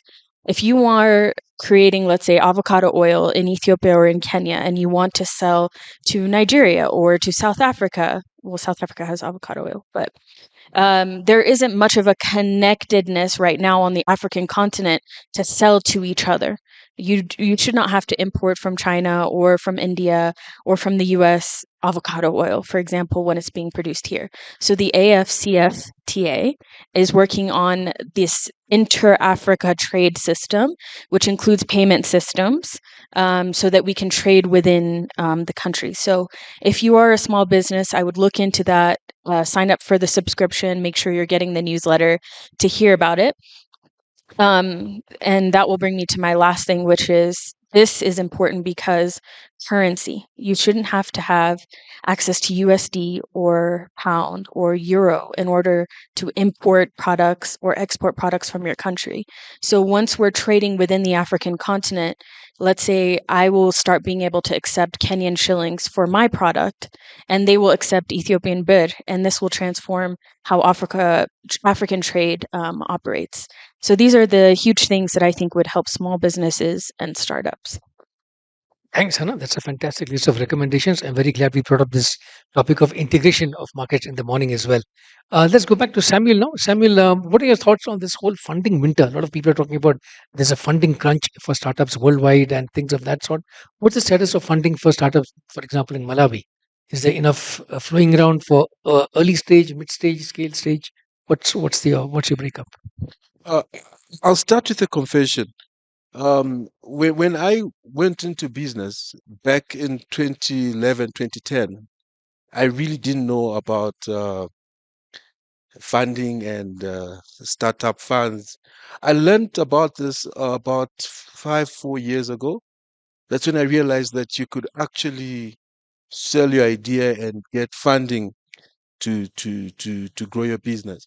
But what I can say with, which is a bit sad, is if you look at countries like Malawi, for instance, such information is unfortunately not readily available. So you could find that there is a different, like I attended an Investing in Africa forum last year in London, and I was shocked at how much money is available for startups. And I was the only Malawian, at least youthful Malawian, who was there. I would have loved to see, because so many people approach me asking me if I could put some money in their business, how to start a business, how to grow a business. I have this idea. And I'm asking myself, what would it take to have these investors come and listen to these people? Unfortunately, if the event is in Ethiopia like this one, only me or two or three people will afford to come. But maybe it's an appeal to all of us. I know Malawi might not be economically viable, but how about also sending, even if it's two people only, and then Extensia hosting an event in Malawi, so that the youth in Malawi who have all these brilliant ideas can also have an opportunity to learn that there is funding out there, there is startups, and be able to explore just like any other person is. It's not a campaign session, guys. I'm just trying to back my brothers up back in Malawi. So when I interact with most of them and I talk to them, I sympathize with them, and I wish most of this information could be relayed to other countries. I feel like Malawi being one of the poorest countries in Africa, we we we we don't have much of this information, and such entrepreneurs and startups, given these facilities, could actually create employment and bring changes to the economy. And who knows, we could have a product that could open globally and be able to bring change to Malawi. That's a good insight. Hardships can actually drive entrepreneurship if there's more funding and information about such funding available. Let's turn again now to Meseret. What are some of your tips for founders out in the audience or elsewhere on how to become investor ready? So they need to speak, I guess, a different language and have a different mindset, understand, things of that sort. I think change of mindset by in itself is huge in Africa. I think where I am here in Ethiopia, for example, I know that I can say we used to be a socialist country. We just got out of it like what 30 years ago. So thinking that government can solve everything still is a challenge. And also, I think we want to have funding. We learn about access to finance. I know Hannah mentioned all about collateralized debt financing dominance, the private equity supply of huge ticket. They want to invest in 5 million and above. So we are really competing with other markets, not just Africa.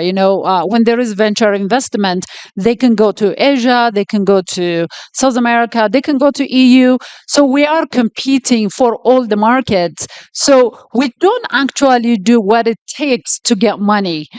So it's I mentioned it earlier. Telling the story is really important, because nowadays it's not that people want to invest; they also want to invest on impact. So it really matters what you are solving. That why you are passionate about solving that problem. We need to communicate that. Developing a compelling business plan. You cannot ask money without showing them, especially if you are going for equity investment, venture capital, private equity. They do not have collateral. They depend on us to show them we have a growing potential where they can get a return on their investment. What that means is having a really good business plan and financial projection where you can show them, okay, if you give me the 50,000 USD in about 3 years, I can actually double, triple my income so that you are going to make money in 5 years. Whatever money you invested in, $1 is going to be 5, if not 10 and 20 for venture capital. But at least we have to show them that if they invest on us $1, that they're going to take out $5. So that's really important to be able to show all those. And the other big challenge that I see, at least in the Ethiopian market, is that we actually want the business to come in and invest on us. But because our experience is debt financing, we think that we don't need to give them equity in return for the investment. We don't understand fully what valuation is all about. So educating ourselves in all these important metrics is really key if we are looking for investment. If again, I'm going to go back to Nigeria, it is because it's leading the pack in Africa, even taking over South Africa. Partly it is because African founders like Flutterwave E, he exited that business and he became an investor himself, an angel investor, setting up Future Africa, where they're investing in what I think by 2021, about 43 African startups investing in small ticket all over Africa. Local angel investment. And he is teaching, advising, mentoring, and knowledge transfer. All those things, what that means is when we are entrepreneur, we just do not expect the money without actually thinking about how we are growing, how we are scaling up. And as Hannah said, let's think about the AFCFTA, which gives us trillions of dollars economy within the continent, where we can actually see a market for growing. We shouldn't be about thinking about just the Ethiopian market right here, but we can think about how we can get to Ghana, to Nigeria. Investors like to see how you're going to scale up, how the market is so huge. That's how they see $1 invested can come out at 5. And the way you think about it is giving the equity, but instead growing together. It's not giving up something, but instead gaining a partner. So you grow your businesses together. So to me is these are some of the metrics that we need to work on and make ourselves attractive. Again, I'm going to say, I think someone said it in the morning session, Africa has huge potential, huge trillions of dollars market, very young population, huge challenges that we need to look at them as how we solve them and make them business opportunities, but we need to tell them in a compelling way so that people are investing on us. Thanks, Meseret. I like how you mentioned that these free trade agreements, etc., is not just for existing players, but a whole new generation of entrepreneurs who can jump into this space. So let's turn to Hannah now. Hannah, we heard about startups in very general terms, but obviously there are different sectors in startups: there's education, health, finance, and so on and so forth. So which startup sector would you invest in? Okay, so Manisha, really, we want to become a venture capital entity in the next 10 years. So this question I've thought about a lot. So FinTech is getting so much money across Africa, even in Ethiopia.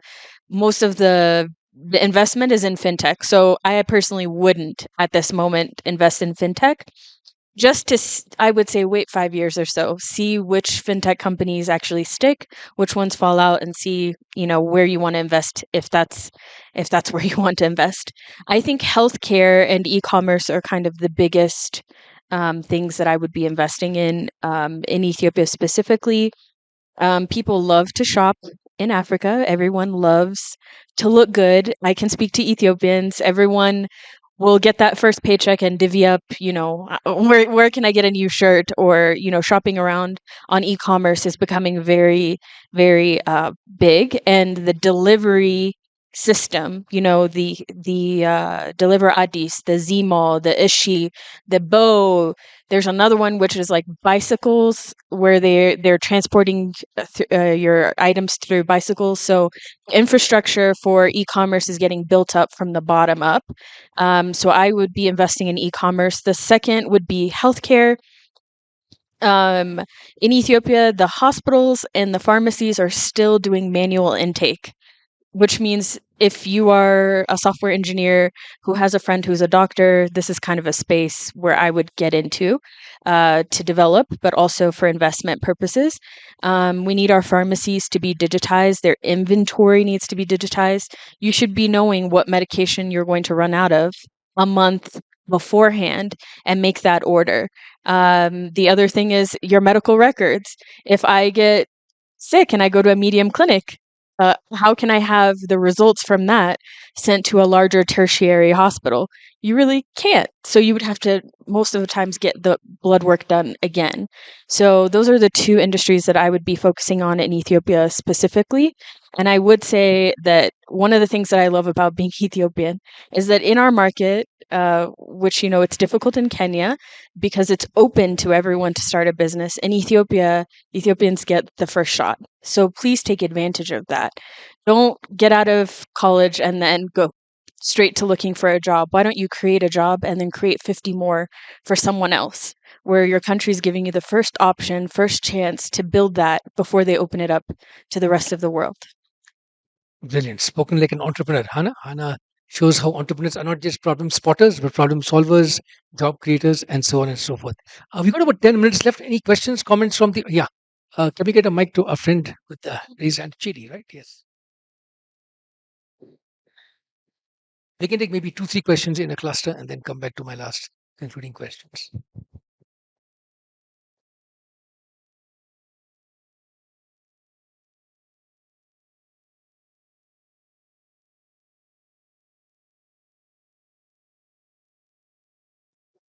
Okay, so my name is Chidi. I'm from Nigeria, by the way, and I did hear you make references to Nigeria a few times.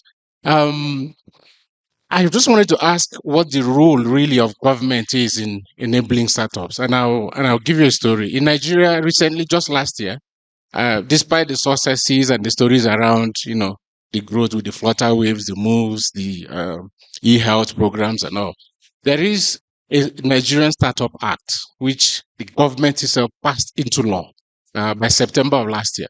And that there are several enablements in that act. And one of them, which the government has actually signed into law, is that there should be a seed capital for startups. Now we're talking about money awash somewhere in Europe, you know, and Americas, but I can tell you there's a lot of money even within the African continent that can be channeled to startups. The problem is if we can plug the leakages and channel them appropriately. So there is something for seed funds.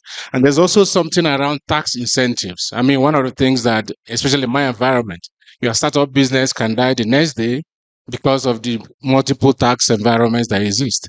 And there is something else around your copyrights. So regularizing those copyrights. So I'm just wondering what in your some of the environments you operate in, how can the government actually help to create incentives for startups to thrive?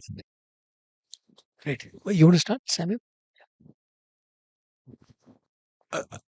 I think the moment you bring in government, you just complicate the whole conversation, because what I've learned over time is the only time government is concerned about its people is when they need votes. The moment they get into office, I don't know what happens, but even the people you could easily assess or reach become you can't even reach them. They move into a different sphere. And I think what would help us is if there is a way, maybe if we can create an interface that allows us to interact with government. And because you are very right, we don't actually need all this money that comes in from Europe. We have the money locally. It's just priorities are misplaced. I look at our newspaper in Malawi. Like I'll talk a lot about Malawi because that's what I relate to. Billion kwacha is treated like $100, which is close to $800 million. But the way you'll just hear, oh, so and so misappropriated 5 billion, and it's a normal. It's the sun comes and goes on. It's a normal day. It's not a big deal. Whereas if you took that 800 million, spread it among 200 kids who are starting businesses, you'd be shocked at how they would replicate and solve so many problems that are affecting the economy. So I hear your concern. I've never been in government. I've never been close to a government official. But I strongly feel that the moment we bring in government to the conversation, we complicate everything, or we politicize the whole conversation, and it moves into policy for 10 years. Before you know it, it's a new government and we've done nothing.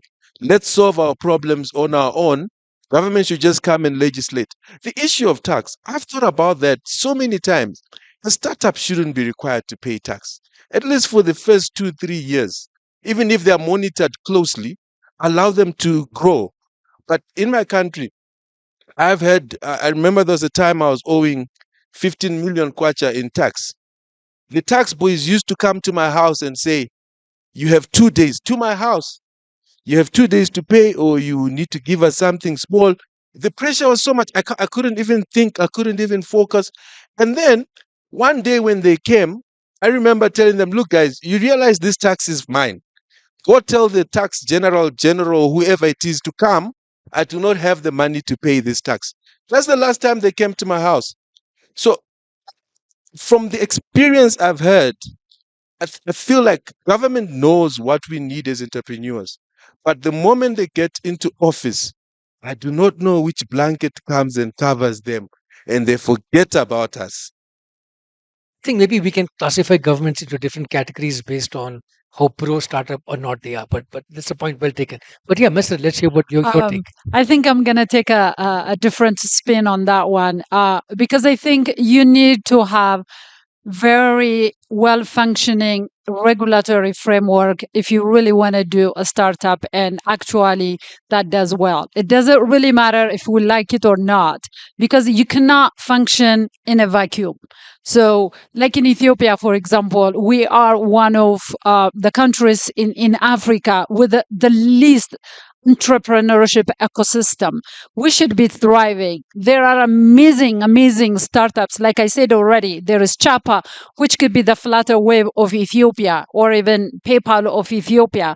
Belcash that has been in the country for more than 10 years. I have been here 10 years.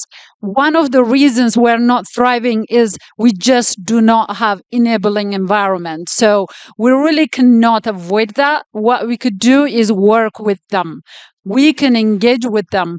As for example, for me, there is no regulatory framework for equity crowdfunding platform in Ethiopia, but I engage with them. I have been working with them because they are developing the capital markets. We want to ensure that they are going to have a framework where we can operate on the ground, because right now we're using different regulatory framework for the financial services, which is not enabling environment. And this is why we are operating so expensive by registering in the US. Operating in two countries is not easy. It's much more complicated and expensive. And part of the reason is because we do not have a framework. So to me is, how can we engage with them so that, like you mentioned, the Ethiopian startup law has been in the works for the last 4 years. So please do have it out. I know there are some people here from the government. Let's have it out. That would help a lot of Ethiopian entrepreneurs. That would really take care of what you mentioned already, the tax incentives, the requirement you have to have an office to start a business. Amazing businesses, Apple, Amazon, you name it. They started in a garage. They didn't need to spend money to rent a place. But that's a requirement in Ethiopia. The startup proclamation will take care of all that. So we really need to engage with them so that we actually benefit both, that we can actually let them know that we bring business. We actually make progress for the economy if we work together, and if they actually come up with a sensible enabling environment. So that's my spin, instead of trying to not work with them. Excellent. So Hannah, you're with the African Union. So any insights you can add on what the question was just addressing? So what I will say is that any outside investor will ask you, one of the top questions is, have you spoken to your government about the company you're trying to launch? So there's no outside investor. I know for a fact no American investor for sure will come into an African country and invest if you do not have an existing and positive relationship with the local government. Um, that's the same. That's the same for any non-governmental organization, any private organization. So the one thing I will say is that at the AU, we have mandates for gender equality, for age equality, all of these things. That can't happen in the business place unless the government is involved. So once we have a relationship with the government saying, hey, of the startups that get funding, let's make sure that at least 50%, 40% are for female entrepreneurs. If the government doesn't step in and say that, most of the time in the business nature, it's going to be all male or all older people. So there is a place for the government definitely in entrepreneurship. The last thing that I'll say is I'll give you an example for the fintech. So Iber, YenePay, a few others before Telebir came out were existing in the fintech market.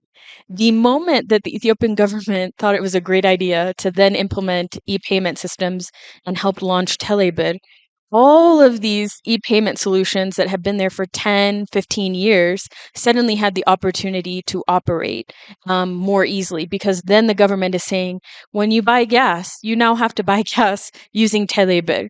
And now companies like AfriPay, like Iber, all of these people, YenePay, now have more of a bigger market to operate in because the government came in as kind of like an implementing partner and started forcing these companies to stop accepting cash.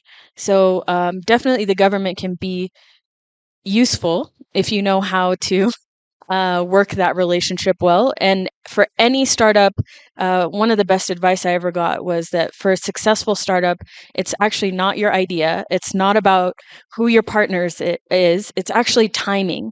Is you need to ask yourself, is my business launching in this country at the right time? So Eber existed for 10 years. It was not the right time. There was not enough people who had mobile phones that were smart, not enough people who had data plans. But 10 years later, the government is supporting this. There's more people who have smartphones and can, now your business is actually feasible. So number one thing to ask yourself is the timing correct for this business to launch in this market? Speaking of timing, we're almost out of time, but we can squeeze one last question. If there's any other questions, yeah. Can we get a mic to the second table? Yeah.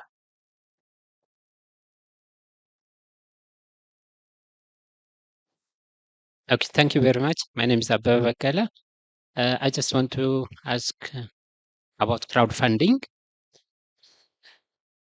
Yeah, the types of platform, I think how many types of platforms are there, and what types of platforms are using like a country for Ethiopia? Because most of the population are living out of country, most of them are in the countryside.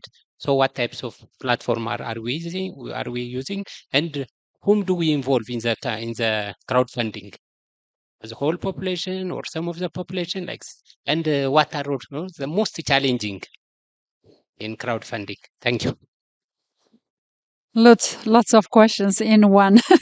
um, in terms of the crowdfunding regulation in Ethiopia, we don't have it. I did mention that. But there are about, I think I am the fourth one, and I'm the only one with investment. So there are a couple that are for donation. So for project, I think the GAFU is one, and it's because it doesn't involve any financial. So if you are donating money, you don't expect it in a return, you don't expect any profit from your investment, then the government doesn't really care. So the financial services do not regulate that type of activity. So there are a couple that are doing for social good. Those are the types of things. For me, what we are doing is what everybody mentioned already. There is no capital coming into Ethiopia. We know that the deal flow in Ethiopia is very, very, very low. It's almost like 10, I think, throughout the year. And those are also 5 million and above. 95% of Ethiopian businesses are SMEs and startups. So what we are doing is trying to get capital coming into those 95% of the businesses. Of course, we're not going to reach thousands of those 95 businesses. So what we are doing is identifying, and we have partners like transaction advisors, business development service providers, government, where they do EAD, I think enterprise development, where we are identifying, especially women. That's also one of my passions. So women-owned entrepreneurs in Ethiopia are additionally burdened in accessing finance. So we focus on those SMEs that can actually show they have a growth potential, where we can show investors they can get their money a return, as well as they can make impact. And our biggest focus as well is African diaspora. Ethiopian, for example, 300,000 Ethiopians live in Washington, D.C. alone. And $5 billion came into Ethiopia as remittances in 2021, I think. So, and we have a research that shows that 40% of Ethiopian diaspora actually give from $10 to all the way $300,000 in investment in donations. And a good example is the Ethiopian Renaissance Dam, where the Ethiopian diaspora invested in heavily. So we focus on those capital where we can show them they can make money investing on their own people, on their own market, and make economic progress. So if you are a business that are investable, and you can show us that if we give you money, you can use that money and grow and add sustainable jobs for the millions of Ethiopians that join the workforce every single year, you can actually just go to Ignite Investment. You can upload your pitch deck, business plan. We will reach out to you, and then we can actually make you live. And any Ethiopian living in the world, any other impact investors can invest. Actually, we do have about 3 companies that are raising already on the crowdfunding. Some of them actually have already gotten thousands of dollars. One thing I will say, and I will be remiss if I don't mention, is that within a month of launching, about 40 investors signed, and half of them are actually Ethiopians living in Ethiopia. If we have the regulatory framework, I can actually get those Ethiopians who are committing to invest millions of birr, but thousands of dollars in Ethiopian SMEs and the startups. But because we do not have a regulatory framework, we're only focused on the diaspora and impact investors side. So I hope that answers your question. Thanks so much for that impassioned plea. Hannah, you want to add something to that? Yes, just really quickly. Their diaspora, for example, I myself am actually an Ethiopian diaspora and was raised outside, but there's a company called Bantaba, which is also based in Sweden, which is using the African diaspora to invest. They're very new in the last 5 years. That's why I'm giving them a shout out, but they invest in local companies in Ethiopia and in other African countries. There's a company called D Prize, which is funded by the Bill and Melinda Gates Foundation. They help startups up to $20,000 just to get from zero to launching your business. I would say that in the startup space for Africans, the biggest thing that you can do is show traction, which means how much money have I made in revenue in the last 2 to 3 years in order to get bigger investments from the bank or from other international companies. So in order to do that, you need to find your first 20, 30,000. That might be a grant from someplace. That might be crowdfunding. It might be friends and family, but you need to make your first about $200,000 in order to get that larger investment. So I would look into these people. There's plenty of people in the space who are willing to give you a chance. And now, Messeret Samuel, thanks so much for a fantastic panel discussion. A big round of applause, please, for our young entrepreneurs here who are not just solving problems, but have suggestions on how to solve problems at scale. You've given us lots of ideas for Extenture to organize these kinds of forums across Africa as well. Thank you. Your points are very well taken. So let's go back to the audience now, and let me invite our keynote speaker to please come up on stage. Let me invite Sinet Zeru, Director for Policy at the Tony Blair Institute, to please come up.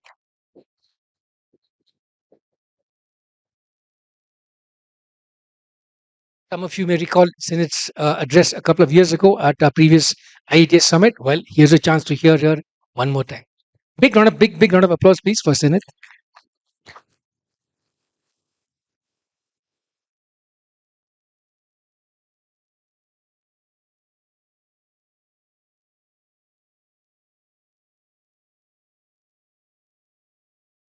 Excellent. Okay. I'm super honored to be here. As Madan said, it's my second time, and I think it's an extra special honor to be invited back. So this is my kind of keynote subject matter, and I'll just introduce myself. My name is Sunit Zaru. I work for the Tony Blair Institute, and I've been given a really tough brief. This is the problem when you kind of do a job and you think, oh, I did quite well, thanks. And then people come back and they're like, oh, well, now we're going to give you a tougher job. And that's kind of what I feel like happened today. So the subject I've been asked to discuss is what are the most effective policies and strategies for digital impact? And underneath that, how can we encourage the use of ICTs to meet national development goals? How can the future be anticipated and yet not constrained by a roadmap? And how can you attract foreign investment and domestic capital to enable such policies and strategies? So 15 minutes, one person, here we go. Let's first start with what we even mean by digital impact. And I'm going to invite you to do just a thought experiment with me. Just take a few seconds to think about what is the digital tool that has had the biggest positive or negative impact on your life, right? Just have a little think about it. Does anybody want to share a tool or an app?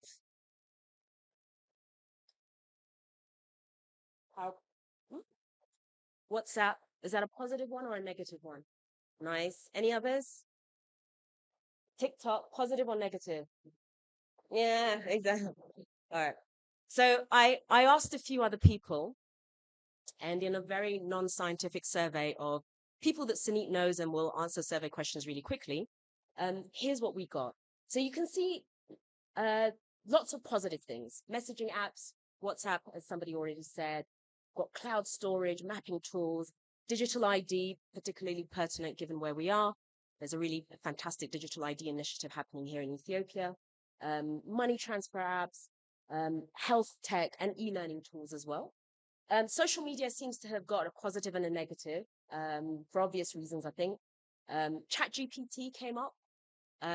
We kind of love it because it makes our jobs easier, but does it make it too easy? And will we have jobs in the future? I don't know. And then the ones that were consistently negative were automated chatbots, and then kind of having data collected about you as you're visiting websites and feeling a bit manipulated. So I'm not sure if these kind of align with what you thought, but it seems to align with what a couple of you have kindly volunteered. All right, some insights. Number one, negative and positive impact is very subjective. Number two, when you think about impact, it's kind of what happens in the real world. And when you focus on individual impact, it becomes really hard to see all the systemic changes and all the kind of systemic contributions that enable that impact to take place. So things like electricity, internet connectivity, the education that you needed to even use your smartphone. Nobody said a policy or strategy changed their life.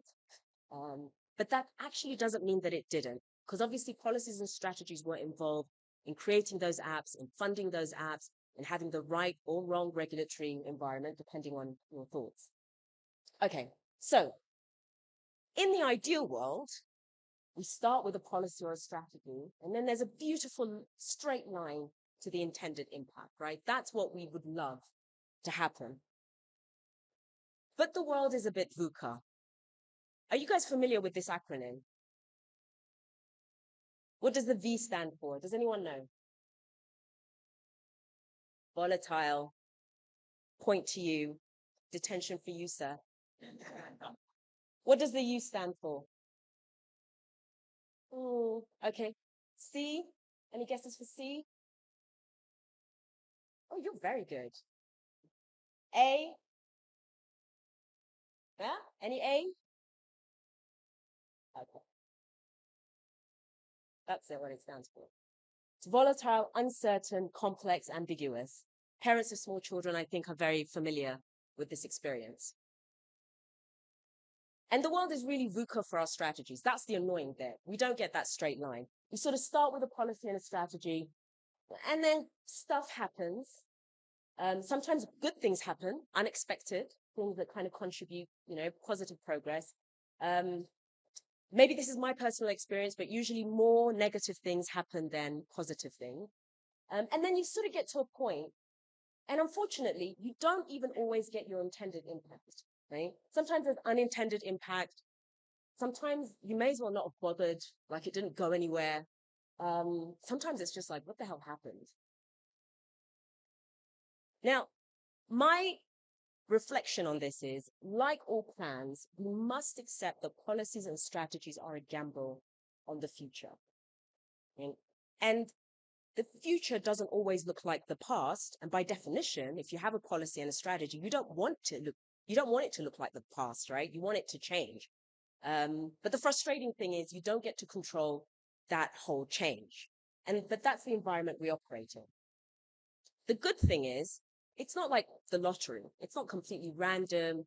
All possibilities are not equally likely.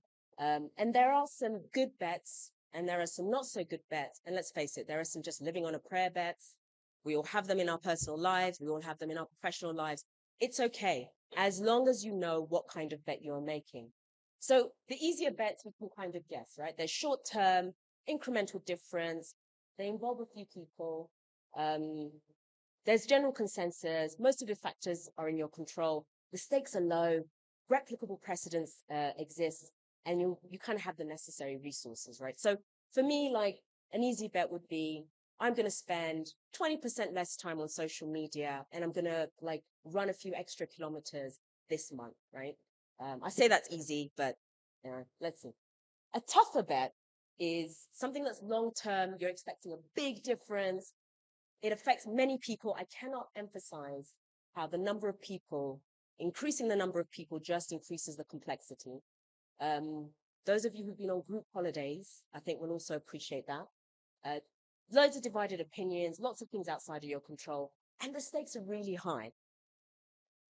Right? Government is always making tough bets. I was nervous, but also glad to follow up from the startup panel because I think some really good points were made about what government can be better at. But I think it's also important to recognize that the task for government is really, really tough. In fact, all kinds of leaders make tough bets, right? Going back to our parents. I mean, who's got small children here? Who wants to admit that they have small children here?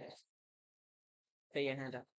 Ma'am, have you got a plan? Have you got hopes for that child? My parents did too. It didn't always work out as intended, right? So what can you do about it? I mean, the first thing is long-term bets. The good thing is you can afford to be flexible. And flexibility in response to data makes your bets better. We're not locked in, right? The world is changing. The most dangerous thing you can do is commit to the thing that made sense a decade ago. You've got to see what's happening. You've got to look at what the changes are. Look at what the opportunities are. Look at what the risks are. So the good news is that unlike gambling bets, you get to be flexible. The bad news is government is not always great at being flexible. And I think it's okay to admit that, own it, because then we can change it. Now, it's crazy out there. We've got a big task, but I don't like to leave you depressed. So here are my 3 tools. I call them the bold, pragmatic, and optimistic tools to navigate your way through a VUCA world. And the good thing is, I think these are going to be quite useful, even if you're not in government trying to make these big asks. So they're quite applicable. So the first question is, who are you doing this for? I cannot emphasize strongly enough how important it is. Sometimes you make a plan, and at some point you get so committed into the details and the steps that you forget who you're doing it for or why. The second thing is, you can kind of get really blinkered, right? And your focus becomes so focused that you miss out on the kind of peripheral big world issues that are coming to, frankly, attack your strategy and your plan.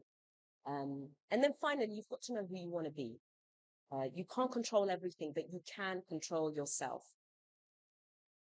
So I'm going to start with my first tool. I'm a big fan of this tool. It's called human-centered design. I kind of think most people are familiar with this. Are you familiar with it? Yeah, I think it's becoming much more mainstream. So the thing with human-centered design is, particularly for policy, it's a reminder and a focus on who you are serving. There's nothing wrong with having tangible kind of targets like GDP growth, or increasing the number of connections, or maximizing the number of roads, but like you're not serving roads.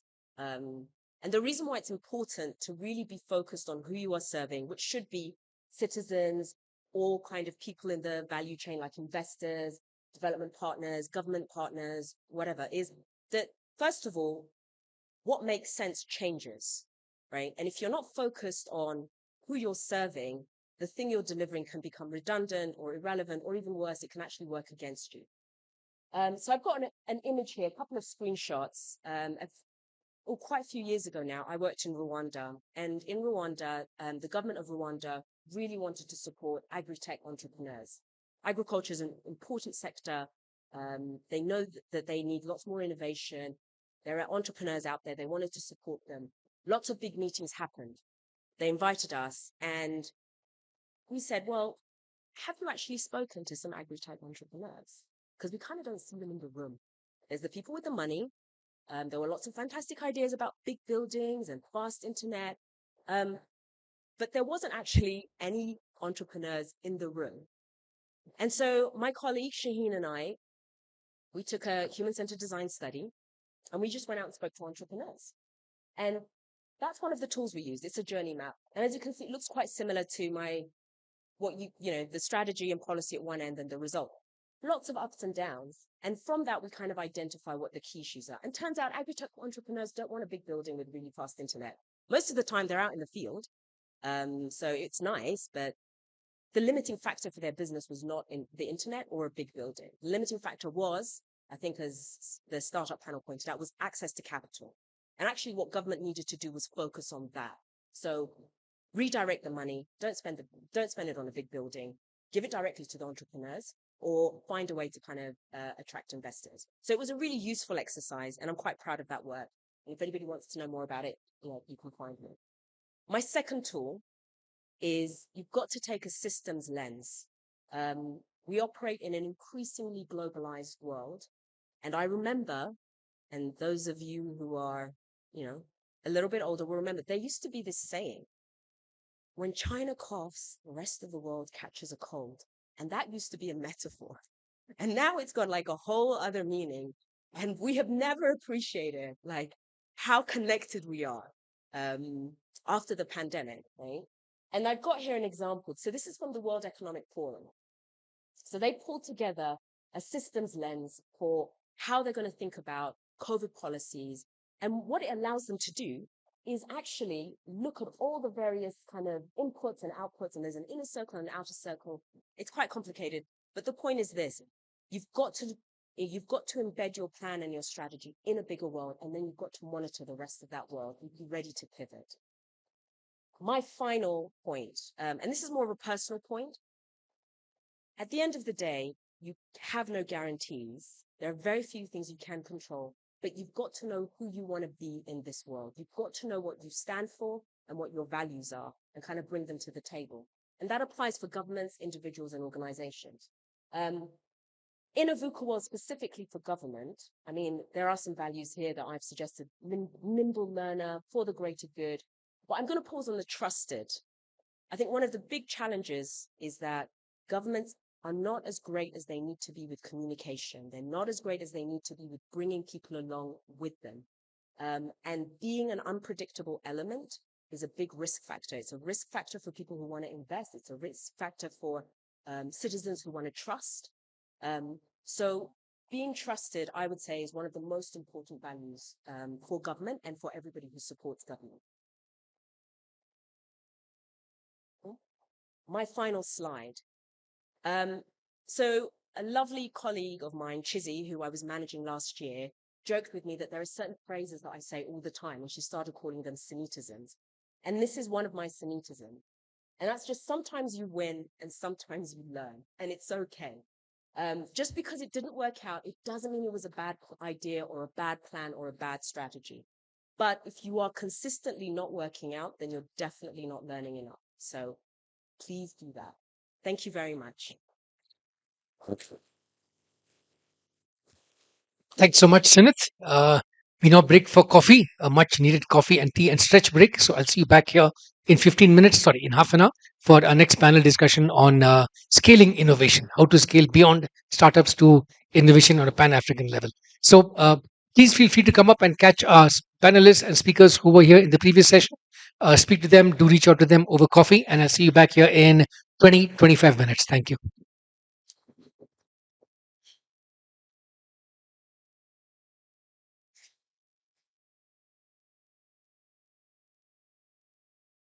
The rest of the session for the afternoon. As mentioned in the previous sessions, entrepreneurship is going to be key to create new kinds of contents, products, and services for the next generation of users of ICTs in Africa. So we have two parts to our next segment. The first part is going to be showcases by startups. So we contacted a number of local incubators and accelerators to find out who could we source as startups to come and pitch, and three of them have very graciously agreed to come up and speak. Two of them have sent video addresses because they're traveling, but we're going to have one live pitch over here. So after the startup pitches, we're going to have a panel discussion on scaling innovations. So it's one thing to launch a startup, it's another thing to scale and take its impact across the country, across the continent, and to other parts of the world as well. So we have four outstanding speakers after that who will talk about what does it take to scale an innovation. So it's one thing to get an idea to come up with a product and launch it, another thing altogether to succeed at scale. After that, we will wrap up with the final session, which is a panel on digital Ethiopia. We have two outstanding speakers to tell us about what's happening in terms of digital frontiers in ICTs in Ethiopia. But first, I want to start up with the startup showcases. So let's have the names of the founders who are going to speak next. We have Begeshaw Meberate, who's the founder and CEO of BFarm Tech. Following that, we've got a couple of video addresses by Ebenezer Kebede, co-founder of Fixify, and Natnael Ziudu, co-founder of Haleta Tutor. I hope I'm saying the names right, but something tells me that I'm not quite saying it right. But first, let's have the first pitch of the day. Let me invite Begeshaw to please come up and make his pitch. Begeshaw, please come up. A big round of applause, please. There's a clicker here. Yeah.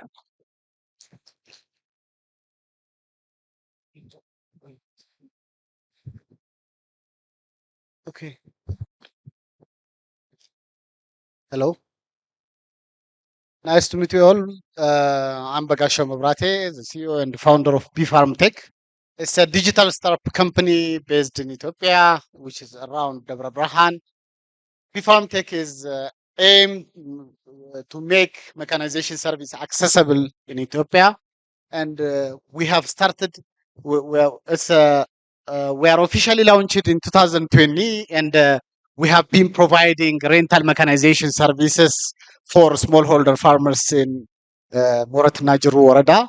However, we couldn't able to address the available problem by providing uh, uh, rental mechanization service alone. So we are building a digital platform that links farmers with tractor owners like Uber or Ride. So the digital platform is built, and it's a user friendly and multilingual, and we are using also a call center.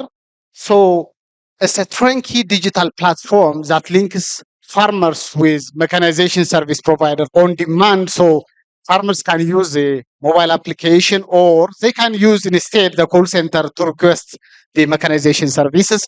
So we have generated this amount of money, US dollar, 111,000 in revenue, and we have created 20 jobs because we are providing rental mechanization services with using our machineries.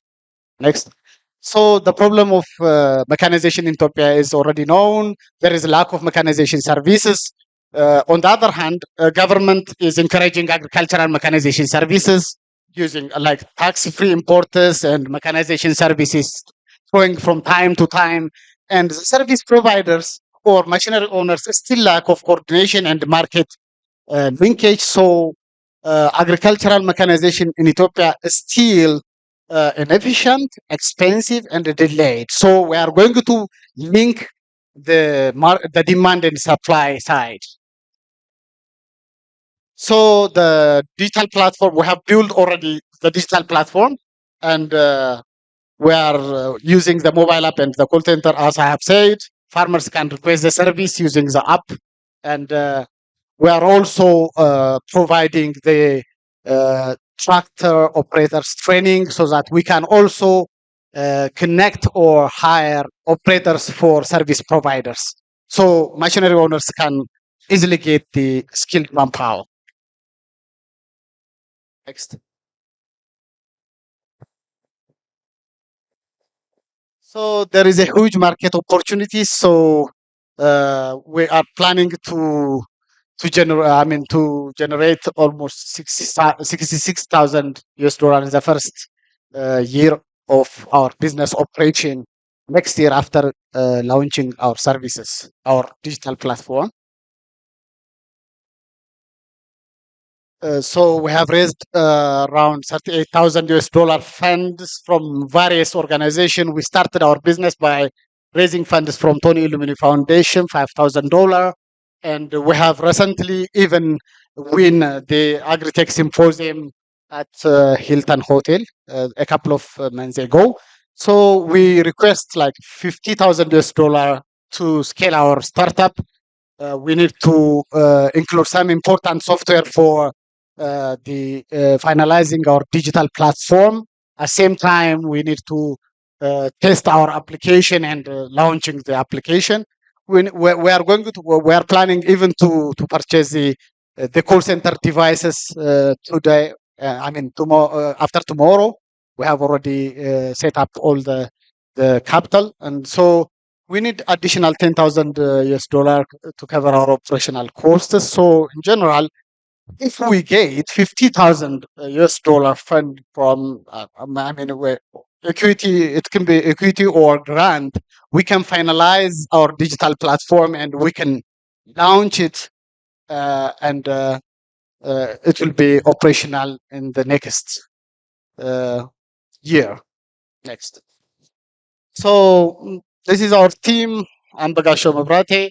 I'm the Tony Illumili Foundation Hub lead of Ethiopia. I'm the CEO and the founder of the company. My profession is agriculture. We have the Fasika Fork, a technology director, and my former uh, uh, colleague. And there is also an ICT director, Biniam Daniel. So this is our team. Thank you very much indeed. Thank you so much, Begashaw. Big round of applause, please, for our first founder. And you'll be around for questions, answers afterwards, right? We can catch you for further discussions. Okay, Thanks. you. Please come Thank and join you. the audience. Our next two founders couldn't make it in person because they were traveling. One of them. Let's hear from the video from Natnael Zewdu. Do we have Natnael's video? Yeah.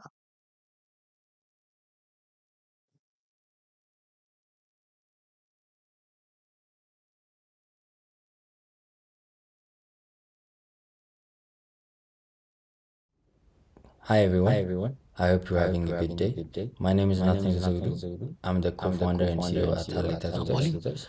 So Halita Tutors started after its co-founders realized the problems in the tutoring industry. On average, parents would spend 48 hours at least per week at work, leaving them with little to no time to care for their little ones who require personalized attention for their schoolwork. And so they would try to hire tutors, but it's not easy to find. Hi everyone, I hope you're having a good day. My name is Nathan Zoudu. I'm the co-founder and CEO at Halita Tutors. So Halita Tutors started after its co-founders realized the problems in the tutoring industry.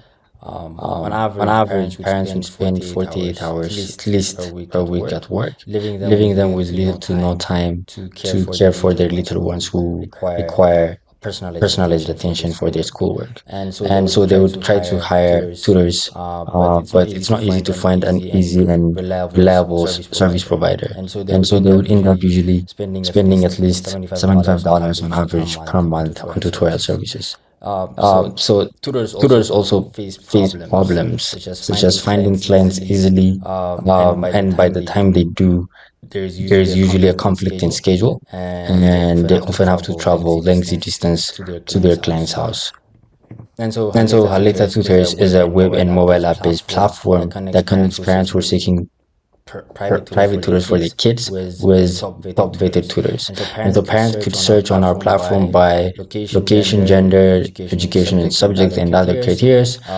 Same for our tutors, where we empower them with the freedom to choose where to work, when to work, and how often to work. And so how basically the model works is users would register via our website, mobile app, or they could give us a direct phone call, and after the tour is given, at the end of the month, payments would be made from clients to tutors, and tutors would send us our platform fee or commission fee, which is between 17 to 25%. And so our pricing varies by the grade level. So starting price is 200 birr, and all the way up to 280 birr for 12 graders. And so the more tutors earn, the higher commission fees we would be taking between the 17 to 25% range. And what makes us unique are three things. One is that we have a unique and scalable recruitment process that allows us to vet top tutors all the time. Second would be that we have a standard operating procedure in place for all our tutors, such that they would be able to deliver consistent tutorials for all of our clients. And lastly, we have a vibrant community of tutors where we keep them engaged and organize different events to stay connected.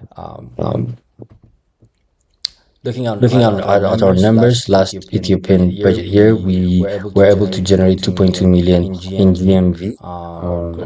And we have over 600 tutors so far on the platform, more than 85% of whom are women, and we have serviced 700 students this Ethiopian year.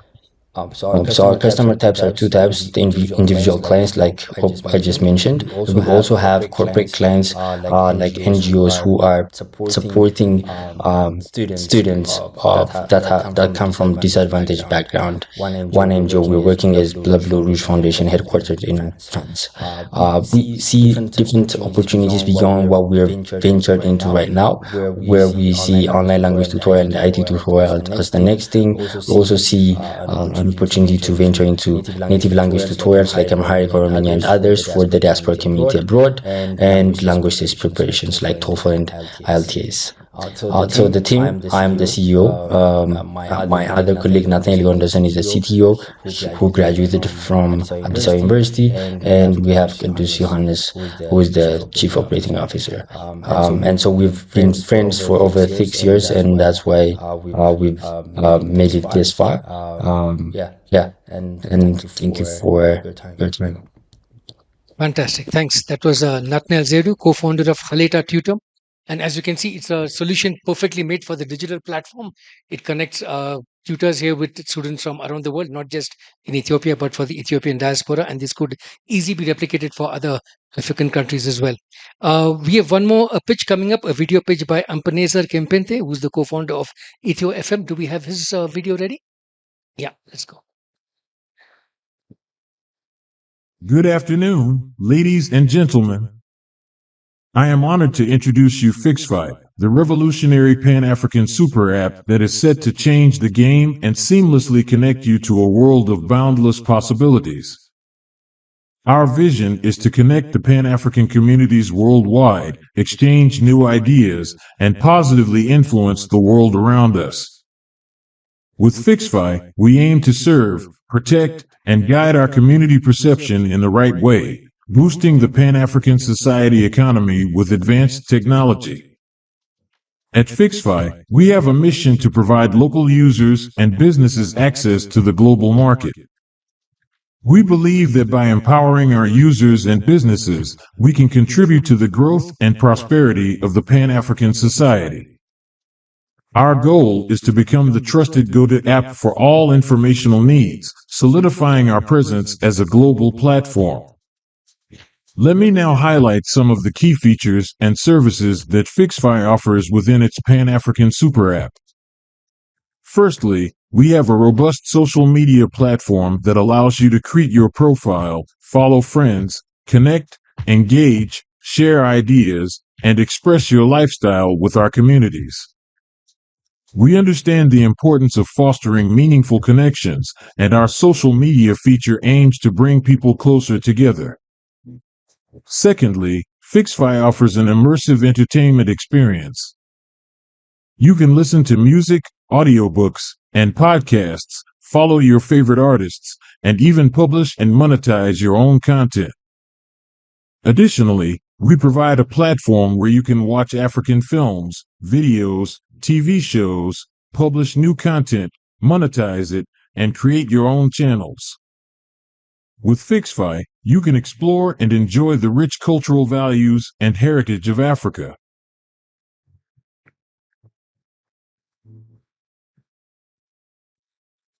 Our platform also allows you to search for African vendors and shops, allows you to purchase products using our digital payment system or other card payment options. We aim to make shopping convenient and accessible to all. Furthermore, FixFi's digital wallet is a game changer. It empowers our users to manage personal and business accounts, get paid, receive and send money, make payment transactions, and save money securely. With our digital wallet, financial management becomes effortless. In conclusion, FixFi is not just a super app, it's a gateway to a world of possibilities. We are on a mission to connect and empower the Pan-African society, while also providing access to the global market. We believe that by collaborating with passionate individuals and organizations, we can bring real change to our communities. We are currently scouting early startup investors to see the opportunity to make investment and collaborate with us. We invite you to join us on this exciting and transformative journey. We are available to exchange information and can be contacted directly after this presentation to address any inquiries you may have. Download available on our website and Play Store. Thank you for giving us the opportunity been given to present FixFi, Pan-African super app that aims to empower and uplift our communities. Together, we can make the impossible possible and create a better future. FixFi, Pan-African super app.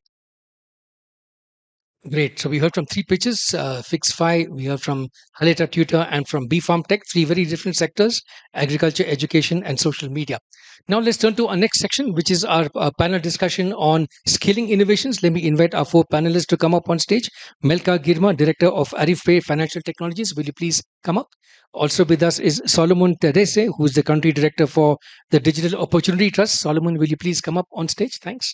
And let me also invite Indeshaw Tesfaye Opse, I'm sorry if I said the name wrong, a digital finance specialist at the United Nations Capital Development Fund, UNCDF.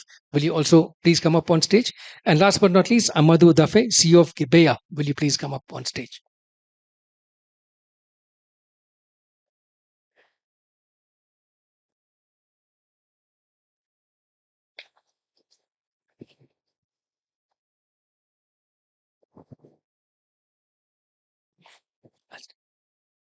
Okay, so I'm going to walk around to keep some energy going in this audience. We have four outstanding speakers to talk about how to scale up innovations.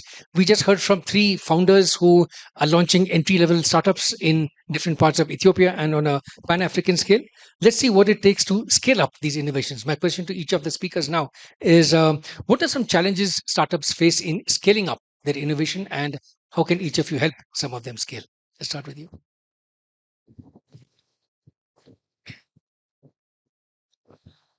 Okay, thank you, Madam. Good afternoon, all. Obviously, when we talk about the challenges that startups face, finance or fundraising comes into mind, right? But I think in addition to that is the obvious one. But in addition to that, I think there are a few other challenges I think startups face, including, for example, being able to build their processes without slowing down their progress. The other thing I can mention is, for example, some startups tend to scale early on. I believe the whole idea of scaling up is to be able to grow as effectively as possible, but unless it is timely, it's going to be disastrous in such a way that if startups are not ready operationally or product-wise, it's going to be challenging to scale up. The other thing, I guess, is not not having a clear vision to begin with. So having a clear vision from the beginning, from the get-go, also helps. I believe those are some of the challenges that startups face, and I'm sure my colleagues will add up on that. Yeah, let's pass the mic on now. Thanks. Okay, thank you.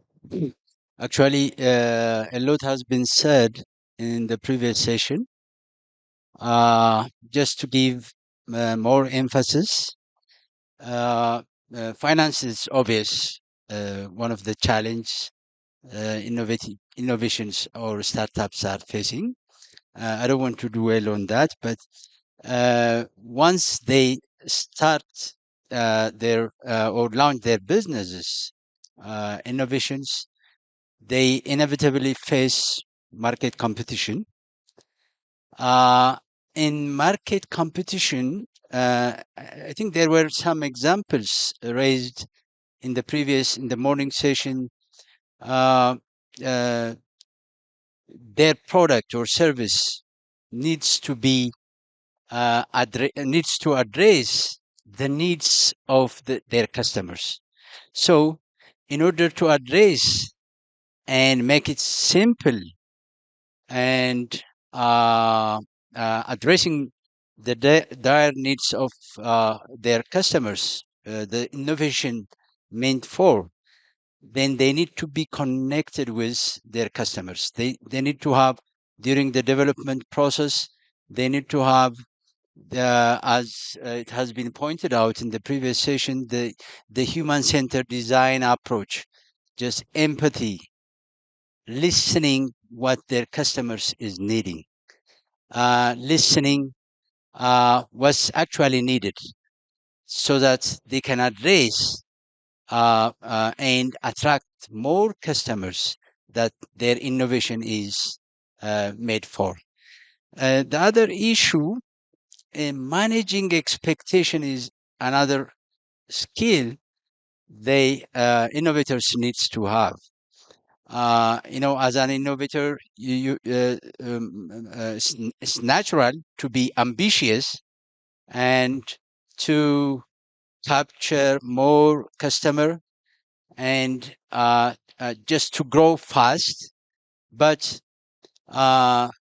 what we think is not actually the same when we are applying or we are implementing.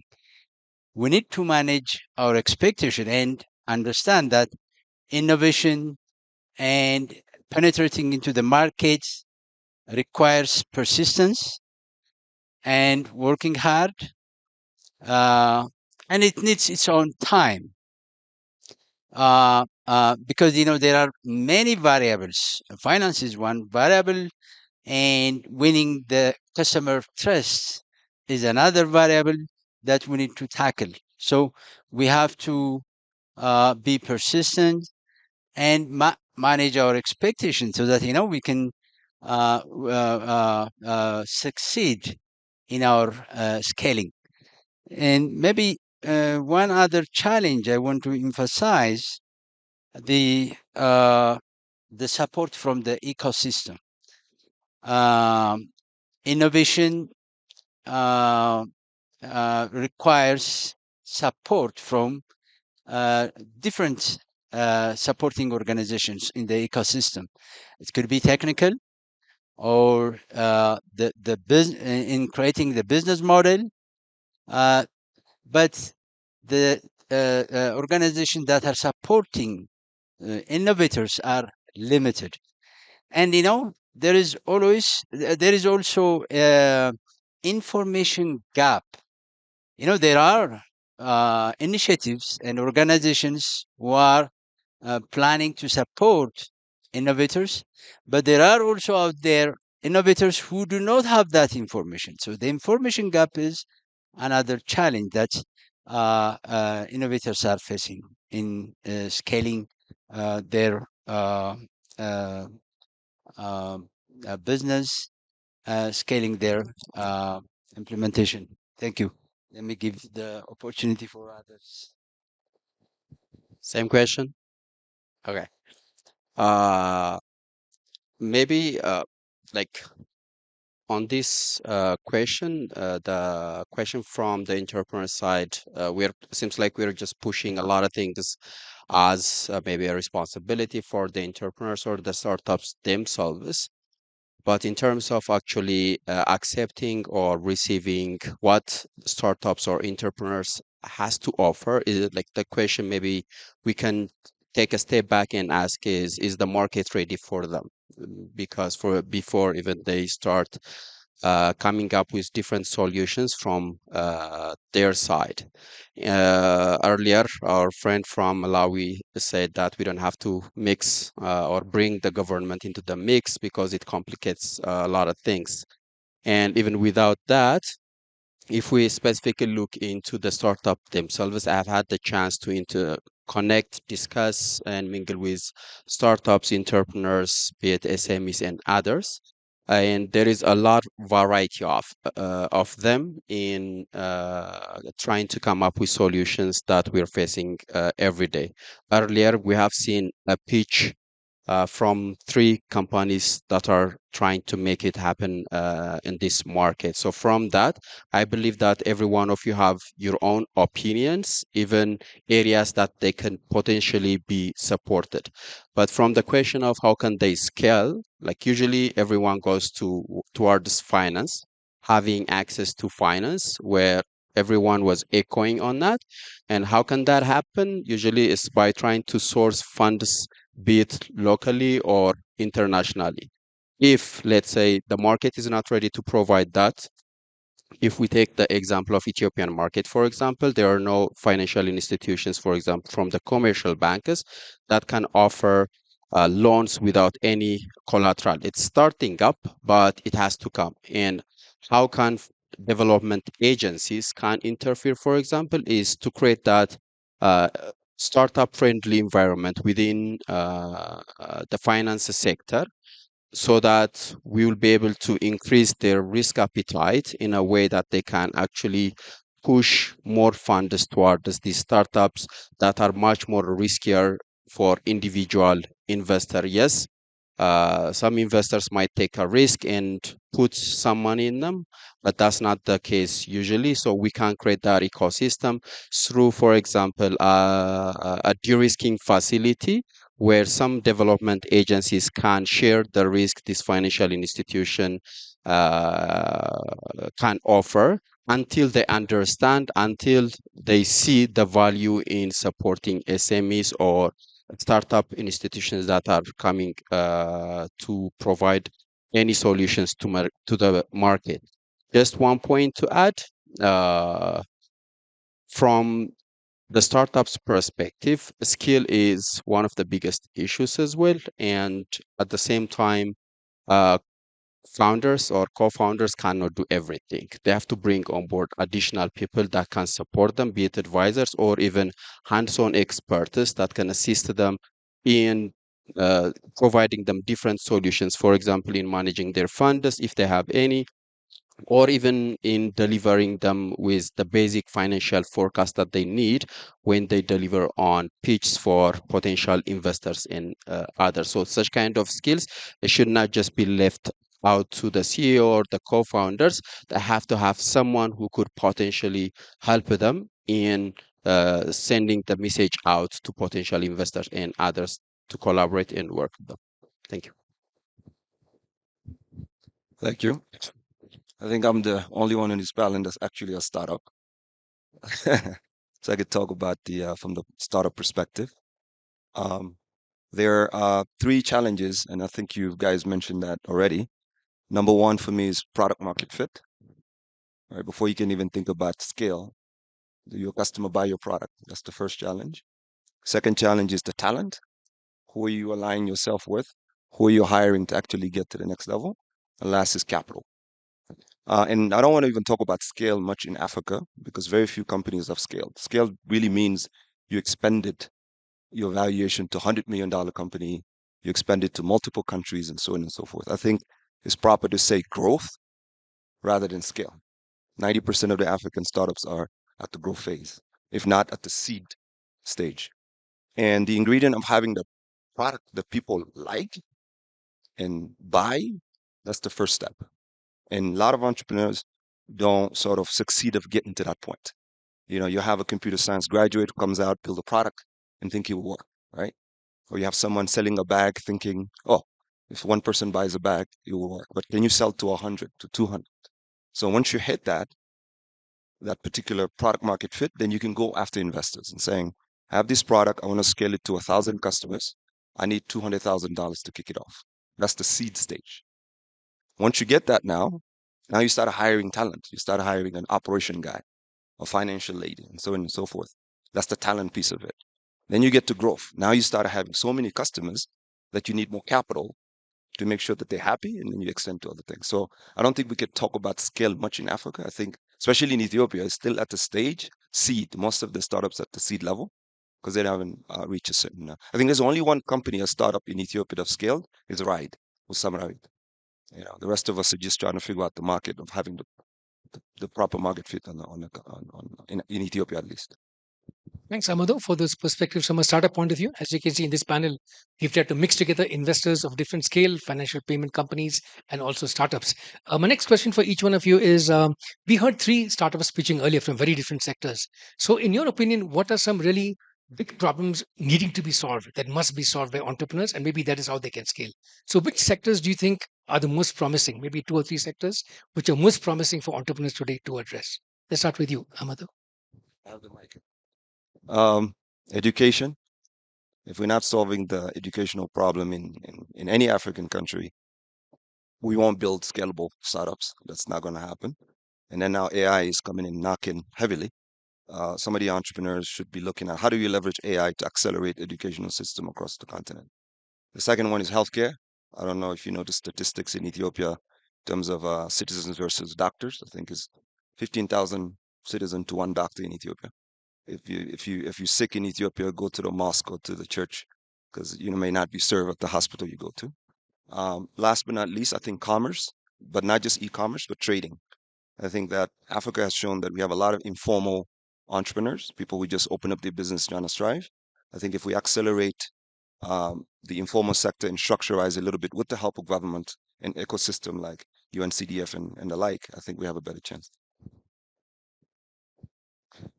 I'm gonna pass it to Solomon because the sector I'm in is the enabler for every sector that can happen. So I'll let the others answer. Okay. Actually, I agree with what has been said now. And one more opportunity for Africa. The young community in Africa is the larger proportion in the demography. So in terms of manufacturing industry, we're competing with a labor cost because we have abundantly available labor force and cheaper. So most manufacturing are coming to Africa. Inevitably, they'll be coming migrating from Asia.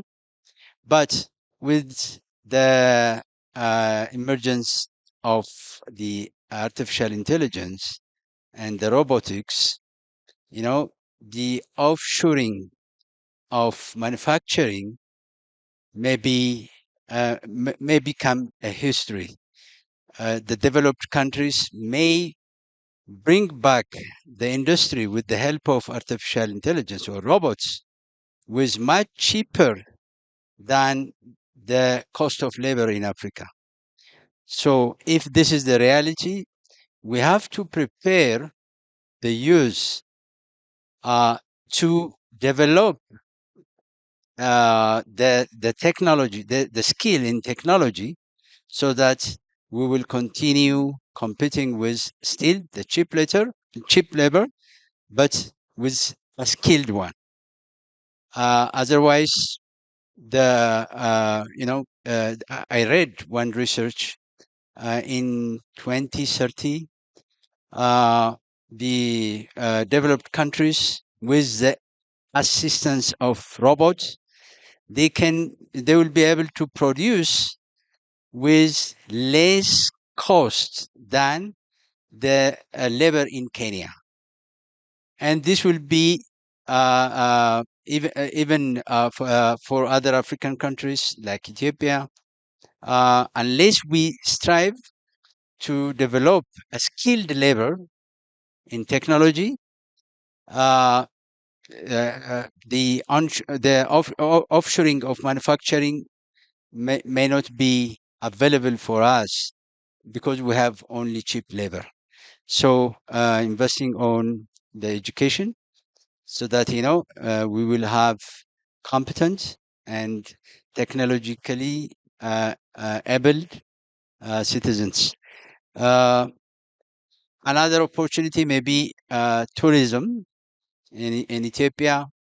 There are a lot of opportunities that we should work on, and that can be also supported by the technology. The digital technology can facilitate our tourism, and we can use that opportunity to advance our economy and our African development. Thank you. Just to add on what my fellow panelists have said, in general, we can say agriculture, tourism, ICT, and things like that. But I want to focus on MSMEs in general. Looking at the data for the last, if we look at the companies that have been registered in Ethiopia for the last 10 years, 98% of them are MSMEs. And we know that MSMEs contribute a lion's share of the GDP, probably 50% or 60%, and they employ majority of the labor. I guess maybe 7 out of 10. Given that we don't see most of financial services being given to MSMEs, and that's because maybe they don't have the digital footprint to provide themselves to the banks, so the banks can give them financial services. Now, the reason I'm mentioning this is because since MSMEs are a major part of an economy, especially developing countries like Ethiopia, we need to bring them to the system, to the financial services, basically digital payment infrastructures. We have been looking to the data at RFPay, and there are about 35 million debit cards issued in Ethiopia based on the data from National Bank of Ethiopia, and close to probably 99% of them are used to withdraw cash from ATMs. Actually, we call them ATM cards, but they are debit cards. Like you can use them to purchase items online on e-commerce or pay for services, just like what Haleta tutors have demonstrated earlier. But there are no platforms at the back, where at least there were no platforms at the back that enable people to pay easily online. And actually, that's what we are trying to do at Arif Pay, so that people can pay using their local debit cards online. So earlier, Hannah was mentioning about delivery companies and other thriving businesses in the gig economy, but unless we have the payment element at the last mile, the circle doesn't complete. So I just wanted to focus on MSMEs and the related aspect with regard to payment or digital payment infrastructure. Thanks so much. Great. I got a couple of more questions, but I really want to invite the audience also to jump in with their questions. Oh, good. We got a question over there.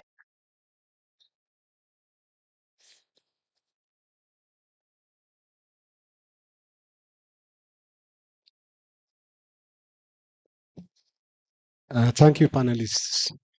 A few years ago, one of the major obstacles startups used to complain about persistently was the infrastructure, because they need cloud services for development, for testing, and in some cases, production, and they have to connect to the cloud.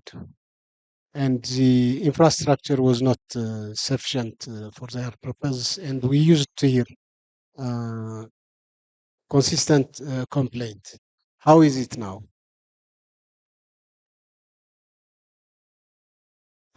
So if I want to rephrase the question, do startups in Ethiopia have access to cloud services and can they pay for it? For example, a startup may have his DevOps service on a cloud. Yeah. Yeah. So he needs a fast connection to the cloud, but that was not available in a satisfactory manner in the past, and they used to complain about this to the service providers. Do you face this problem at this moment? So Or is the infrastructure good enough for your cloud services purpose? All right. So in Ethiopia, we don't have a reliable cloud infrastructure yet.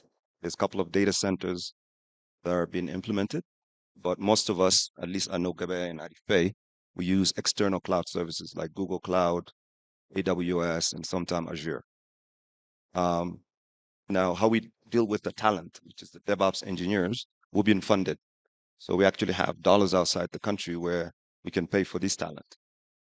But the majority of Ethiopian startups face two problems when it comes to cloud. Number one, they can't access dollars to pay external, as you know.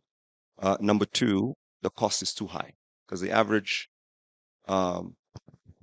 example, I don't know about IDF Pay, but the average payment you have to pay a month for your cloud infrastructure, just the cloud, it's about $2,000, depending on how many users you have. Your DevOps will cost you between $1,500 a month to $6,000 a month, depending on how much you can extend. So right there, you could see it's about $8,000 a month that you need to fork in order to maintain your business.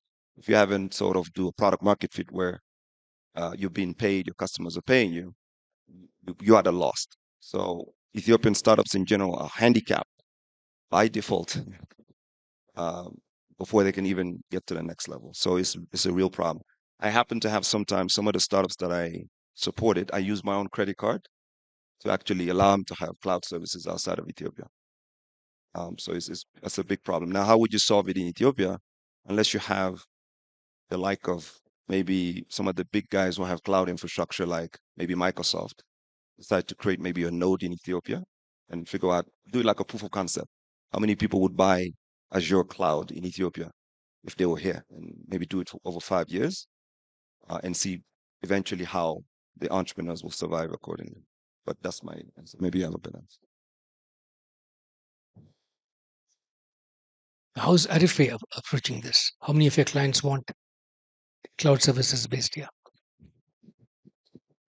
So, at Arif Pay, it has been a year and a half since we have got the license as the first payment system operator in Ethiopia, and it has now been 7 months since we received the commercial permit to operate.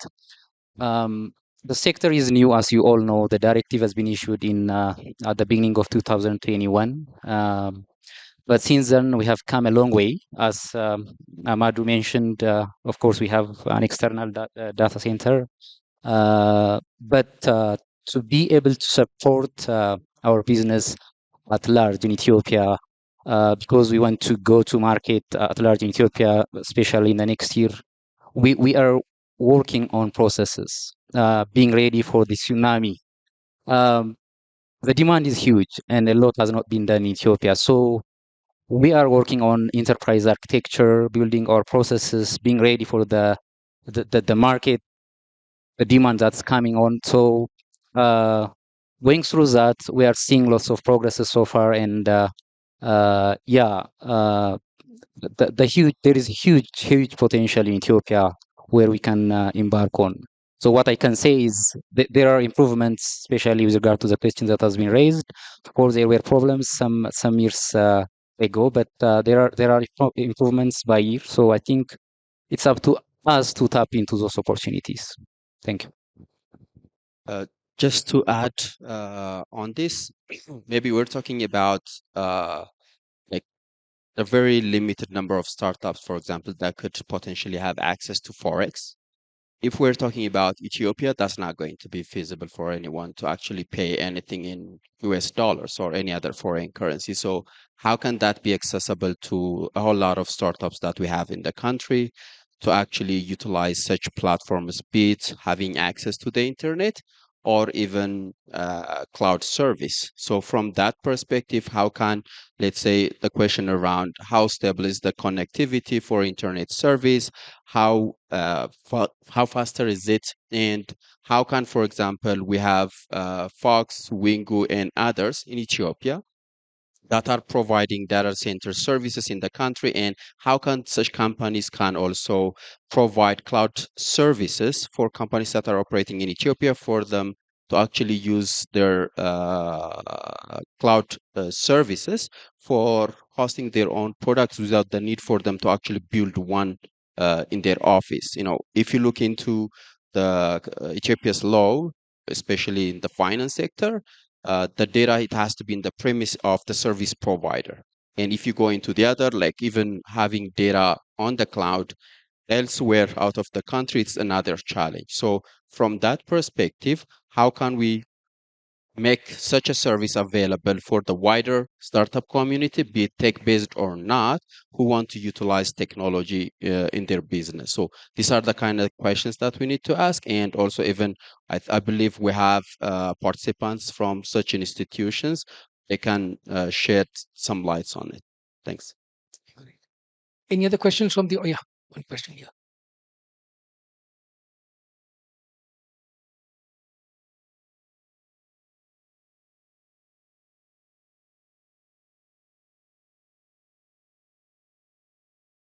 Okay, thank you. My name is Abebe.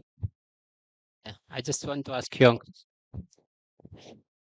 you mentioned some of the challenges as a startup, but you didn't mention, like, for instance, cybersecurity as a startup, because, you know, these days hackers are around, and you do have, or we do have many sensitive informations like employee informations, financial informations, and like this. So why we are not considering as a challenge cybersecurity?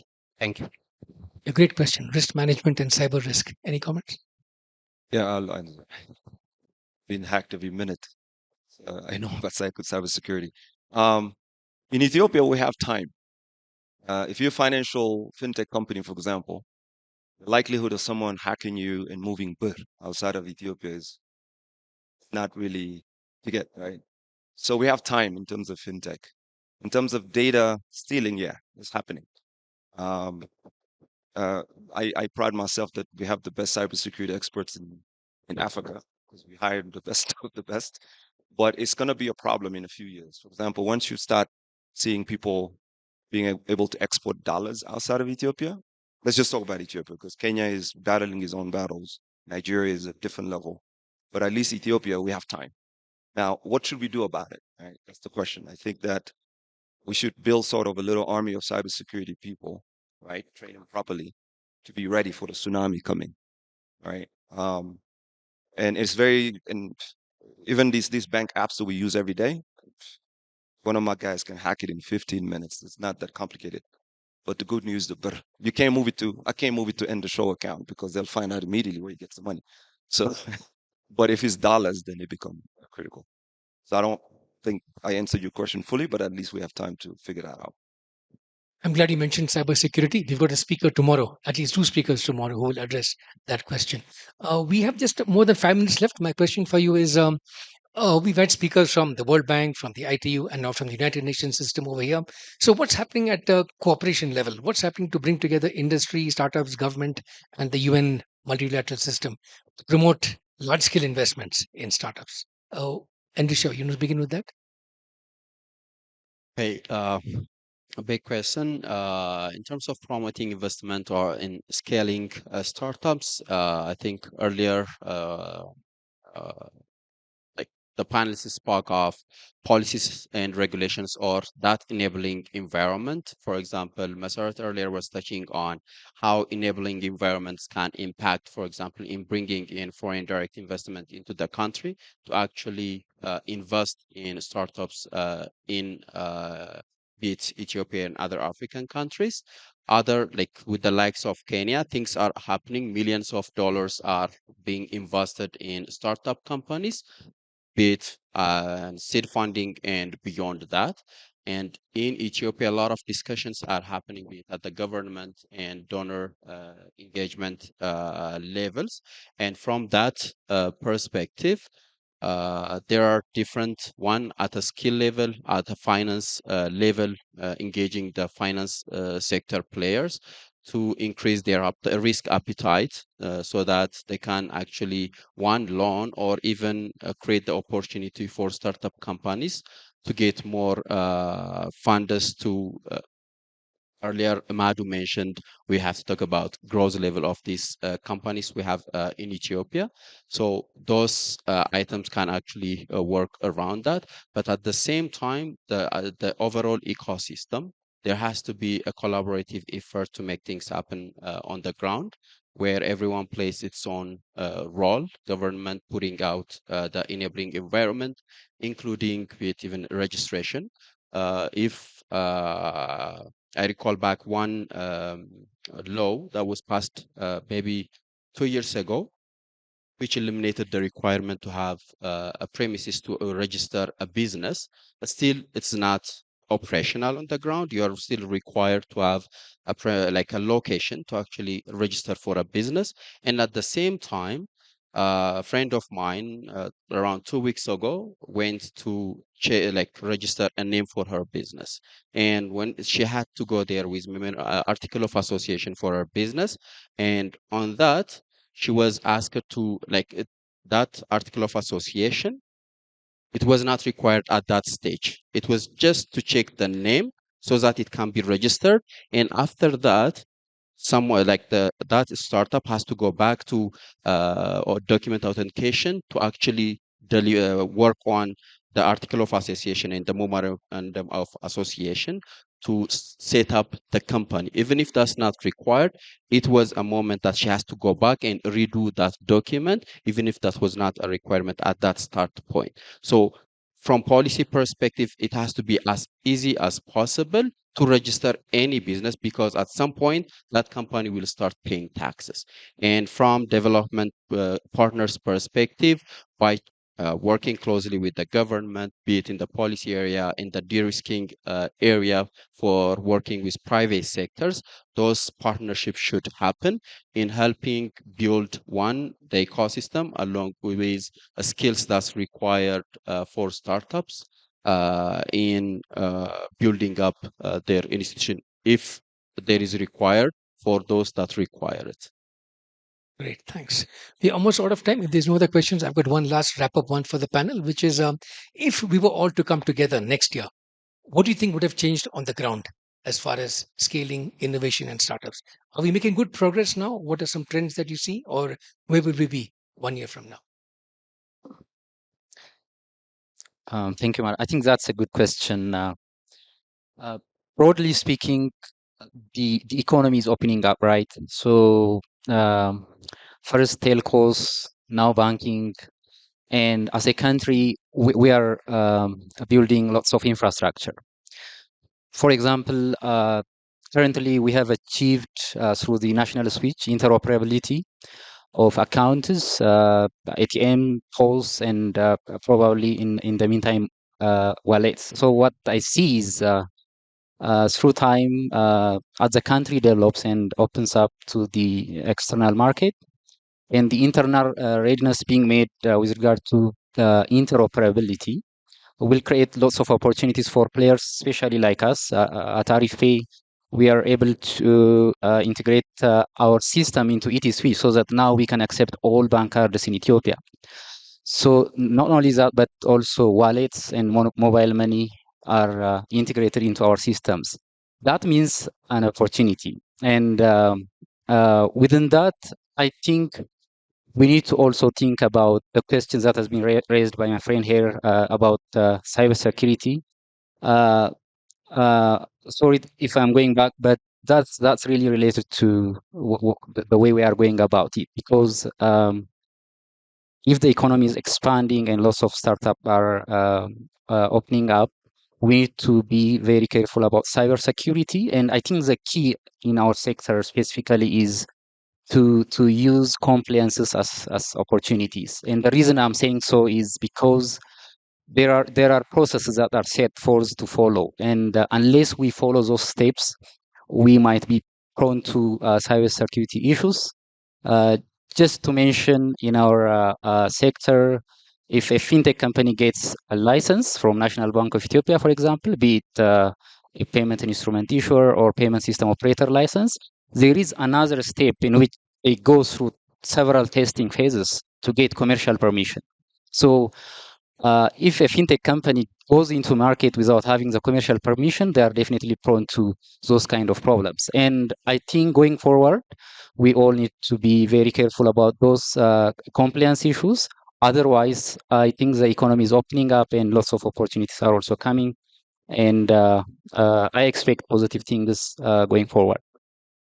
Thanks, Mika. Good to hear that optimistic note. Let's hear from the other panelists. Okay. As an NGO working in supporting innovations, we are thinking of we are working on digital innovation aspects, and in terms of digital innovation, we have seen there are certain issues that needs to be addressed at policy level, like the data privacy. Data privacy is one area where policy attention is needed, because there are a number of outsourcing companies now emerging, working in the area of digital jobs. But to attract more companies, we need the country needs to have a data privacy policy. So another area maybe the data auditing. I mean, system auditing. Equally, like cybersecurity, the system auditing issue has to be entertained. The cybersecurity challenge in one company may result in challenge for many. For example, some organizations are collecting data from their customers. If they fail to protect the data they collect from their customer, the impact will be extended to others, their customers. The customers who gave their data will be also a victim. So system auditing, like any other organization, is required to do a financial auditing. System auditing is a necessary step to create the culture of protecting our data and our systems. And in terms of digital innovation, as I have said it earlier, we will be working on supporting innovators, working on the human-centered design, so that they can develop a business model that strictly address their customer, where they are working for the innovation for. So these are the things that we will be focusing in the coming years. Okay. A year from now, what could possibly change or maybe wish for as a quarter of the problems that were discussed here, maybe they will possibly be solved going forward in that year. Second, a more collaborative environment in the country with commitment as it is motto. And third, more startups coming into the spotlights by like the solution that they are being provided at the point that I raised in point one. Thanks. I'm going to challenge everybody in this room. So I think Ethiopia raised $10 million. All the startups raised about $10 million last year. I think 10 million, which is nothing compared to Kenya, Nigeria. So I'm challenging us to come together and help startup raise a minimum of $100 million by next year. That's one. Second, we need a unicorn in Ethiopia. All right. Because if you have a unicorn, the government will be like, what happened? A unicorn is a company that's worth $1 billion and more in value. 3 or 4 years ago, if you mention unicorns in Nigeria, they'll laugh at you. Nobody wanted to even invest in Nigeria 5, 6 years ago. Today, they have 6 unicorns. The majority in fintech, where cybersecurity is the hardest thing to break. So let's build a unicorn, help a unicorn. By that, we need to come together and pick who's going to be the next unicorn. It's not going to be Gebeya, so I don't want to be selfish. Let's make sure we raise $100 million, which will wake everybody up. Ethiopian Airlines generated how much revenue last year? 5 billion. If you have startups to raise 100 million together, we're on our way to surpass whatever Ethiopian Airlines does. That's a fantastic challenge and a great way to end this panel discussion. Once again, thanks to Maika, Solomon, Endisho, and Amadou for a fantastic and inspiring session, calling on all of us to create a unicorn in Ethiopia. I hope the next time IDS comes back to Ethiopia, we have not just one, but a whole bunch of unicorns. Thank you so much, gentlemen. I think one key message coming out from this panel is that digital is not just the catalyst for transformation of the economy, but digital is also the glue which brings together all these different sectors. And we've tried in the course of these two panels to mix up perspectives from the UN system, from startups, from national players, investors, and so on. We now come to the last session of the day. Let's have the next slide up with the speakers for the last session. I want to now invite our two speakers to get ready for the last session. We're going to take a look at digital Ethiopia. We'd like to end with an address by Engineer Abiot Sinamo, Director General of ICT Center from the Ministry of Innovation and Technology. Engineer, will you please come up and give us your address? Thank you.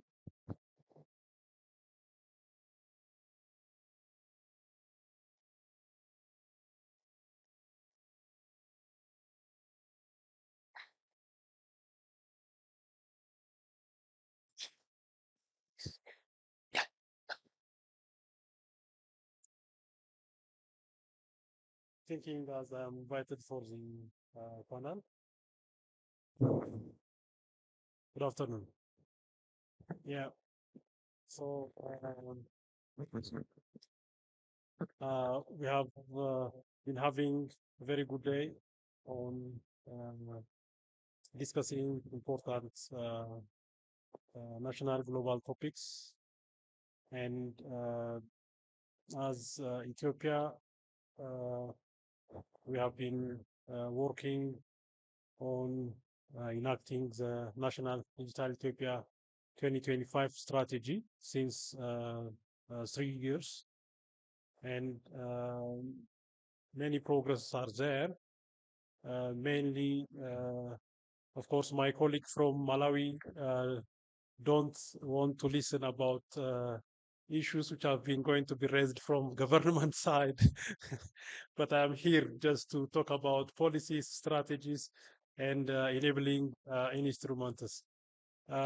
So 3 years ago, we have enacted the National Science, Technology, and Innovation Policy with emphasis on digitization, innovation, research, and development. And in parallel with it, we have also enacted the National Digital Ethiopia 2025 strategy, and results have been obtained by implementing this strategy. Because if you don't set a path which is going to lead you from where you are and from where you want to intend, it is going to be I mean, a walk in the darkness. So for that, we need to have the paths, and paths are going to be set by strategies. That is why today we are talking about digital finance. We are talking about digital investment, digital ecosystem. Even with regard to telecom, we are talking by this time about two service providers, because the liberalization privatization process has been enacted following the strategy. So all these issues are results of strategies. So uh, the very starting point to talk about what is supposed to be done is to set the direction, and directions can be indicated in terms of policies and in terms of strategies. So these were the very starting issues which have been carried out, particularly the ACTI revision, Science, Technology, and Innovation Policy revision, and also the Digital Ethiopia 2025 strategy. And following that, we have also been addressing issues which are quite relevant for the realization of Digital Ethiopia, which includes the e-transaction proclamation, which is composed of e-government and e-commerce issues. And although we didn't enact it yet, but the data protection proclamation is also under process. Recently, we are also revising the national electronic government strategy for the coming 5 years. And by considering a government as enterprise, the strategy is also expected to come up with enterprise architecture, which is supposed to give us integration and interoperability, such that data can be shared in a very seamless way, and accessibility of data can be realized accordingly. So these issues can be mentioned in terms of enabling systems. We are also working on digital literacy, which is one of the ecosystem issues. And in this regard, different academic programs has been launched in different universities, including programs focusing on digital transformation. So graduates, when they came out from such programs, they are going to be equipped with skill, knowledge towards realizing the digital strategies. And the financial sector is also a crucial element for the ecosystem. And in this regard, as you all know, there are companies, banks which are going to come to this financial sector in terms of the banking sector. And the emerging of fintechs is also a very good progress after the introduction of the policy and the strategy. So this ecosystem is mainly to realize digital Ethiopia. And when we are talking about digital Ethiopia, it is all about quality of life, quality of citizens' life. And that can be addressed by having services in a very accessible way, in a very affordable way, and in a very interactive way, such that cost can be saved, energy can be saved, and pupils can get service as per requirements. In this regard, the government, mainly focusing on government services, is developing government services for citizens. And in the 10-year perspective plan, we have a plan of developing 5,000 government services. And by now we have reached, of course, in the 3 years, we have reached to 400 services. So we have, of course, a lot to do in order to reach the set target. And this can also be one potential area of investment for developing services for citizens. The other aspect is the enabling system, and in this regard, national ID can be considered. And the national ID project is progressing well, and with plan of providing 70 million national ID, digital ID, we are reached now to the stage of 3 million, which is progressing very well and which is quite important input for realization of electronic government. So in terms of digitization and digital efforts, all these issues are taking place, and by putting all energies together, we can just realize the stated targets nationally, and we can just realize a prosperous Ethiopia. Thank you. Thank you so much, Dr. Engineer Abiod Sinama. Will you please come and join the audience again? I'd like to invite now our last speaker of the day to please come up on stage. Let me invite Miriam Said to please come up. Miriam is the digital advisor at the Prime Minister's office. And Miriam, the audience would love to hear from you what's happening internally within Ethiopia. Also, what can the audience from outside of Africa connect to Ethiopia for? And what's Ethiopia doing to reach out to other parts of Africa? So, Miriam, the floor is yours.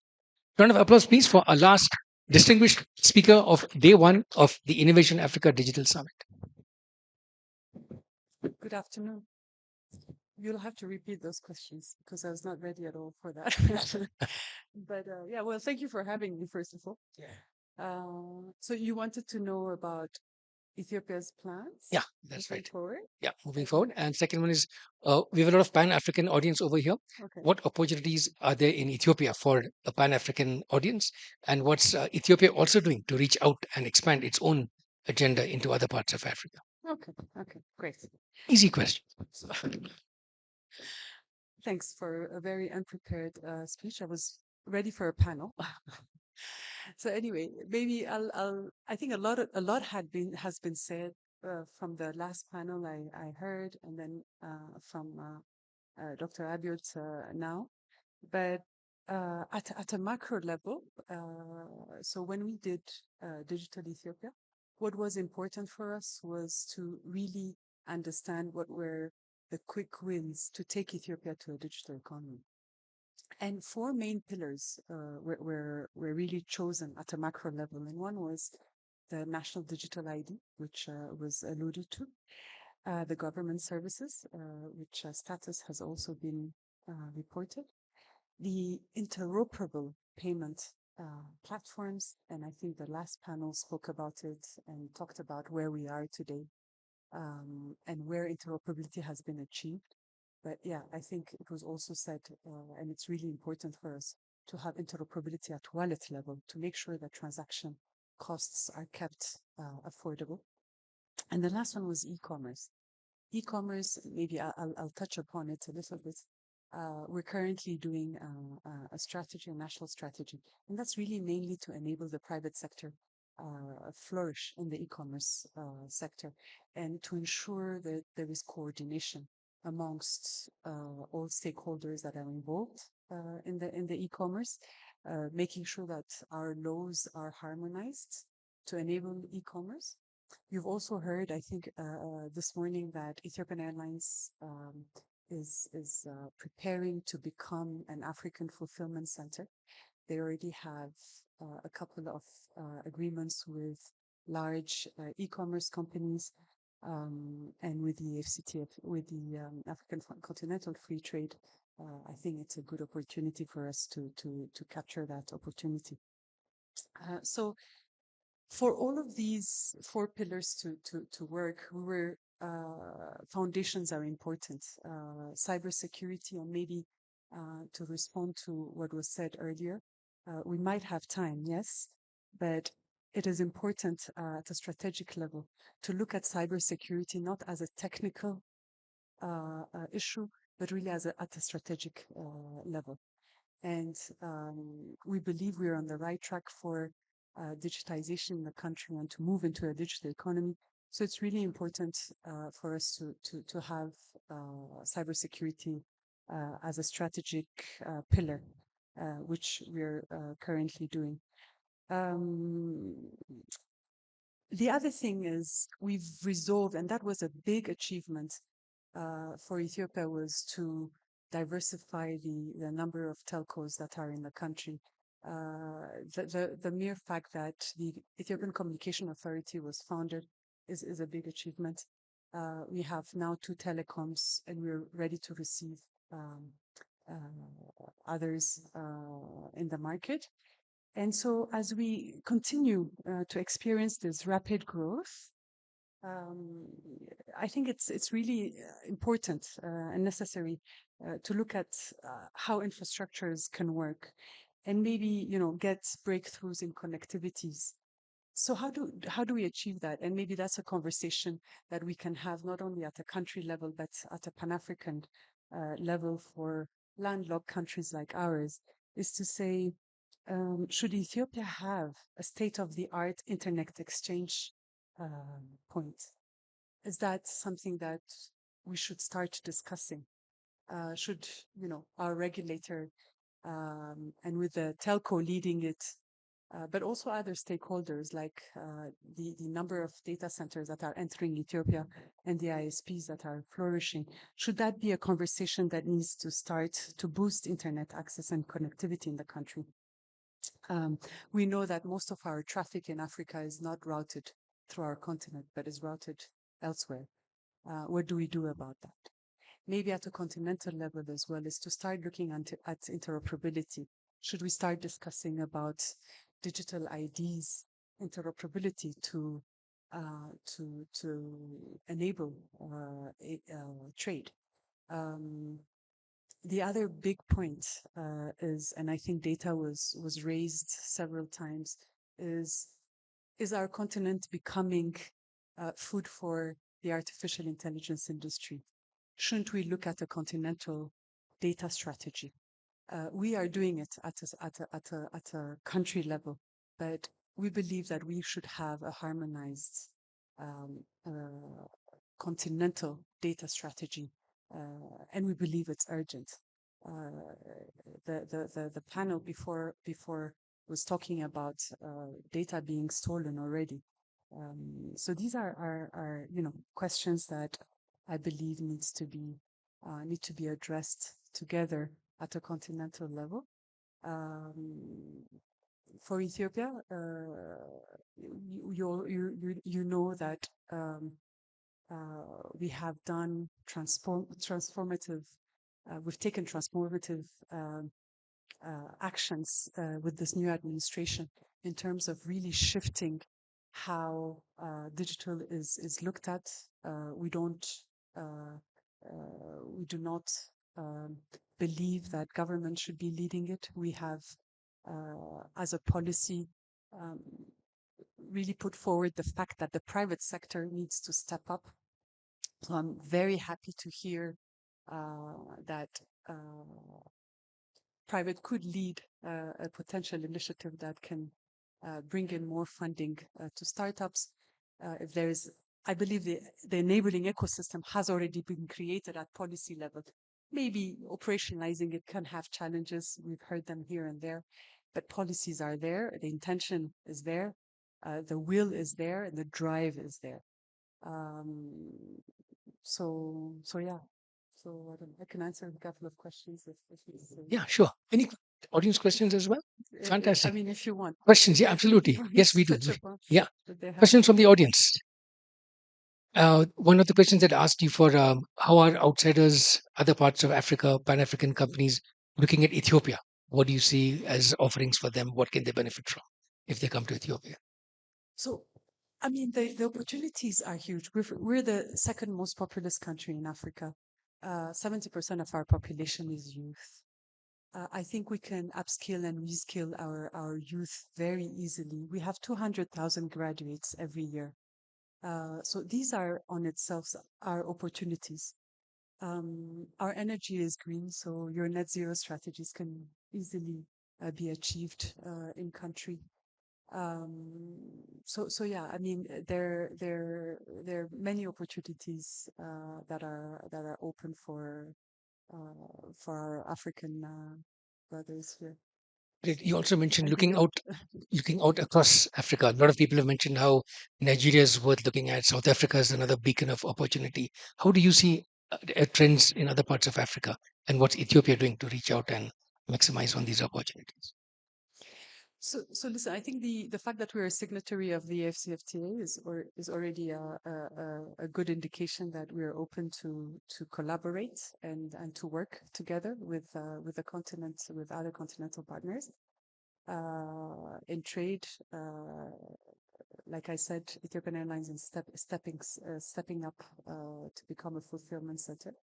So and yeah, and the private sector is opening up in the financial sector, so banking is opening up. Telcos have already opened up.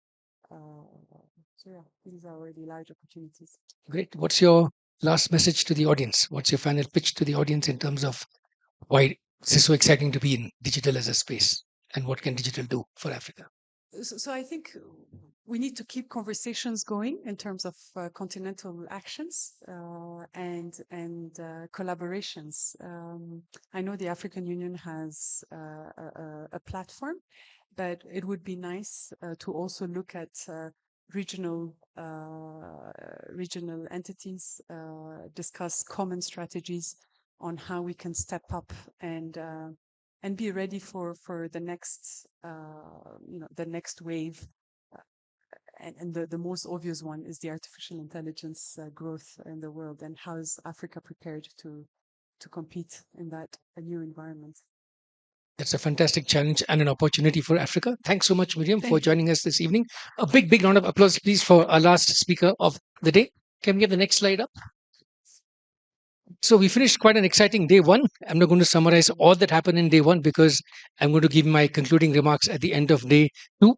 But we had a fantastic day. We began with looking at sort of at a 30,000 feet view, what's happening from the telco to techco transformation. We took a look at digital policies and digital ecosystems. We looked at the very recent breaking news kind of out of Ethiopia, the inauguration of Wingo.Africa's data centers just yesterday.